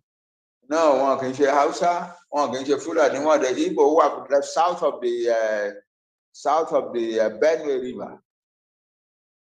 Àwọn middle belt, one bẹ̀rẹ̀ from just below the southern borders of the Benue River. Àwọn Thieves, àwọn Igala, àwọn Idoma, àwọn wọ̀nyẹn south of the Niger, beyond the Niger and beyond the Benue. Àwọn Òyìnbó máa ń sọ pé there are 300 ethnic groups in Nigeria. It is a lie. In Benue State alone, we have counted 676 ethnic groups. We've been working. We've been working. We want to know what we are dealing with. We have counted 676 ethnic groups in the Middle Belt. Some of them are just 1 or 2 million. Some of them are even less than 1 million. But they are people. And they live in small villages. And they are therefore very vulnerable. They are very vulnerable to the Fulani kind of attack. So, I would have helped one. This is something that Yoruba leaders must not say openly. But we must help the people of the Middle Belt to defend their homeland. And we must be ready to help the Hausa too. That's it. I want Fulani, I want Middle Belt to kì í ṣe Hausa, I want kì í ṣe Yoruba, I want kì í ṣe Fulani. Ẹ ṣeun bàbá wa. There are nearly 700 ethnic groups that are in the Middle Belt. Ẹ Àwọn Birom, for instance, a group in Plateau State called the Birom. They are probably the smallest, one of the smallest ethnic groups in Nigeria. But they're defending their land. They're defending their land. The Fulani are attacking them and they're fighting back. Yeah. Ẹ ṣeun bàbá wa. Wọ́n tiẹ̀ ti ẹnìkan ti fi ṣáàtì sínú ilé màmá wa Olúfúnmi lọ́lá kẹ́ lọ wo gbogbo ọmọ ọba ti dá yín lóhùn rẹ́kẹrẹ́kẹ́ ó ti táìpù ẹ̀ síbẹ̀ fún yín. Bàbá wa a fẹ́ kí oníyan ṣe ọlọ́bẹ̀ ṣe mo fẹ́ jẹ́ kí gbogbo wa mọ̀ wípé oṣooṣù la máa ń ṣerú ètò báyìí láti Canada. Ìlànà náà gbé eléyìí jáde kì í sì ṣe ọdún kan kì í ṣe ọdún kan bọ̀ láti ṣe ètò yìí. Eléyìí tá a wá gbé jáde tá a pè ní Igbaradi. Bàbá wa bàbá gbogbo Yorùbá, bàbá wa a fẹ́ jẹ́ kí ẹ bá wa fi ìgbáradì tá a nílò fún àpẹẹrẹ lórí ọ̀rọ̀ rally tó ń bọ̀ yìí. Àwọn ìbéèrè kan wà tí wọ́n sẹ́ndì ṣùgbọ́n a ń láti jẹ́ kẹ́ ẹ lọ sùn. Àwọn ìgbáradì fún rally tó ń bọ̀ yìí. Ìgbáradì láti ṣé ẹ lè fi wá lọ́kàn balẹ̀ pé àwọn kan wà tí wọ́n jẹ́ leader tí wọn ó máa sọ̀rọ̀ tí ìṣe gbogbo èèyàn ni ó máa sọ̀rọ̀ torí pé a dẹ̀ fẹ́ kẹ́ fún àwọn ọmọ yín gẹ́gẹ́ bí ẹ ṣe ń lead wa ta dẹ̀ ń wò yín torí wípé ọ̀nà tẹ́ fi gbà ń lead wa ẹ ò lead wa pé ẹ lọ ṣe jàgídíjàgan. Àwọn ọmọ yín kan rí wọn tí wọ́n máa sọ wípé ìkan tí ẹ fò lórí mọ́tò ọlọ́pàá dánwò gbìgbì gbàgbàgbàgbàgbà nígbà tí wọ́n rò pé bàbá Akíntóyè òfé lè wá kọ́ wa torí Ọlọ́run. Béèyàn bá okó nínú ẹyẹ ń gbé béèyàn ó bá tiẹ̀ ṣe kíní gan àbí ìyẹn àkọ́kọ́. Ìkejì ni wípé ìgbáradì àwọn nǹkan kankan wà tá a nílò nílé.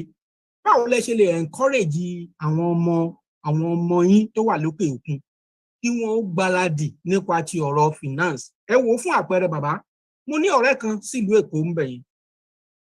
Ìránṣẹ́ Ọlọ́run ni ó wá ń lọ lọ́jọ́ kan ló bá rí obìnrin kan òjò fẹ́ máa rọ̀ wá ní kó ràn án lọ́wọ́ ó gbé àpamọ́wọ́ dání pé madam ẹ wọlé kójò mọ́ ń bọ̀lẹ̀ ń lọ. Ó wá wọlé ó wá wojú ẹ pé òun ò lọ́bì kankan rò pé ẹ fẹ́ gbéṣẹ́ ni gbéṣẹ́ kẹ̀ òun ò ṣiṣẹ́ kankan tóun fẹ́ gbé òun kí ló dé ní ó yá sọ̀kalẹ̀ ẹ jọ̀ọ́ sà ẹ má bínú ìránṣẹ́ Ọlọ́run lòun sọ̀kalẹ̀ ara ẹ̀sà eléyìí gan òun ṣẹ̀ṣẹ̀ bẹ̀rẹ̀ ní nǹkan bí ọ̀sẹ̀ méjì bí tó máa ń dúró sí tán ti ń gbé òun nìyẹn. Ọmọ 5 lòun ní Yorùbá dẹ̀ ni ó dẹ̀ kàwé dáadáa tó kàwé gidi. Ọmọ 5 lòun ní àwọn ọkọ tóun sì ní rèé bí ìgbà téèyàn ní òkú àyè ọkọ ni. Ó dẹ̀ wá wò pé kàkà kóun ó lọ jalè kóun kúkú máa gbéṣẹ́. Mo rò pé ẹ má bínú ẹ̀yin ìyá wa. So kí ni mo wá àbálọ àbábọ̀ ni wípé gẹ́gẹ́ bí ọ̀rọ̀ tẹ́ sọ lẹ́ẹ̀kan wọn tó ń kú sí Mediterranean Sea. Ẹ pè lórúkọ tó ń jẹ́ ewu níṣẹ́ aṣẹ́wó. Bẹ́ẹ̀ ni sà. So kí irú àwọn nǹkan báwọn ẹ̀kọ́ mọ̀ bá ṣẹlẹ̀ tá a bá ní kí àwọn tó wà nílé kí wọ́n lọ máa ra fúláàgì ó yá ẹ lọ máa ra pure water fún ara yín tẹ́ ẹ fi ṣe rálì a rí wípé kí ẹni tó ń gbéṣẹ́ pẹ̀lú ọmọ 5 ni ó lọ ṣe kíni. Kí ni encouragement tẹ́ fẹ́ fún àwọn ọmọ yín tó wà lókè òkun fún ìgbáradì rally torí a sọ wípé rally tẹ́ ṣe sọ yìí nígbà tí yóò bá ṣe rally lọ́jọ́ 2-3 bóyá kókó bẹ̀lẹ̀ lẹ fẹ́ gbé sí ojú títì ká máa roka ní ẹ̀bẹ̀ làlátẹ̀ ń bẹ̀ yẹn ẹ máa tí ó máa roka bóyá bàbá wa Akíngbadé yóò sọ pé òkè o àpò èlùbọ́ kan lòun á donate o fún Ẹ̀gbá àpò èlùbọ́ ó yá ẹ̀yin tí ẹ máa roka lọ ẹ̀yin tí ẹ lè gbé gbohùngbohùn kalẹ̀. Àwọn ìgbáradì wọ̀nyí mo rí wípé téèyàn bá fẹ́ ṣe nǹkan bẹ́ẹ̀ yẹn ẹni tí ó lè gbé jẹnẹrétọ̀ lẹ̀ àti bẹ́ẹ̀ bẹ́ẹ̀ lọ. Bàbá wa kí lẹ ṣe báwo lẹ ṣe bẹ́ẹ̀ encourage àwọn ọmọ yín láti ṣe irú àwọn nǹkan báyìí fún ìgbáradì? Ó tó time báyìí kábẹ̀sí wa máa prepare for the big rally and as you have said ọ̀tọ̀ ní nǹkan táwọn tó wà nílé máa ṣe. Nǹkan tí a fẹ́ káwọn tó wà nílé máa ṣe báyìí ni pé kán bẹ̀rẹ̀ sí ṣe small rallies ká máa fi kọ́ra ìyẹn ti lé tí àwa abroad tá a bá help wọn á ṣòro. Therefore irú owó tá a ti ìdarí a gbọ́dọ̀ máa dà báyìí ready for that rally. owó gbọ́dọ̀ pọ̀ but you see kó má bàa tún wá di rẹ́kẹrẹ́kẹ́ pé àwa kówó jọ àkóránṣẹ́ sábúrò wa àmọ́ nǹkan tó fi ṣe nǹkan kan it may be better pé ká kúkú encourage àwọn èèyàn wa ká máa kó gbogbo wọn ránṣẹ́ sí central account Yorùbá maybe better that way because that is a well-organized account are the necessary account yẹn dẹ̀ ti ṣe kinní kan tó dáa wọ́n ti compartmentalize donations tó bá fẹ́ donate owó tó fẹ́ designate ẹ̀ pé fún security ni defence security ni àwọn section security tó bá àti create section kan fún the coming rally the big rally maybe we should ask them now àwọn experts wọn bẹ̀ pé kánjọ kan create a section for the big rally so that tó bá mówó ẹ̀ tó fi ránṣẹ́ tó designate ẹ̀ pé for the big rally account big rally yẹn ló máa lọ so that we create a welfare group, a welfare team, or a series of welfare teams that would have access to such money for taking care of particular areas of Yoruba land. For instance, there's a gbogbo area Ìjẹ̀bú, area Rẹ́mọ, ká kọ sílẹ̀ 20 something different sub-ethnic units of the Yoruba people. Come up with your state, or a state is nebulous. Come with your ethnic group. Come up with your group, committee in lower in charge of Remo. I want Remo, Jackie, anybody be a woman. Come up with any equity. And a wo by like committee by look at what you told you. Because then can come to my but the lands of a state or a state of Wulo Rara. So I need the Latin Joko Kajoro Nani. I need the Latin Joko Karo da. But the best thing is to designate a certain entry into the national fund as the big rally fund.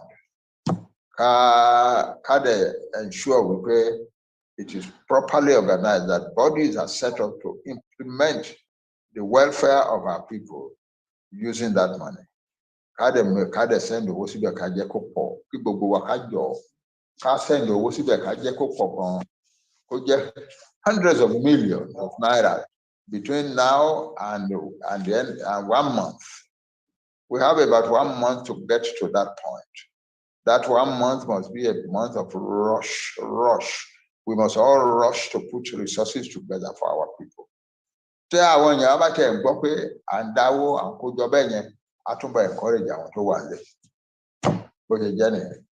Thank you very much.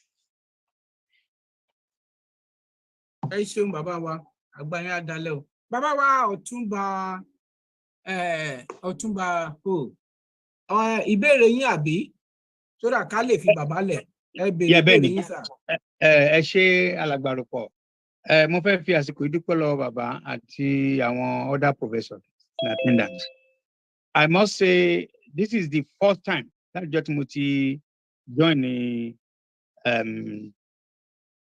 Yoruba Nation campaign group or movement. Tí mo ever attend a meeting that our leader delivered in academic circle. They call it a policy statement, which I have no doubt in my mind that is one of the best I've ever heard from Professor Banji Akintoye at Adeniran and other professor Ade here. Now, in order to preserve, in order to make our attending this forum viable and very good, we will need to set up a group, a committee, because policy statements in international relations or in other area of political gatherings is a very, very important ingredients in governance. And that's why Papa has made so many policy statements here that we cannot afford to just let it go like that.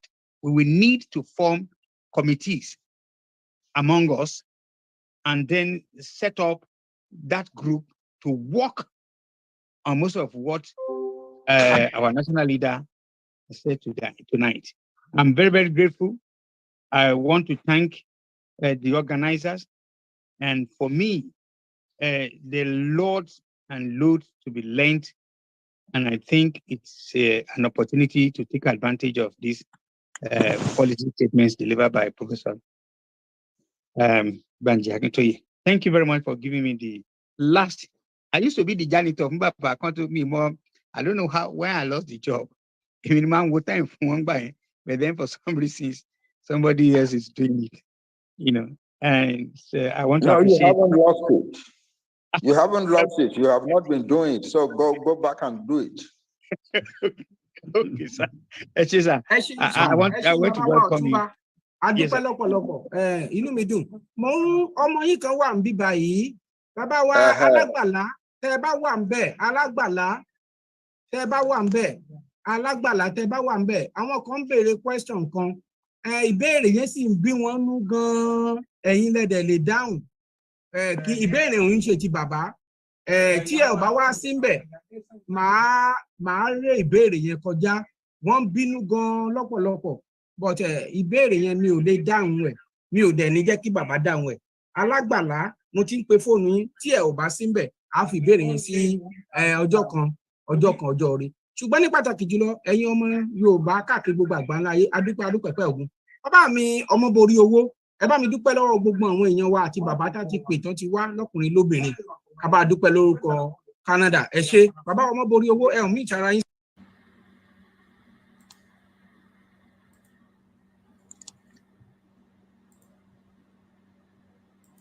ẹ ṣé gan ni adúpẹ́ lọ́wọ́ gbogbo wa láti àtàárọ̀ tí a ti bẹ̀rẹ̀ tó yé wọ́n fàṣípẹ́ dúpẹ́ lọ́wọ́ bàbá wa alànà pé wọ́n kó láti àtàárọ̀ bí wọ́n ṣe ń sọ èyí bẹ́ẹ̀ ló ń wọlé sí èmi gan ní akínyẹmí ara pé ọ̀pọ̀lọpọ̀ wa ò ní àti gbàgbé ìtàn làrán tí mà bẹ́ẹ̀ mo fi àsìkò yìí kí bàbá wa Professor Adéníran náà tí wọ́n jẹ́ igbákejì Àlànà pé Ọlọ́run Elédùmarè yóò máa fi ààbò ẹ̀ ìṣọ́ ẹ̀ àlékún ara tó péye Ọlọ́run yóò máa fi fún yín ó kí gbogbo ẹ̀yin tí ẹ darapọ̀ wá lónìí pé àpò ètò ẹ̀yin tí bá wa dá sí náà àdúpẹ́ lọ́wọ́ yín wípé àdúpẹ́ lọ́wọ́ wa pátápátá mo kí àwọn ìlànà Canada bí wọ́n ṣe máa ń yọ bí ọmọ tuntun náà rèé gbogbo Saturday tó bá ti parí oṣù wọn kò lágbọ́ ọlọ́tọ́ bá tún di tuntun bọ̀ ara tuntun ọ̀tọ̀ òun náà nìyẹn ó tún máa mú ní ẹnu wọn ọdún ni wọn ò kì í ṣe àpapọ̀ kódà wọ́n máa ń yọ bí ọjọ́ ni mo kí wá pé a kú ètò látàárọ̀ Elédùmarè ọba ló wà pẹ̀lú wa mo kí bàbá mi àròkọ ire pé ẹ kó wọn ọmọ bá lànà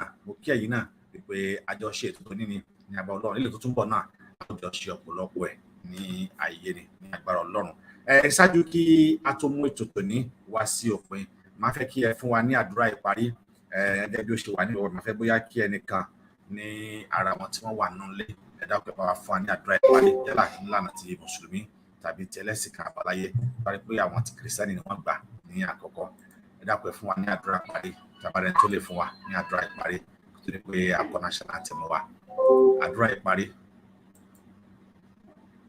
ṣé mo lè gbàdúrà o. bóyá kí n pe bàbá wa jẹ́ kí n bàbá wa dé jẹ́ kí n gbé kí ni.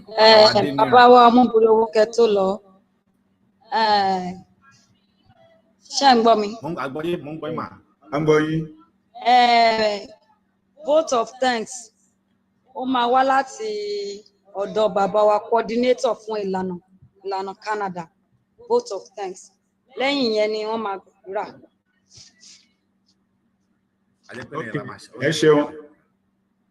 ẹ ṣeun ọmọọba Àlànà ẹ ṣé gan ni vote of thanks mo dúpẹ́ lọ́wọ́ gbogbo ẹ̀yin tí a pè tí ó wá àwa ìlànà Canada àwa la dúpẹ́ lọ́wọ́ yín o inú wa dùn pé ẹ dìde a mọ̀ pé ọjọ́ míì tí a bá tún pè yìí ẹ máa dáhùn àwa tó bá ní ìbéèrè tí a ò ráyè pè ní ọjọ́ òní gẹ́gẹ́ bí àkókò tí àwọn bàbá wà a ti gba more than 3 hours mọ́ wọn lọ́wọ́ báyìí In fact, this is almost going to 4 hours since. A rí pé ilẹ̀ ti ṣú lọ́dọ̀ tí wọ́n ẹ má bínú sí wa pé a ò lè pe ọ̀pọ̀lọpọ̀. Ẹ jẹ́ kí n wá dúpẹ́ lọ́wọ́ àwọn bàbá wa Akíntóyè àti bàbá wa Adéníran tí wọ́n dìde wá. Inú wa dùn pé ẹ jẹ́ wa sà. Àjíǹde ara máa jẹ́ fún yín o. A mọ̀ pé ilẹ̀ Yorùbá náà tí àwa ń sọ ilẹ̀ olómìnira Yorùbá tí a fẹ́. Elédùmarè á mú wa débẹ̀ lágbára Ọlọ́run. Ó máa ṣojú yín. Kò ní ṣẹ̀yìn yín lágbára Ọlọ́run. Kò dẹ̀ ní ṣẹ̀yìn ẹnìkankan wa tó wà bí náà. Mo tún dúpẹ́ lọ́wọ́ bàbá wa Adéníran Adébóyè tí wọ́n wá tí mo ju invitation sí wọn tí wọ́n dẹ̀ dìde. Mo dúpẹ́ lọ́wọ́ bàbá wa Adéníran Adébóyè, ẹ ṣé gan ni sà. Àtúnmáre yín bá o. Àti àwọn àgbààgbà wa tó wà níbí tí mi lè dárúkọ gbogbo wa pátápátá. Inú wa dùn pé ẹ dìde o. Ẹ ṣé gan ni. Àwọn ìlànà náà Canada ń bí ẹ ṣé ẹ kú àtìlẹ́yìn tí ẹ jẹ́ kí ètò yìí kí ó ṣeé ṣe. A dúpẹ́ lọ́wọ́ yín. Ẹ ṣé gan ni Ọmọọba Ìlànà. Ẹ ṣeun. Bàbá rúpọ̀ lọ́dọ̀wọ́ yín àti Ọmọboriowo. Ó dáa, ẹ ṣé gan ni bàbá. Àdúpẹ́ àwa náà dúpẹ́ lọ́wọ́ yín pé ẹ pè wá. Ọpẹ́ ni fún Elédùmarè. Yóò ní jẹ́ kí ìfẹ́ tó bẹ láàrin wa, Ọlọ́run ní jẹ́ kí ó dìbàjẹ́. Lẹ́yìn ìgbà yìí màá fẹ́ kí bàbá wa bí àwọn náà ni màá padà pè bàbá wa Adéníran bí àwọn ni màá pè kí wọ́n fún wa ní àdúrà ìparí. Mo fẹ́ bá mi unmute wọn.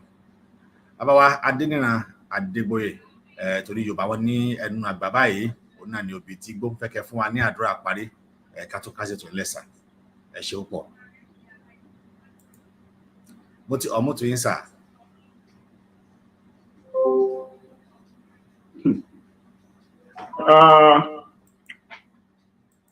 Ẹ ṣeun. Professor Wálé Adéníran ni mo rò pé ń pè orúkọ wa fẹ́ papọ̀ níbì kan. Wọ́n náà yẹ kí n fi Adégbóyè kó ti ń sà. Olóyè kí n parí orúkọ yín sà.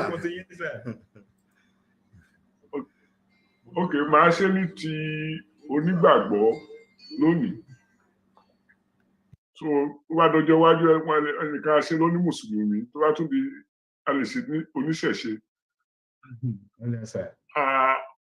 Olúwa Ọlọ́run bẹ́ẹ̀ni Olódùmarè bẹ́ẹ̀ni a dúpẹ́ púpọ̀ fún àpéjọ òní tí àwọn ẹgbẹ́ ìlànà Canada tí wọ́n pè wá sí láti ṣe àyẹ̀wò lórí oríṣiríṣi nǹkan tó ń kọjá lọ nílẹ̀ wa.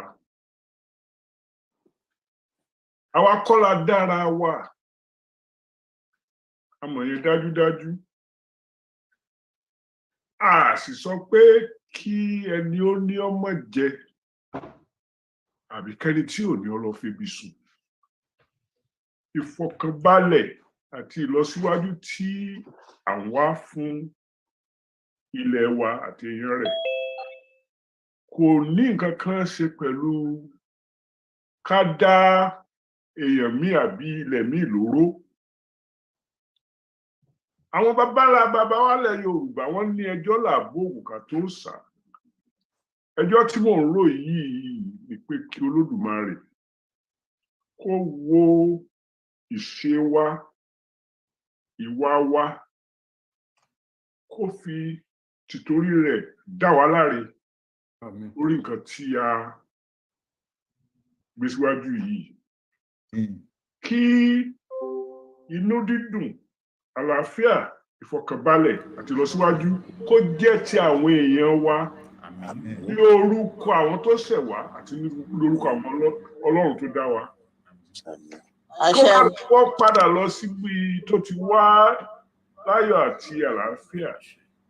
Táwa tá a wà ní ilẹ̀ àjòjì kárí lé padà sí. Báwọn abala wa lórí odidẹrẹ kú sóko wájà àfẹ kú síta. Àṣẹ. A sì ní kọ́ mẹ́lò ní òkú síta. Àdúrà wa ò ní pé kí ẹ ṣíjú àánú wo àwọn ọmọ yìí. Kẹ́ni tí ó jẹ́ láre kó mọ̀ délẹ́bi. Nítorí pé ẹlẹ́ni tó jẹ́ lẹ́bi fẹ́ dá láre. A dúpẹ́ púpọ̀ fún àlàáfíà àti tàmúdé bíi lónìí. A sì fẹ́ mú àlàáfíà lọ kẹ́ fàṣẹ sí. Kí ọjọ́ ọ̀la ó dáa ju ọjọ́ òní lọ. Ìjọba ju wa ó sì ti ṣe lọ. Ká lè di ògo fún orúkọ yín. Láé àti láéláé. Ẹ ṣé gan ni bàbá, ẹ kú láti àtàrọ̀. Ibi tí a bá ti wá rí ẹ̀yin bàbá wa tí a bá rí obìnrin àwọn ìyá wa náà kí wọ́n fún wa ní àdúrà kò tí ì pẹ́ rárá torí pé ọkùnrin ló gba àdúrà bẹ̀rẹ̀ ló tún gba àdúrà parí ká má wá rí àwọn ìyá wa kan bí ẹni tí ò tí kò pé ni.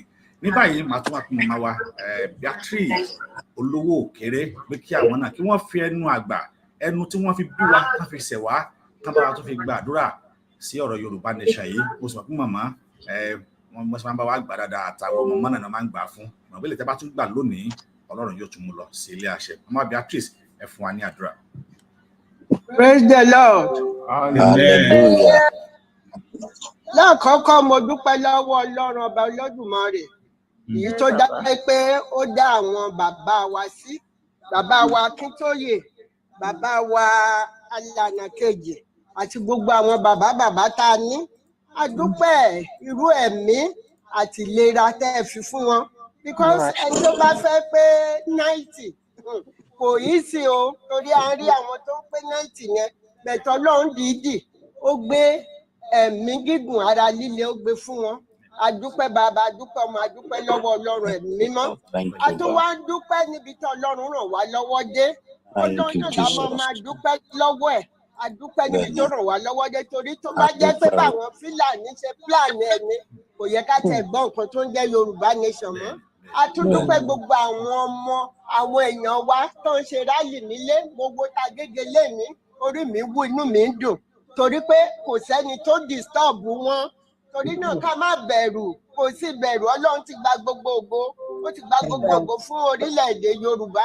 A dúpẹ́ bàbá a dúpẹ́ ọmọ a dúpẹ́ lọ́wọ́ yín bàbá a dúpẹ́ Ọlọ́run fún yín ṣe a dúpẹ́ nítorí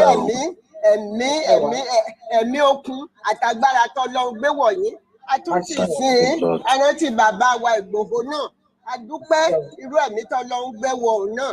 A dúpẹ́ gbogbo àwọn àgbààgbà tó ń ṣiṣẹ́ náà bàbá wa Adébóyè náà tó tún wá a dúpẹ́ ní gbogbo àwọn ti Canada a dúpẹ́ ìfẹ́ tẹ́ ń fi hàn torí pé àwọn Canada branch Canada ìlànà Canada wọ́n ní ìfẹ́ sí Yorùbá gidigidi wọ́n ní ìfẹ́ ká tètè gba kínní gbogbo wa là ń ṣiṣẹ́ òǹtọ̀sọ́tòrú Amẹ́ríkà ni mò ń gbé ṣùgbọ́n ìyàtọ̀ wà nínú ìṣe.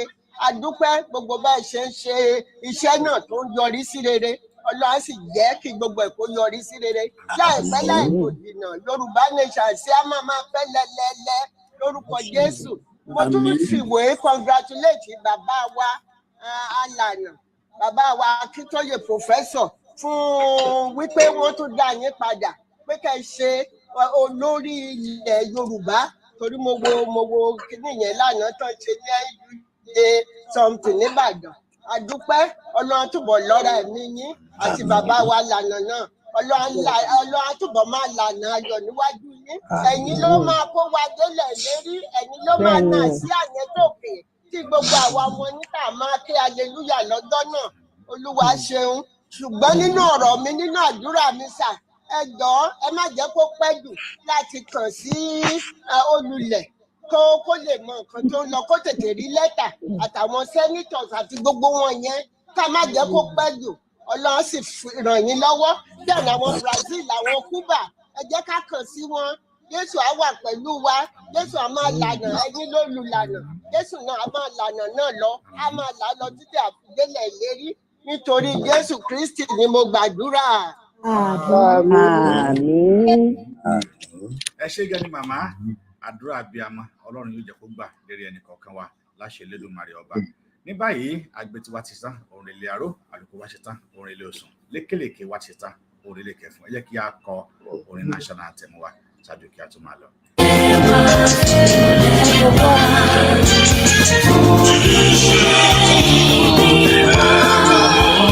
Love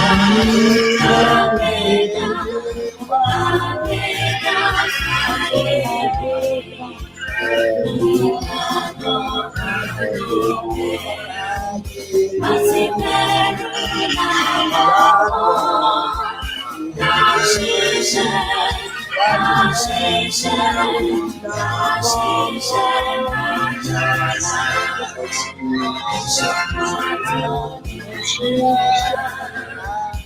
Ìjẹ́ ká mọ̀lẹ́ bá tẹ̀síwájú ọkọ̀ ire àwọn tó dára.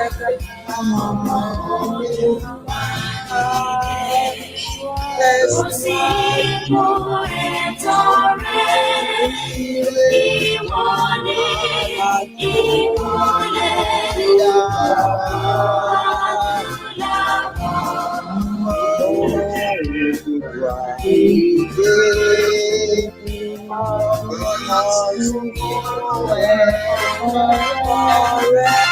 Thank you for watching.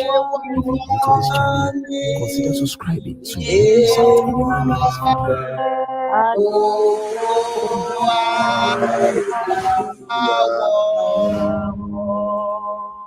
Yoruba nation.